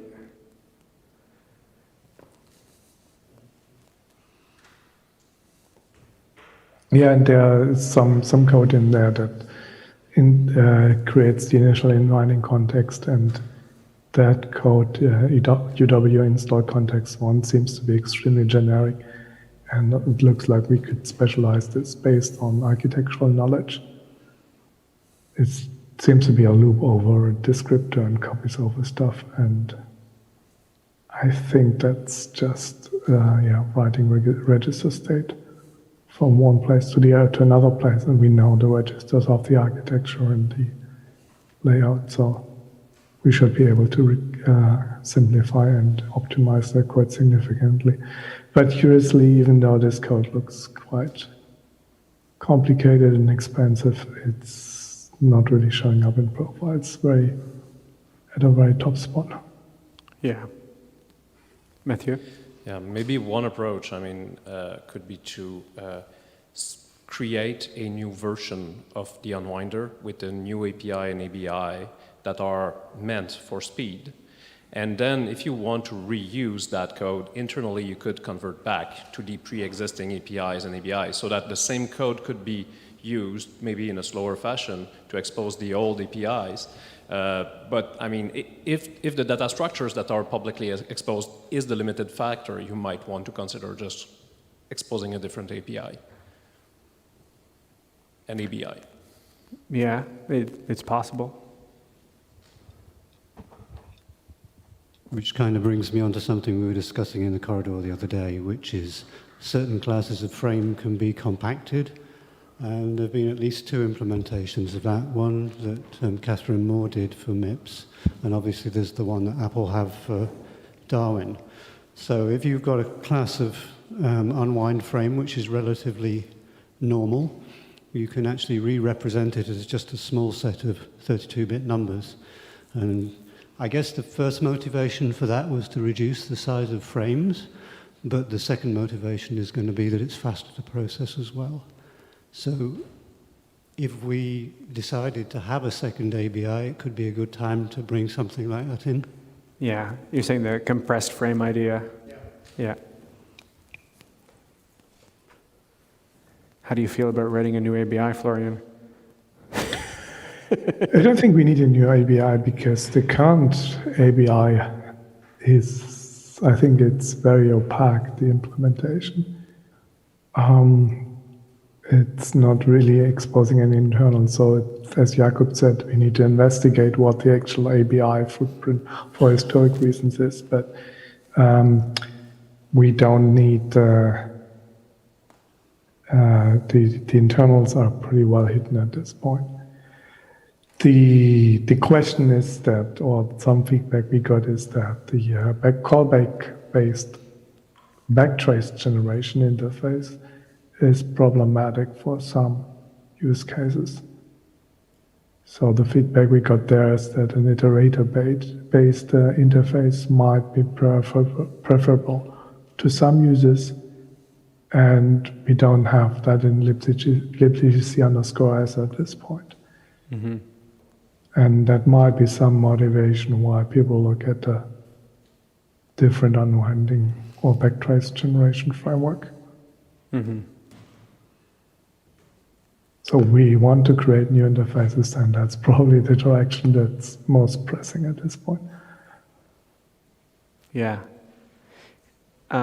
Is there any point in talking about like the different motivating use cases for the in-process unwind? Like we've had some users talk to us about wanting to do like in-process mini dumps with backtraces and things, and I feel like backtracing is this whole other conversation that's separate from the unwinder, but some users have expressed an interest in saying, well, I don't want to do out-of-process unwind, I want to do in-process mini dumps. Yeah, there's quite a bit of tension there, because in what we see is that in-process unwinding can't really be made reliable. Once you've got arbitrary memory corruption, you don't really want to keep running in that process and not try to create a backtrace, maybe even calling into malloc. And I think there's a slide for this further towards the end. Is it the, beyond performance? Yeah. So the issue there is, and so we generally recommend to let the system call dump handler. So Linux has a facility where you can invoke the kernel invokes a process to generate the call dump, and you can actually inspect the process image before it's written to disk and generate a backtrace without having to write all the data to disk. So even if you have a multi-gigabyte process, you can generate a mini core dump from basically the process just before it becomes a zombie process. And this seems to be the direction where we should be going, but on the other hand, not every application developer has this integrated system approach, and they need to run on systems and collect debug information where this data is not available to them, or they can't install that kind of global system-wide crash handler. So that's why we're stuck with interest in process backtrace generation on crashes. And for that, our unwinder is not really suitable, because once you've got stack corruption, it's likely that the unwinder will itself crash. Yeah. Because it reads through the stack and there's no validation of any pointers there. Yeah. And this is indeed a separate conversation from unwinding. So for exception handling, you really have to assume that the stack is uncorrupted. There's no good way around that. Mm-hmm. But backtracing is different. Yeah. Matthew has his hand raised. Matthew? Yes. So this ties into something I'd like to solve also from a kernel tracer perspective. So what I'd like to do is to be able to use, well, both the EH frame information that would be properly registered to the kernel, and maybe those areas where the JITs populate their frame information for, let's say, stack walking from a system call, stack walking from an interrupt handler in the kernel. So maybe if we solve that problem at the kernel level, there we can check if the actual accesses are valid. So maybe that could solve the backtrace generation as well, because there, I mean, we won't crash. We can validate if each access is valid. So you mean delegate this in-process backtrace generation to something in the kernel? Yeah. But once you get to the user space boundary, the user space code, how do you validate the, you have to unwind the user space code, and that's a that's a exception unwind process. Close. Well, I mean, if the information that is provided to the kernel is simple enough that it can be understood and interpreted within the kernel, then we could do the backtrace with get user and everything and walk and gather the information. Isn't that equivalent to having a dwarf unwinder in the kernel, which has already been rejected, I guess? A small, tiny subset. So, and that's where we need to design the information so it's simple enough to consume by a trivial unwinder.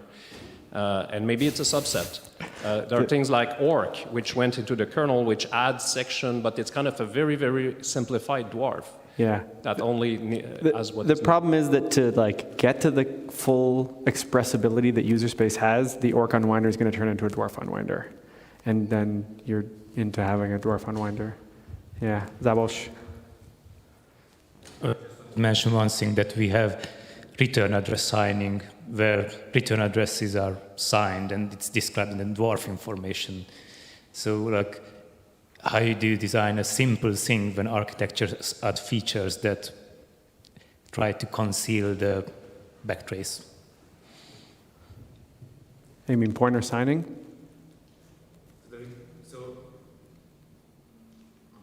So return address signing makes the return address signed in memory, so it's not easy for the kernel to process that unless it understands the architecture-specific extensions to the dwarf. Yep, absolutely. I think this beyond performance slide is going to need a broader community discussion, probably between the kernel and user space, over how do we do this in a more safe fashion. But I guess it does tie into, Florian, I'd forgotten about this slide completely when I mentioned my comment about the in-process mini-dumps. But there are real users that want in-process mini-dumps because they have applications that aren't directly integrated into the distro, so they're not using necessarily or can even use all the distro features, and they just want to get a mini-dump of their application because they control all the parts of that application. But the in-process unwinder under corruption that isn't robust enough for them. But then maybe the answer is, sorry, use your own unwinder, use some other unwinder that you link in that's robust against corruption, and do that for your mini dumps. Let me go back here. Just a quick thing before you, to the performance slide, right? So I just checked the frame state is local to the implementation. It's all used in static functions except for the pre-GCC 3.0 entry point frame 4. Yeah, it's safe as well. Yeah, right. So it should be easy to do something else than the indeed a little bit over-the-top memset for every frame. Yeah, and this is why it's called low-hanging fruit. Yeah, So. it is. It's safe to do. So Yeah, let's pass the microphone up to Jakob. One quick possibility how to just make the memset smaller would be we have an array for each register which contains where the register is and whether it's saved or whatever state it has. So the default is register is unsaved. And so if we could have instead two arrays, one of the enum and one of the rest, then it would compact well. Right now I think we have some padding in there. So it would be both smaller, and we could just memset the states of the registers and keep the rest uninitialized. Or, of course, we could have some counter how many registers we have initialized, and for instance, we could guess that for each architecture define some number of registers we want always to be defined, and the rest of them, the high registers, would be lazily initialized by or something similar. Mm-hmm. Did you get any notes for that, Florian, I guess? Yeah, I feel like we discussed this before. I now remember, yeah. There might also be a way to just reuse the frame state. Yeah. And we've got a comment from someone in the room, just waiting. Yes, keep pressing the button. Yeah, I had a comment on the discussion that we were having around if the stack is corrupt, then what options do we have for unwinding? So, yeah, falling back on frame pointer is something, yeah, it seems to be a viable solution, but the problem there is that there are few of these positions in the function where you cannot be relying on the frame pointer, right? So maybe in that case, I don't know if it's a good idea, but maybe we reflect when we do give these back traces that these are best effort back traces. So sort of something like what kernel does by marking, I don't know how that interfaces with the user, but something like marking, is this reliable, or is this a best effort backtrace, or, you know, something like that may be useful. Maybe it's, you know, an extended feature, but it seems to be useful when I think about it. Mm-hmm. I mean, there's been general discussions in Fedora about whether we omit the frame pointer or not based on workloads that people want to use, but I think like from the compiler or system engineering perspective, oh, sorry. Can you hear me? Oh. From the compiler or system engineering perspective, that extra register is really valuable for use in generating code. So I mean, it's not that you don't even have the frame pointer. Sometimes you never have the frame pointer. There's no frame pointer. You're always using that register for something else, you know, to reduce register pressure, to improve scheduling, to improve performance. Should we go to this slide, Florian, the specialized read and code value with base? Yeah, that's related to finding the what's it called, FDE, frame data entry, in the exception handling frame table, and the binary search we do there has this extremely generic implementation that can deal with all encodings.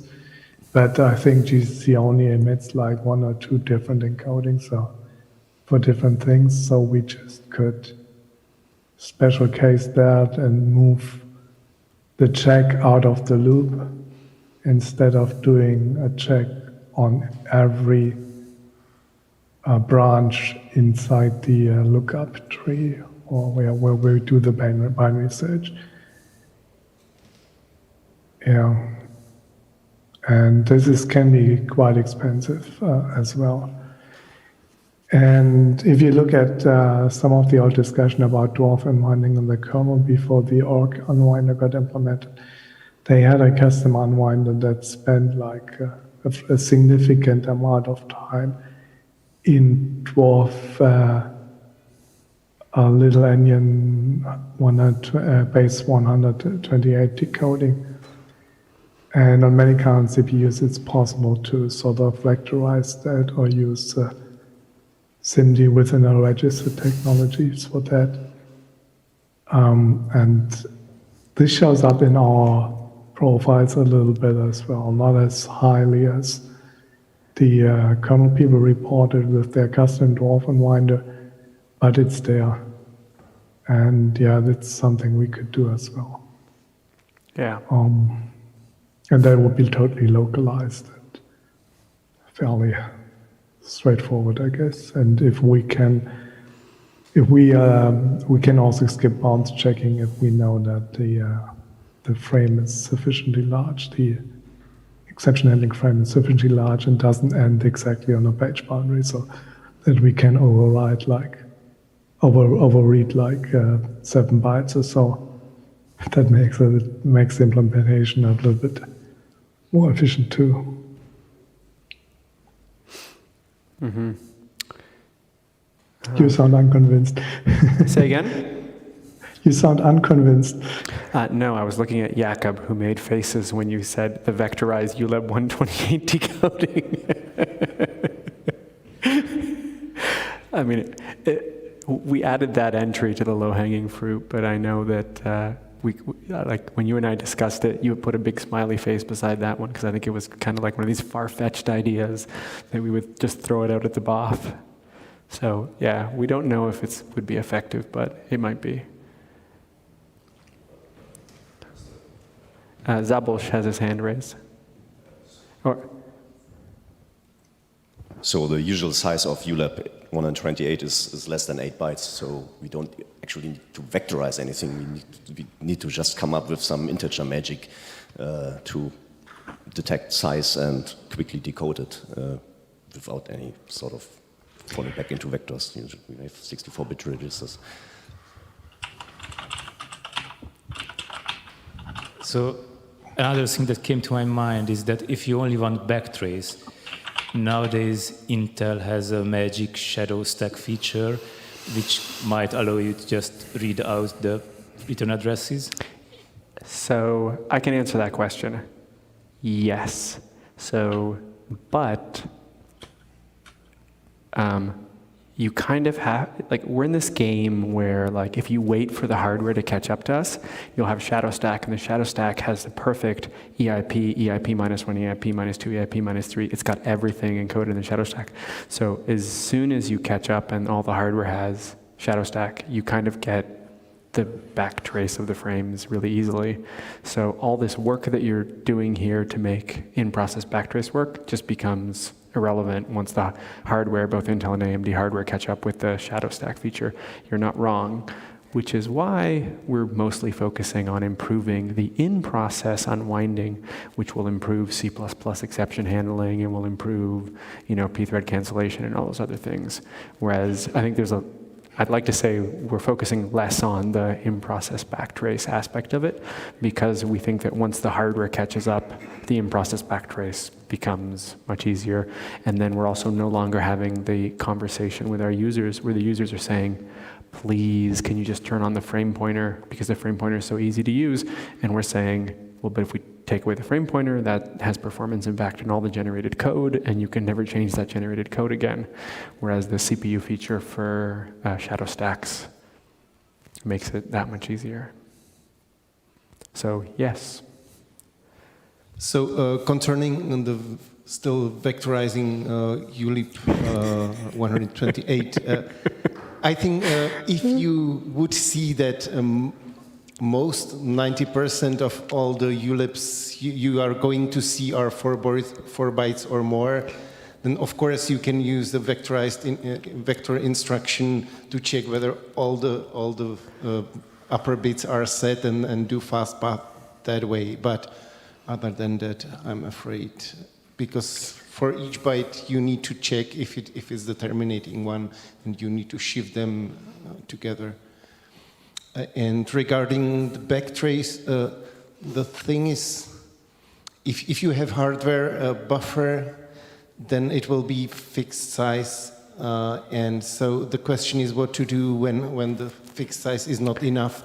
And the problem is that in order to unwind beyond that, it's not enough to know the program counters on the backtrace, but you need to know the state of several other registers, and so you need to unwind them. And for unwinding, of course, you need all the registers, not just the program counter. The hope with shadow stack is that at least for backtrace generation, it's going to be complete, because it's it has to be as large as the the actual stack, because the hardware verifies that the addresses on the actual stack and the shadow stack are the same. So everything has to be. So for the, if all you care is about the return addresses and nothing else, and you double check that the upper or one of the addresses at the top of the stack is your _start, then you're fine and you can use it. But otherwise, you need to do the full unwinding if the user is not satisfied with seeing just some inner frames and nothing else beyond that. True. Yeah, and S390 and ARM won't have this shadow stack feature, I think, anytime soon. So we have to deal with backtrace generation on these architectures by different means anyway. Power always has a frame pointer or something like it. So it's a bit of an outlier there. Yeah, it has it in the ABI, so it's hard to avoid it. You can, but it's not standard ABI. Yep. I think we've already talked a bit about this beyond performance. I mean, process VM readv in some other cases could be useful, even if we're just talking about unwinding during an error, right? Most of the time you expect it to be consistent, but if you catch a couple more cases, and then you can abort the process before you get into trouble, I guess. Yeah, I think for backtrace generation, we don't really need the kernel assist for this, because if we can export the stack boundary information from glibc, then this will tell the unwinder what to expect already. So unless the application calls mprotect on a stack address, we should be okay to read there because it's backed by memory. But if there's a stack switch, then we need to fall back to process VM readv to probe the pages. But it's only necessary to probe at a page granularity. And then the process VM readv call can probe we could probe like 16 pages at a time or something. So it shouldn't be too bad from a performance perspective, especially if we can use the stack boundary information in the majority of cases. I have something to mention there, but I'm going to let Ian talk first. Go ahead, Ian. So I asked Ian Lance-Taylor why he'd made a different implementation for the backtrace. And the answer was because when you're doing a backtrace, you can't do any memory allocation. So there may be other constraints outside what we've been discussing that make a difference between the two tasks. Florian, you and I talked about RSS usage during unwinding, but I think we don't generally do any allocations during that path unless... That's changed in GC 12. So in the past, we had this locked there and called into the iterate p-header. And that was not async single save and generally not a good idea for backtracing. But this is gone now, and the glibc implementation is async single save and lock free. So you can call it at any time, basically. Yeah. The Thomas Neumann's new implementation is an async single save. So that's still, even though it's more scalable, it doesn't have the property that the glibc implementation has, that it's not reentrant. So the glibc implementation basically has two copies of the data and overwrites only one at a time.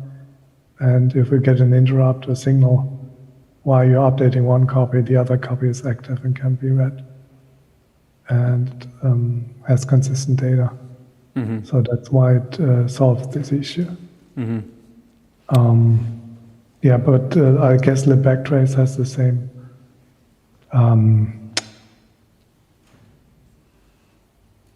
Backtrace has the same requirements, not wanting to allocate anything. Yeah, but it has to get the dwarf data from somewhere, so I don't know how it deals with the glibc log there. I saw that libunwind on some targets goes directly to ALP headers and tries to get the information from there. That's kind of scary. What was the other thing?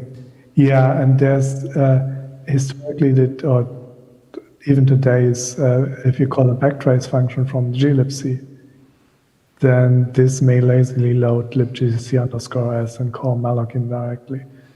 So that's why it's a kind of a bad interface for doing crash backtraces, because you don't want to call dlopen on a crash. Mm-hmm. But you can work around that by calling backtrace once at the start of the process, or just using the Itanium ABI functions directly and link to libgcc_s, so that these functions don't have to be loaded lazily. Mm-hmm. So on the topic of exactly what are the requirements or on the functions, I had trouble recently when I looked at functions, I had trouble understanding exactly in which situations they are supposed to work. And I came to the conclusion that we do support and rely on unwinding to work from signal handlers for asynchronous cancellation. So the unwind, in-process unwind should work from signal handlers. But this is not very clear from the source code comments or documentation. So that's something. So here you mentioned stack switching. There is some problem if somebody switches the stack. I'm not sure what that affects, but again, if the middle of long jump is interrupted and long jump is switching a stack, then it probably doesn't work, the unwinder, because we don't have dwarf information necessary in long jump to make that work. But I think asynchronous cancellation relies on this. Of course, asynchronous cancellation, you can't use long jump, but correct. It is not exactly, undefined.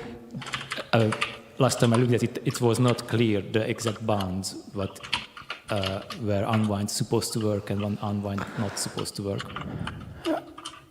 The intent for POSIX for asynchronous unwind was you have a block of computation that you can't normally interrupt in any other way. And then the asynchronous cancellation is to stop your thread from doing like some core computational routine. You can only call very few things when you're in a asynchronous cancellation context. For me, the asynchronous cancellation thing was clear. It was not clear what unwind is supposed to support in libgcc. What situations you are supposed to be able to unwind.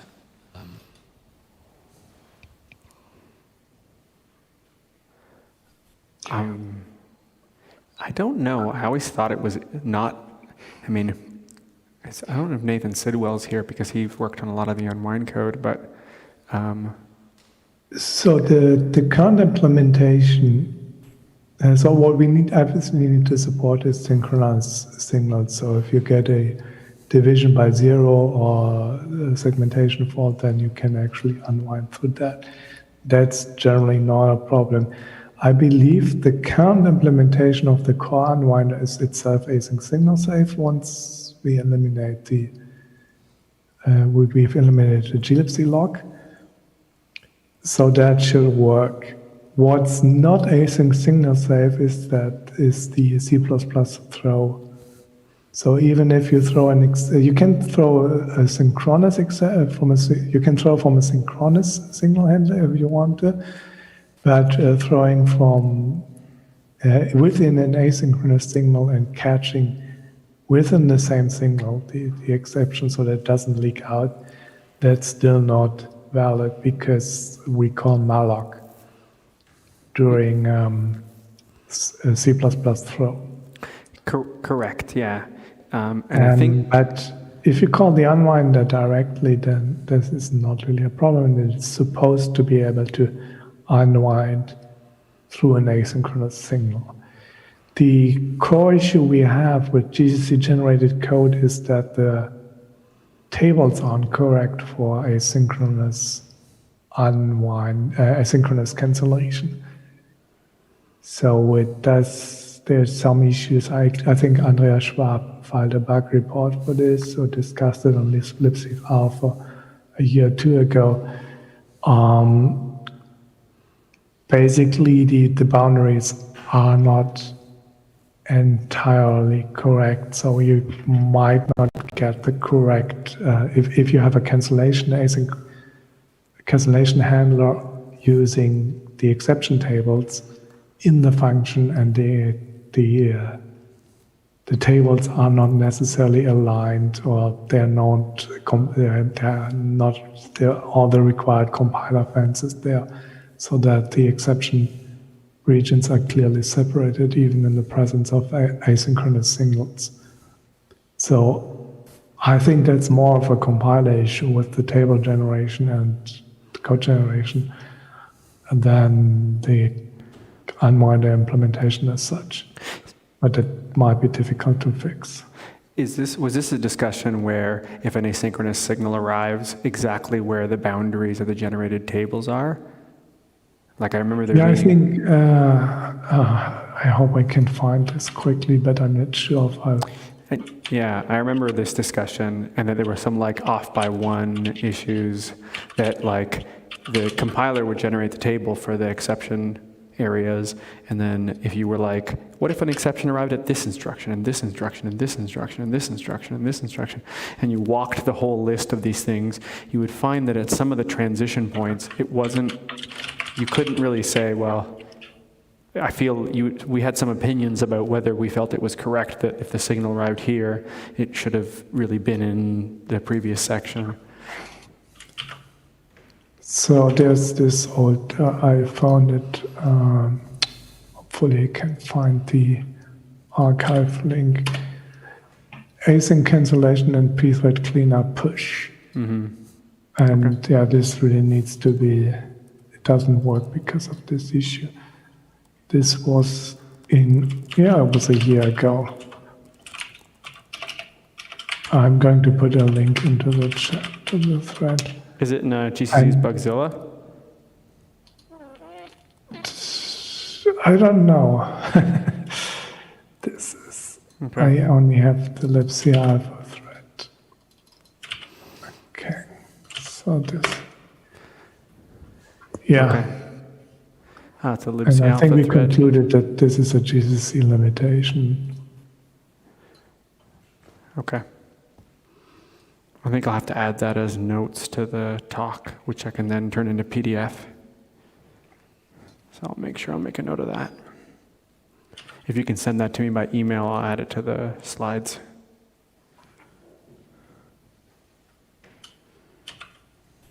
Yeah.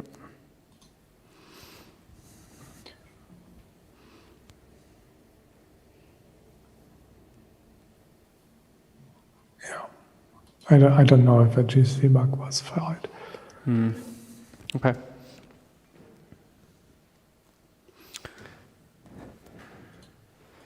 I think, do we end at 4:30 today? We've got 3 minutes left in the BOF. Yes, I think that's the schedule. Okay. And that was really the last slide. I think we walked through everything that we had in the notes. Any questions from those of you here at the BOF? I have a question for Jason. Because we're talking about the validity of throwing, I guess, what does the C++ standard say about signals and exceptions, and throwing exceptions? From a signal handler? Yeah. I think you're not supposed to. Yeah, I'm pretty sure. I think the standard says don't do that. Yeah. Yeah. Yeah, the number of things you can do in a signal handler are fairly limited. Yeah. But from an implementation perspective, if you get a div by 0, you really do want to be able to like unwind through the whole thing and then get back out to the, throwing something. But you're not throwing from the handler, you're just unwinding from that point to the point in which you're going to throw something else in the rest of your program. Ada actually throws the exception from the signal handler, I think. But Ada exceptions are carefully designed so that you don't need to call malloc for them. I think the biggest issue is that like if you're in the middle of throwing, you've taken the EH lock, or there's an EH table lock or something, and then when you get the signal again and you try to take that lock again, you just deadlock. Like. Yeah, but it's for division by 0 as a synchronous signal, that's not an issue. Yeah, yes. But yeah, if you try to throw while there's already an exception in flight, then you terminate. Yeah, but as Florian said, the exception of div by 0 is always synchronous, unless you're on an architecture where the div by 0 is lazy and deferred, but we won't talk about that right now. So you could, while you're doing that math operation in the middle of your try and you get a div by 0, that's synchronous because at that point you have a well-defined spot where you are, you take the signal and then you just unwind and you come back out again. I'm a bit confused because, I mean, we have the possibility in the unwinder to see if it is a single frame or not, right? So, and the point of that is to adjust the return address to either -1 or not doing -1, right? So, I think it all should work. I mean, maybe it's not supposed to be done, maybe it's even invalid to do, but it should work just fine. The unwinding, I mean, exception throwing is something on top, right? But unwinding should work. It works when the signal generated is synchronous with respect to the operation that you are doing in the middle of the block. The problem is there are some architectures, for example, like, I'm not saying this is a good example, but PA-RISC has deferred FPU delivery of that signal. And so we try to avoid that at all costs. So, but yeah, but even asynchronous signals that basically, I mean, if you send a signal to a process that's remote process, that's asynchronous, right? So, and that the signal handler therein should always be able to unwind with the dwarf unwinder. But if you're in the middle of throwing when that happens? Yeah, well, that's a different discussion. But are we discussing throwing or are we discussing unwinding only? That's, I mean, it's related, of course, but yeah. Yeah, the current GCC 12 implementation with GCC 235 can always unwind. Not throw, but unwinding works because the lock is gone. So if by unwind you also mean cleanup, then I think what works today is that if the signal interrupt happens in a function that doesn't have cleanup handlers, then exception throwing works. But if that function happens to have cleanup handlers and you interrupt at an awkward position, then it might not work because it doesn't know if it has to run the cleanup handlers or not. It might run the cleanup handlers when it shouldn't and might not run the cleanup handlers of that frame. So yeah, you can actually instruct GCC to build. The signal arrives when the program counter is at a certain location, right? So it arrives when it arrives. And then from that point on, it's clear where the cleanup handlers, which cleanup handlers are to be run, viewed from that program counter on. It might not be the ones that you want to be running, but it's an asynchronous signals. It could have arrived at a random time, so you get random cleanups, right? But whatever the right ones are from this program counter. It's not observable, right? Like where that signal lands. If it lands a little too late, then that's where it lands and you don't run those cleanups. Right, you had no control over where when that signal was going to be delivered. Yeah, and GCC can also optimize the on-mine tables based on the assumption that no asynchronous signals happen. Yeah, for sure. And yeah. Okay, we're out of time. We're out of time, thank you for the BOF. Thank you, everybody. Thanks for the talk. Thanks, Florian. That worked fairly well. Oh.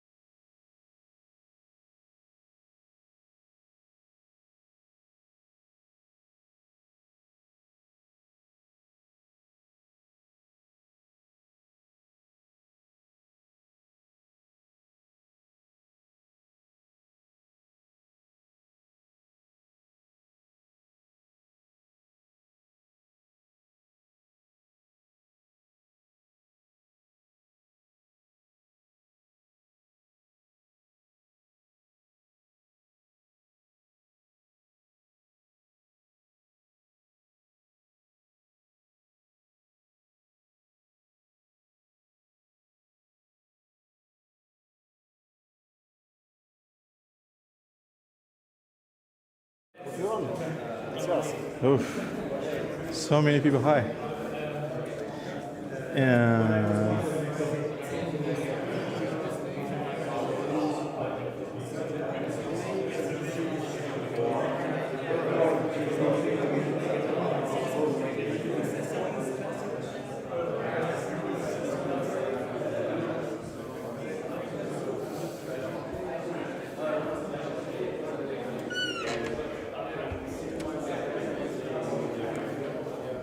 Oh, time is flying.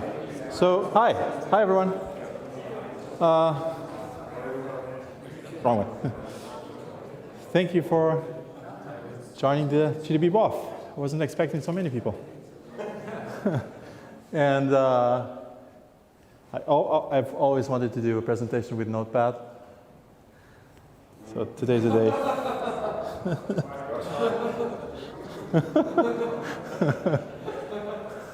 I had to steal this computer from my child, my son. Right, so the point is to discuss whatever you guys want to discuss. Yeah. Just wondering, is there some people we know on Zoom? Good question. Yeah, the people on the Zoom can speak. Are there any? Let me check. So, audience on Yeah, Zoom, yeah, please. there are 5 people on the Zoom, yeah. So we can check. And Hi. Yeah, you can probably tell them that they can speak in the remote and we will hear them. Yeah. Okay, and I will put... So, hi guys on Zoom. You have audio. If you want to speak, we can hear you.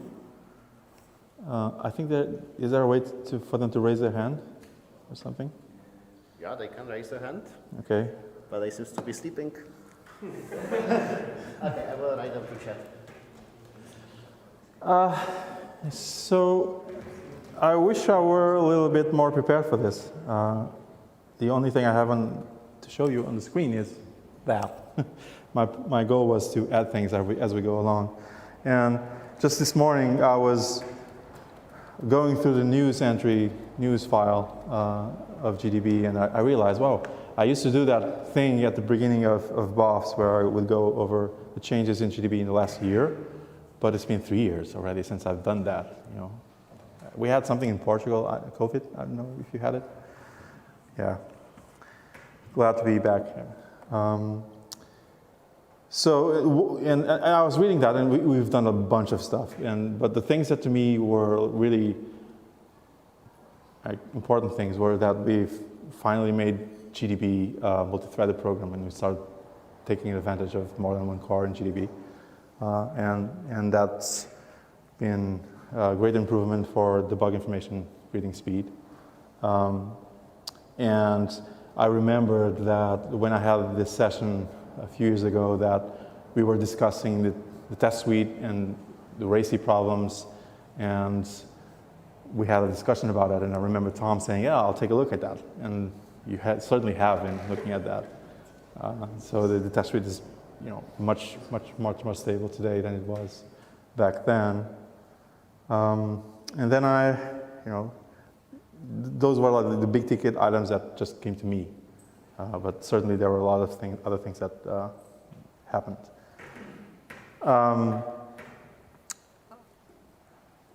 People reached out to me to add topics to the BOF. One of them was, how about moving beyond C++11? I had a comment about discussing using reviewed by tags.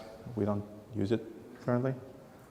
And Luis had sent on the mailing list a few days ago some topics about basic maintenance, patch review, how can we do better patch review, do more patch review.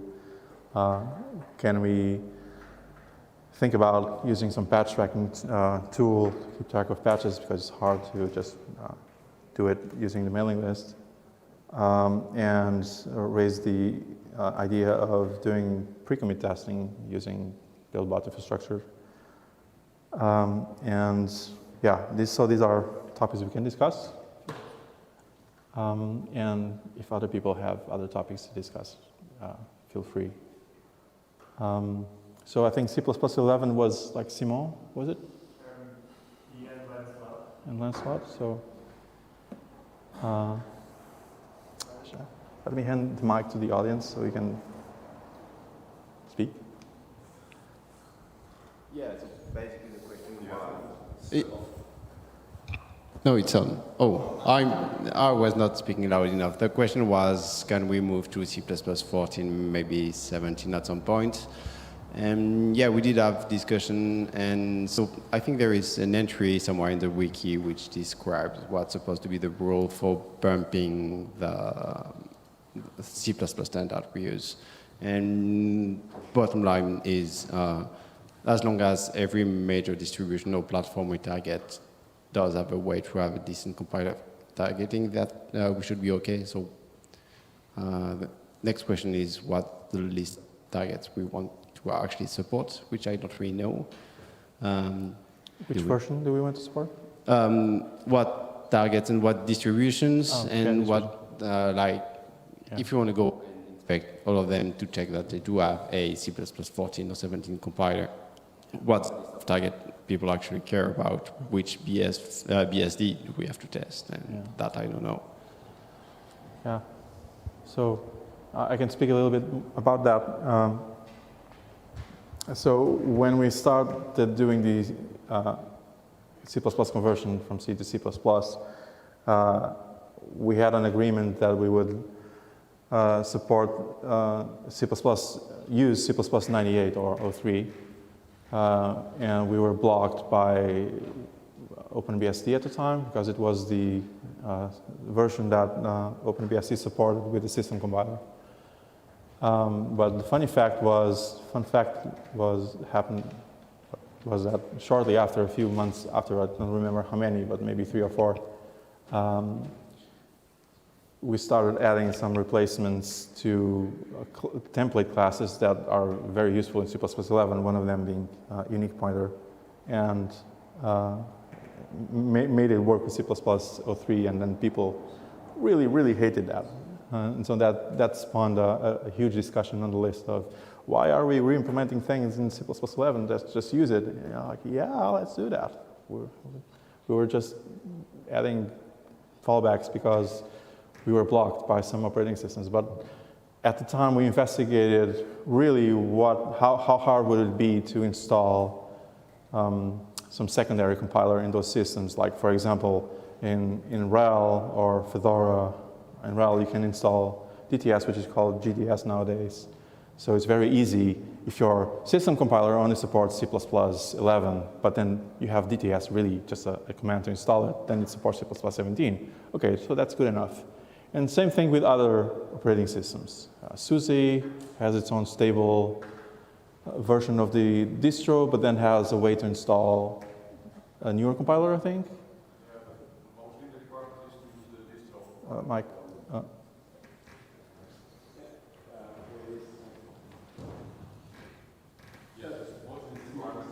It's muted. Hello. Yeah. There's mostly the requirement to do things with the distro compiler, and we go back to 4.8, so 4.8.5. So I'm not sure, is C14 already? No. So 4.8, it's the minimal version that GDB as a project claims. That's a minimal version you have to compile GDB. Because 4.8.1 or something was the first version of GCC that supported reasonably the C++ 11. Wasn't fully complete, but it was sufficient. Yeah. So if we want to bump from that, we have to move past 4.8.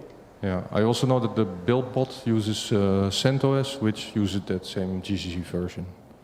Right, so but CentOS, I think we could install TTS or GDS. Does it work on CentOS? Yeah? Absolutely. So we had this discussion back then, which was, I think, 2015 or 2016. And one thing that came out of that discussion was everyone agreed that we don't want to make it harder for people to compile GDB. If it moving to C++ 11 at the time meant that everyone had to compile their own GCC, that's not what we wanted. But if it was easy to just install the package, then it might be a little bit of effort, but it's easy.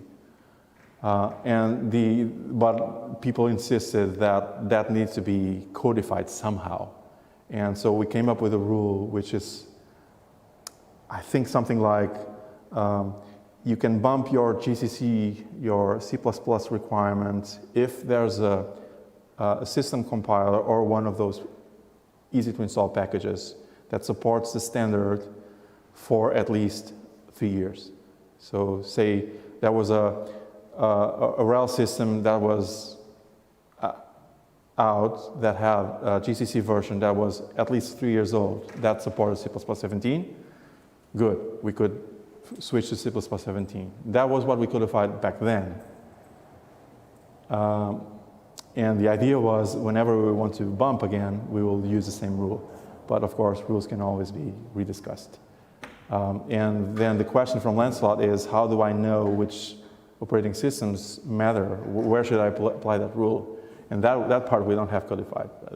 At the time, it was understood as the major distros, like Fedora, Debian, Ubuntu, SUSE, and then for BSDs, I think that the point was that at the time they were already switching to Clang, even though some of them hadn't yet, but that was the plan, and we thought we shouldn't be blocked by them because they're not bumping GCC because of licensing reasons or whatever, and they want to move to Clang, so let's just look at what Clang supports, and Clang, it was okay. So I think today for BSDs we should apply the same rule. And I think they tend to have modern versions in their distros, but I'm not exactly sure. So the question is, can we bump to a newer version? I think we can, but I haven't done this investigation. If someone can do it and report back. And, As from my side, it's not a blocker for us, but it just means from my side more work for package maintaining because I need to support an older version of GDB on an older distro. That's all. Okay. But so I'd rather not do that effort, but okay. Yeah.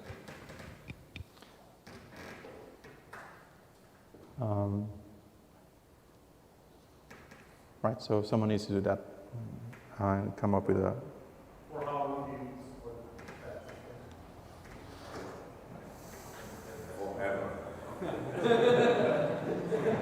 So remember, this is not about what you can debug. Like you could build GDB with GCC 13. Is it 13 now? I lost track. And debug programs that were built with 4. Whatever. It's two different things. Well, at least you need to be able to run that little GDB on the system. Like you need to have the standard C++. You need to have the standard C++ with sufficient. Right. Yes. So right. So you need to have the runtime. You can build it. Yeah. You can maybe link libstandard C++ statically. Yeah. And because like customers want to debug as well. So, but you're in that operating system, a stable one, you're not going to be bumping the system GDB version and ship that to users, right? Oh, yeah, sure. We are doing that all the time. So it's when you want to build a newer GDB in that system for some reason. So we are shipping the current GDB even on the very old code streams. And currently we are building them with the system compiler everywhere because that's 4.8. In theory, for SUSE, it's not a very big issue to build with GCC 7 because we also ship the newer libstandard C++ runtime to all customers. Okay. But just the runtime, not the easy compiler. So but others may have this issue. They can possibly build with a newer compiler, but the newer build GDB wouldn't run on the customer system because the runtime is not there. Yeah. Can the mic... And Red Hat does some other hacks to avoid that problem. Right. Tell them how it is. So in RHEL, right, the newer compiler that you use to build the newer GDB, we have a hybrid linkage model where all the new C++ features get linked in. So therefore, that GDB can run on old RHEL without having any worry about it. So I think from the RHEL side, it works. Right? So we ship GCC toolset or developer toolset, and if new GDB were to use new features, it's compiled by the new compiler, so it can use those new C++ features without worry about the runtime. But you're not wrong. There is a runtime issue there. That if you're building GDB and you need the newer libstandard C++, that's something that has to be investigated for the other distributions that you choose to involve in what is effectively a stakeholder management issue with where is this new GDB going to get built and deployed. So it's not just the build side, but it is the deployment and runtime side as well. Yeah, I kind of understood that Susie had something similar. I wasn't familiar. It's the same, just different. Just different, yeah. All right. Okay.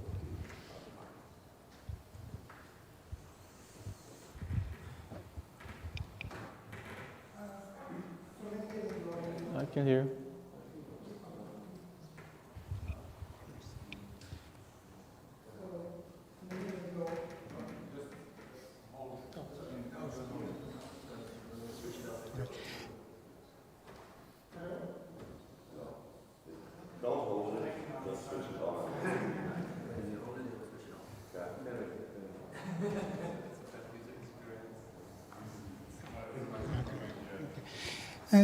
So many years ago, like 5-6 years ago, I used to build LLVM and LLDB with MinGW.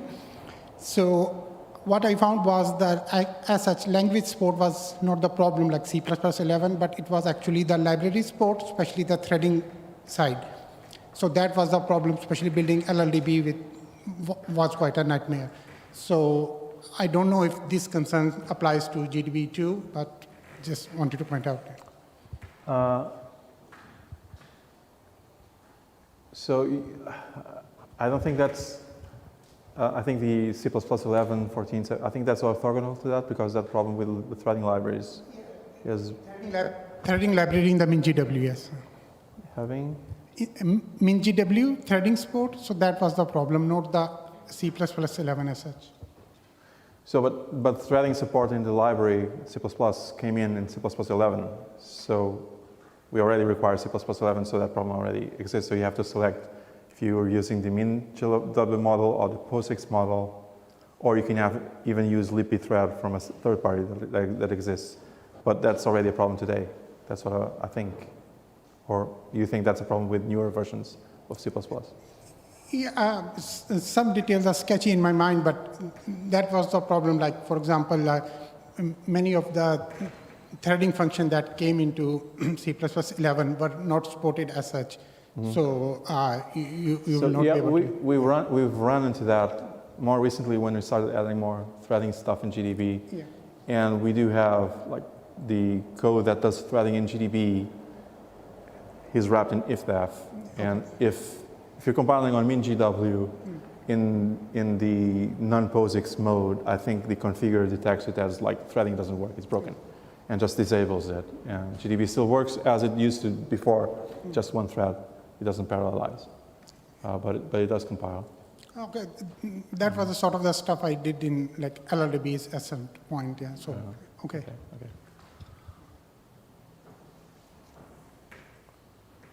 Right, so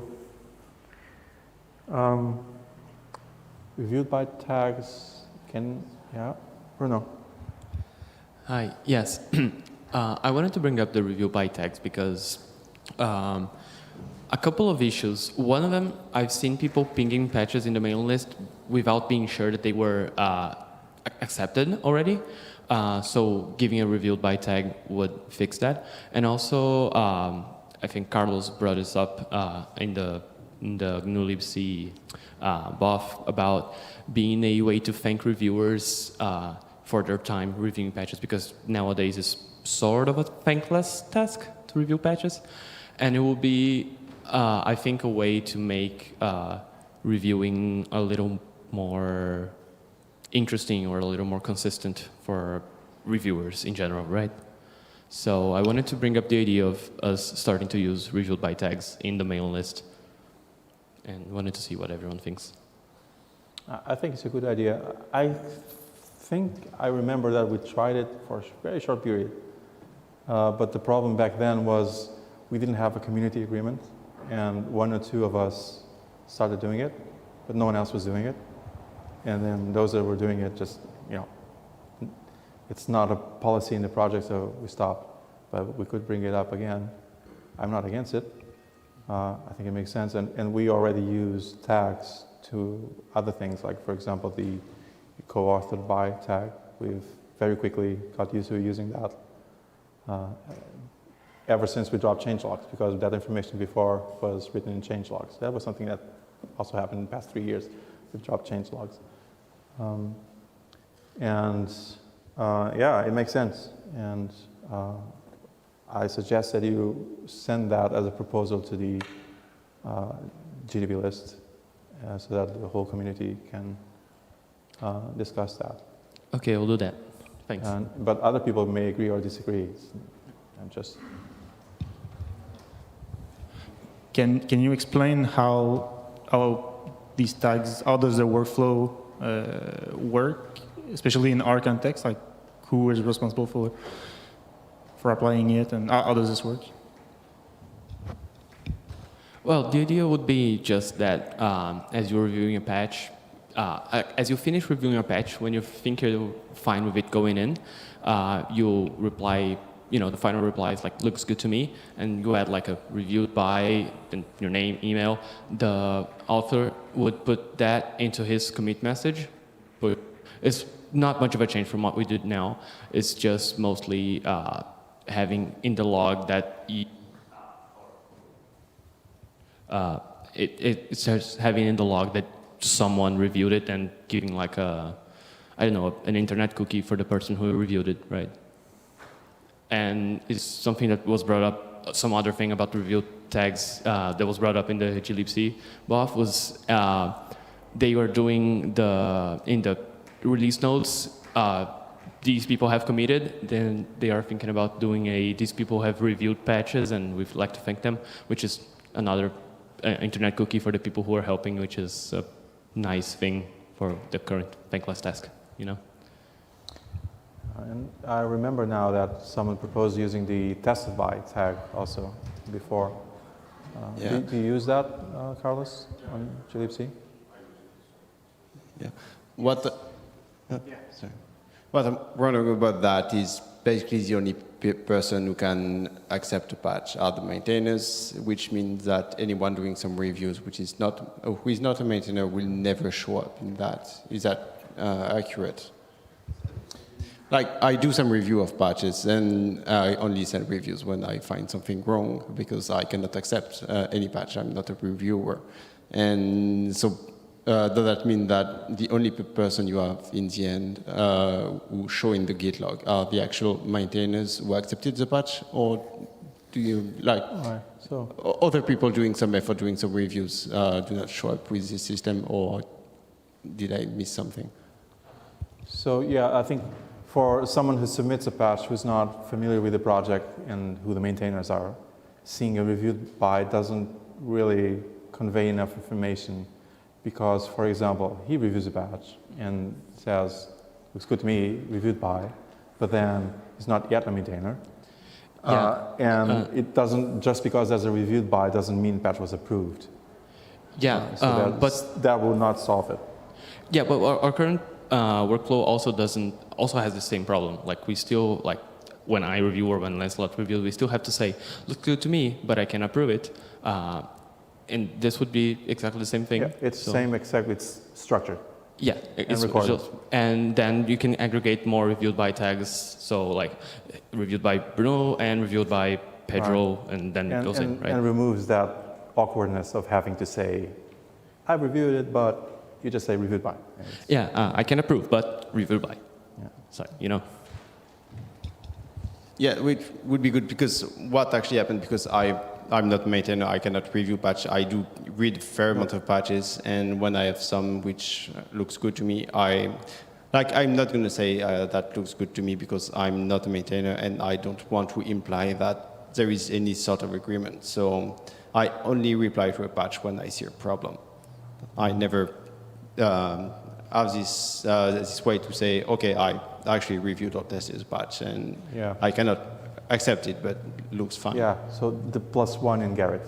Yeah. You don't do +2, you want to do +1, but it doesn't exist. So the key thing here is that reviewed by has nothing to do with the code being committed. So the contract for reviewed by was designed by the Linux kernel, which basically says, I, as a developer, have come and looked at this code, and everything that I might have complained about is cool with it. That's it. Okay. But the thing that helps is, like, as a senior maintainer, when I'm looking at code, if I saw Bruno and you do a review, I'd be like, this thing's probably almost ready. If Bruno and you agree on it, then I'm just going to give it a look over, and then I'm gonna push it, right? So it helps me, and like when I do Patchwork review, Patchwork aggregates these as +1s. There's an RBTB tab in Patchwork that goes down the side, and so when I'm scrolling through patches, or when I use the CLI client, I can query, hey, show me all the patches that have RBs on them, or more than one RB, or more than two RBs. And sometimes you can process those really quickly as a maintainer right away. So the thing that I always tell the community is, like, make it so I can review 100 patches in a day. And part of that process is new people becoming reviewers and helping with the review workflow. And there is a relationship of trust that has to exist, right? I have to trust that the reviewers are there. Can the system get gamed? Absolutely, you can get gamed where people come along and they just start reviewing by. But you pretty quickly realize that they're gaming the system if they haven't written any thoughtful comments or done anything. So the RBs don't imply anything about it's going to get committed. It's just helping the community say, I'm a person in this community, that looks good to me, it would answer all my problems. Doesn't mean it's ready to go in yet, but it does help. Yeah, and this ties to something that you told us in the glibc BOF, the idea of having a document that explains these things. Because you now explained this once, and maybe we'll have to explain it again and again and again. It's always better to have what you also once told me. Yeah. Always answer within the URL. Yeah. I will write the reviewer doc. So in GDB's case, would it actually make sense to also have approved by? What? In GDB's case, would it also make sense to have approved by, not just approved by? Yeah. Because it's kind of like +2. I mean, you can kind of push it still. Is the commit. But in GDB, you can actually commit it, right? As a submitter, you can submit it. You don't need to wait for a maintainer, right? You still have submit right. I mean, many people do. Even so if I they're could not. approve your patch, and then you know you can push it. Yeah. I wouldn't push it. Yeah. Okay. Okay. And you have the history who actually approved it if, you know, something. Yeah. I guess they don't have it in Linux because it's a pool model. Yeah. But for us, it's a bit different. Cool. So, Richard? So if I get a review from somebody that requests changes and I redo parts of the change and I repost, do I drop the previous reviewed by because of course they didn't review the patch I post, or do I still aggregate them? The requirement is if there are substantial changes, you have to drop the review buys because it is a new patch. So it's like if somebody says there's a typo, then I just keep them. Yeah. Okay. Yeah. But yeah.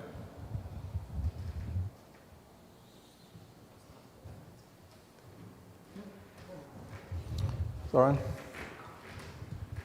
As Pedro knows, I'm kind of new in the contribution and reviewing game because I was kind of working before on GDBs for, well, companies didn't really contribute. So I'm still curious about the changelog thing because I still notice that people don't always add that.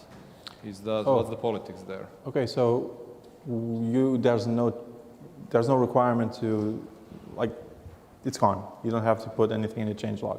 You're not supposed to put anything in the changelog file.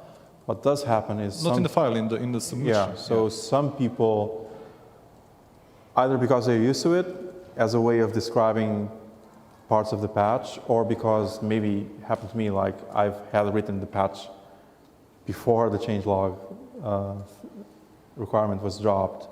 I already have it described that way, so you can leave it in the commit log if you want to. but there's no requirement to have one. But if you don't have one, you should make sure that your commit log is, describes the commit properly. Okay. Well, in either case you should, but the change log for some kinds of patches was already helping with that, like if it's a patch that renames a function or something more mechanical like that, that information would already be encoded in the change log. Right. Right. So, and the other topics that I have on the list are the topics that Louis raised. It's around the same area about improving review. How can we improve this? This is like a perennial topic that appears every time we discuss in every project, I guess.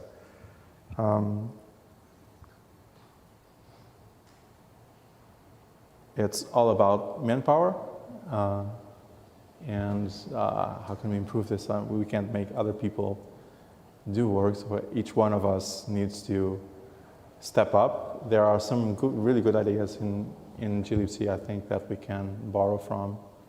I'm actually looking forward to appearing in one of their weekly meetings just to peek and see how that happens, learn from that experience. And that might be a good idea. If you're not familiar, glibc, they do a weekly, it's weekly, right? Review session, 1 or 2 hours. 1 hour. One schedule for 1 hour, and I bet it extends sometimes. 1 hour, once a week. Right, and they go over patches, and it's a different way of pinging. It's like more in person. That might be a good idea, but of course requires commitment from people of showing up every week. And it's kind of scary for me, and I guess for you guys as well. It's like, I haven't done anything, I haven't done any review, and they're going to ask me about that patch that I should be reviewing, and I don't have anything to say.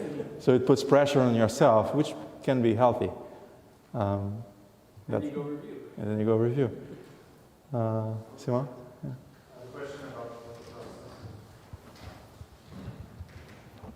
Hello. So in your weekly patch review thing, do you get technical, or it's just delegating patches, like you do this, you do this, you do this, and see you next week? Or you actually look at the code and...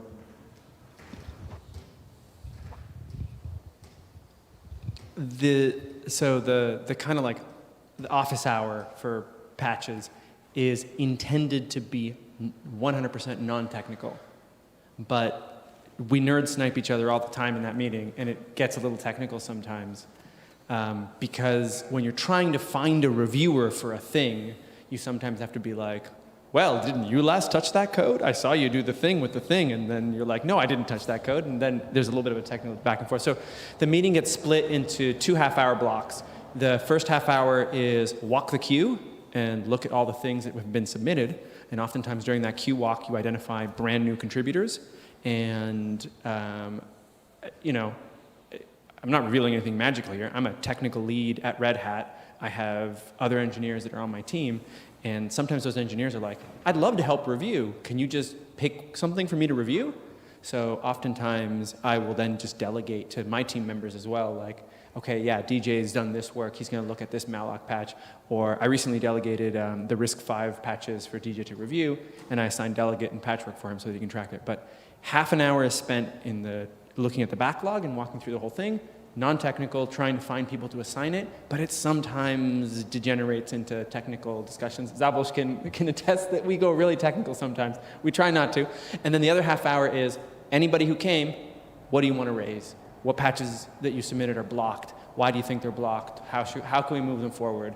And sometimes that involves, again, a little bit of technical discussion, but we're trying to keep it high level because, honestly, if there needs to be a technical discussion, that needs to be had on the list. But this meeting is more like blockers. It's more like, sometimes at this meeting, I'm just like, I'm sorry guys, like this whole week, I'm swamped, I'm building a fence outside, and I got all this other work I gotta do, and there's no way I can review these things until 2 weeks from now. And so then someone will say, okay, well then I'm not gonna bother reposting this, I'm gonna wait 2 weeks. And sometimes that context is just context that's hard to have, except for walking into a one hour office hour and lay it out as you review patches if someone wants something done. How do you do those meetings? Is it IRC or like no video? Full video, like people talking back and forth. So yeah, it's not IRC. IRC would be slow. I think the data rate for the meetings is relatively high. Would you have any comments, Szabolcs? It's boring. Yeah, I'm surprised that it's supposed to be completely non-technical. That's news to me. But we make sometimes decisions like, oh, I think we should reject this patch. And then the conclusion is somebody has to reply on the mailing list that we reject this patch. And so you have to kind of look at sometimes details, but we go through the patch list. And to me, that's useful because this is now the time when I keep track what's going on in glibc, because before that I randomly looked through the mailing list and see if there's anything that catches my eye that is interesting to me, a patch. But now I'm just listening to the weekly patch review queue, and I can hear all the patches that we go through, what is going on, and then I'm up to date. Right, so that touches a point that maybe people aren't as familiar, is that they are using patch tracker, a patch tracker called Patchwork, which GDB also tried a number of years ago, but we found it limiting at the time. It was the version 1 of Patchwork. It didn't handle patch series back then. We're on V3, it handles everything. Oh, I thought it was V2. Contributing to upstream patches. That's great. Yeah. So we have V3. It handles cover letters. It handles full series. It handles individual patches.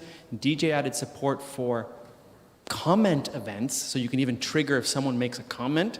And it also handles in the UI setting individual thing, like if someone responds to something in the UX, you can view if a reviewer thought that thing was an addressable comment that needed to be handled. It supports aggregations of success warns and fails. It supports aggregation of reviewed by and tested by. And if you pull a patch using the command line client, it auto-aggregates all the reviews for you and sticks it into the tail end of the commit message when you prep. So for example, when I'm ready to review a patch, I do git pw series apply foo, and it'll pull the whole series down. I kick it off on my testers, and if it comes back green, I begin reviewing the patches on the mailing list, and then if it looks good, then I give a reviewed by and tested by tag, and then if the person can't push, they usually say, oh, well, I can't push, then I'll push for them, or someone else will push if they see that there's enough reviews there. Yeah, it sounds like amazing improvement. Like a lot. V3 has improved significantly, and we're at V3.1 at this point, so we try to keep adding features to it. Yeah. We share a use case with the kernel subsystems that are also using Patchwork to track their patches because they have very similar problems to what we do. Okay. To me, what also is useful is this, it can hook up this pre-commit CI kind of thing, so it tells you if a patch applies and runs the test and is there regression. It's just the way currently the mechanism to hook things up to Patchwork is a bit complicated, and that's the only reason I haven't hooked up AR64 builders, but that's on my list that I think it would be very useful to hook up many different machines to just do a build on every patch that's submitted, because I think we have the resources. You've got your browser up, and go to patchwork.sourcecode.org if you want. And you got your Firefox. Actually, have. If you want to. Yeah. That's on you. We'll open my kids' Minecraft, whatever. Yeah. I have Google Chrome. It's in my account. Show you what the green looks like. So patchwork.sourcecode.org. Patchwork. Yeah. What? Source? Sourceware.org. Oh. Yeah, there you go. I have to press OK somewhere.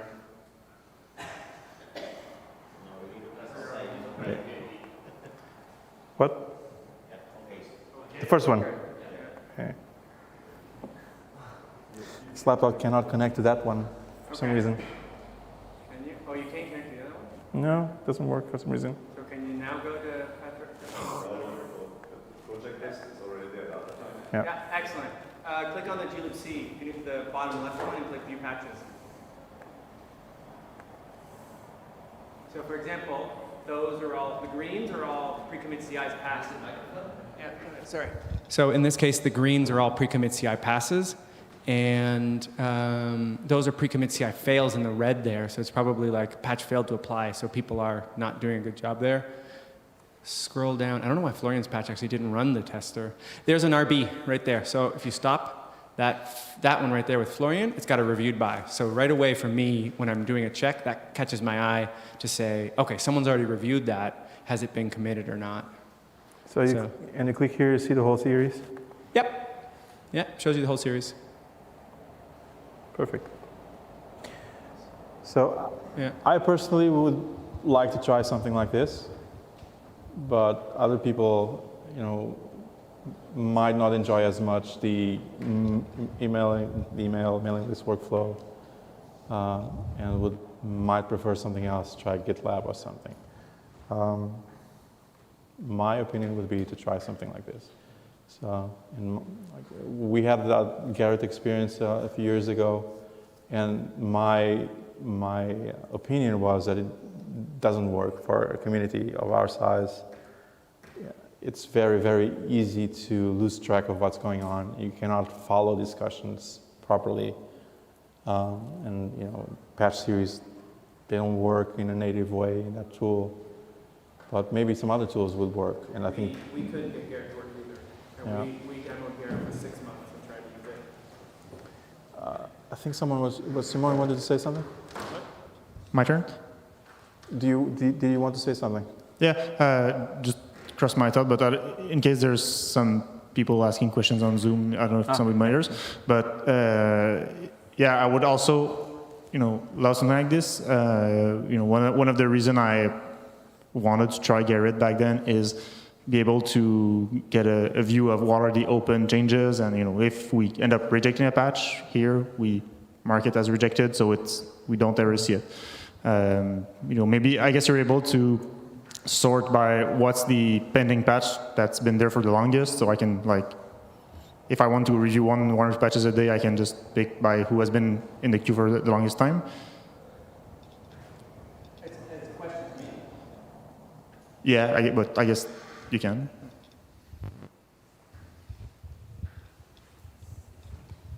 So any question that you want to ask, you just write it in a Python script. And so this UI is like the thin shim over the database that's tracking all the data that's associated with the patches. But the reality is it's got some, if you scroll up to the top, Pedro, it doesn't, you can sort by date and do some things, like show patches with, for a second up there on the top left. What? On the top left, there's a show patches with. Yeah, if you click that, you get a pull down. So you can do some search, but for example, the complicated service level indicator that I'm What? Someone reviewed that. Yeah. So that's actually my patch, and Florian asked me for changes, so I got to go change it. It's an outstanding patch from a year ago. It's sitting there. I will get to it, I promise. This is why it's 158 days to get a patch through the terminal state to glibc. So for example, I have a complex service level indicator, and I just wrote a Python script because this is just REST APIs. So you can interact with Python in whatever REST API you want to drive whatever answer or decision-making process that you want. And what I like about this is that it still leaves us with this decentralized development workflow that we're all used to developing in. Whether or not it's the best, I feel like this for me has improved it. And like Pedro, if I was the only one using Patchwork, it still helps me, right? I'd have to do more work to clean things up. Thankfully, the more community members contribute, the easier it is to kind of track state and do things. But it definitely helps from an automation perspective. But it's up to you guys to choose if that has value for you. I was going to say we did do a Garrett evaluation for 6 months in glibc, and we also found it incredibly difficult to use, hard to track the recommended outcomes, the changes, the individual things between push revisions and new revisions, the same change set ID. It was easy to lose track of recommendations. Whereas when an email-based workflow, I'm just going to go read the whole thread. And from the thread top to bottom, I go and I start answering things. If you look at Javier Pelo's Remove Legacy Hardware Caps, it actually failed pre-commit CI, so he submitted a new V2. Click on the first patch there. I want to just show you something. First patch? Yeah, first patch, yeah. So, okay, yeah, that's DJ's tribot there that's trying things. Okay, no one's commented on it yet, okay. I was just looking for a patch that had a comment on it because you can make comments. But what I was going to say is you don't need to use any of this web UI. None of it, you don't have to use any of it. You can just use the command line client and drive it all via automation and command line. And like the only times we walk into here is on the weekly review where it's nice to kind of scroll through a list and have a conversation. But when I'm at my terminal and I'm working away on patch review, I'm pulling patches and doing stuff in the CLI. Yeah. Back then when we tried Garrett, I didn't have any experience with Garrett. That was my first attempt at using it. I found it confusing at the beginning. But at AMD, we use Garrett internally. And so I've had sufficient experience now, and my opinion hasn't changed. Even to the worse? Even to the worse slide? No. I think for a small group like ours, it's okay. But for a community... No, I mean, in your opinion, did it get worse than before when you actually used it? It was pretty low at the beginning already. Yeah, so just one question for people using Patchwork.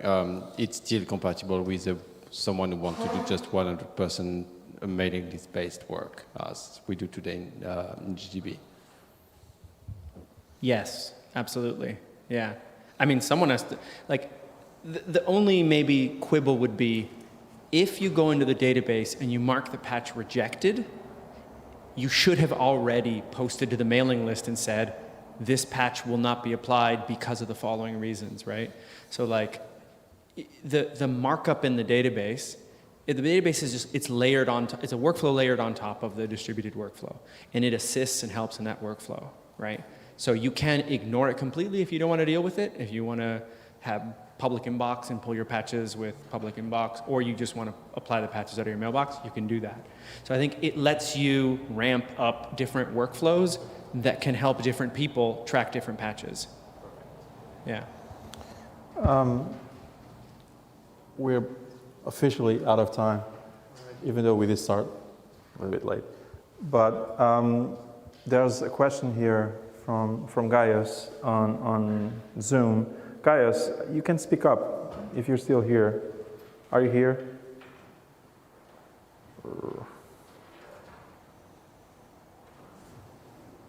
I can see you, but I cannot hear you. Are you speaking? Oh, he is, but we're not. Well, the meter is moving.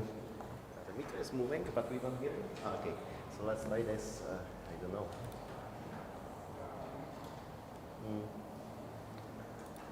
No, I'm sorry, I don't know how to convince this to work.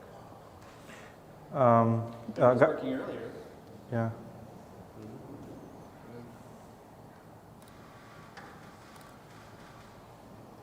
Who is speaking? This person. No, he is marked green on the Zoom, so that means that we aren't getting signal from him. Oh, it was moving before when he was speaking. Oh, I think that's just some noise. Okay. Yeah, that's us. Sorry. So Yeah, sorry guys. We cannot hear you, but I see you're typing now. So let me repeat your question. Does this also apply for new languages about to go into GCC, but have GDB test cases? Or could this be detected during configure? I think you're talking about when we were discussing about C++ and moving to a newer version.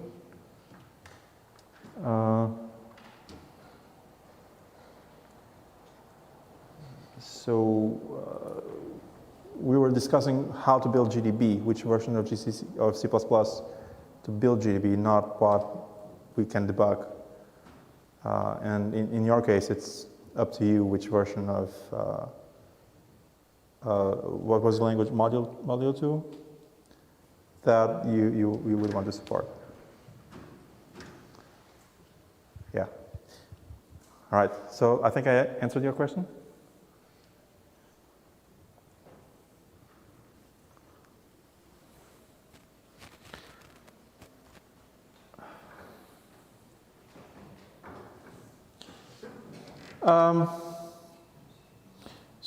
I mean, we're officially out of time, so we should wrap this up, I guess. The other topic that was on Luis's topics was pre-commit testing, and to me, this also means taking a look at what glibc is doing, but also attending Marcus's BOF tomorrow, I think, and he's going to be talking about improvements at sourceware, in the sourceware infrastructure. The build bot they are building up, and see about integrating into that. So thank you all.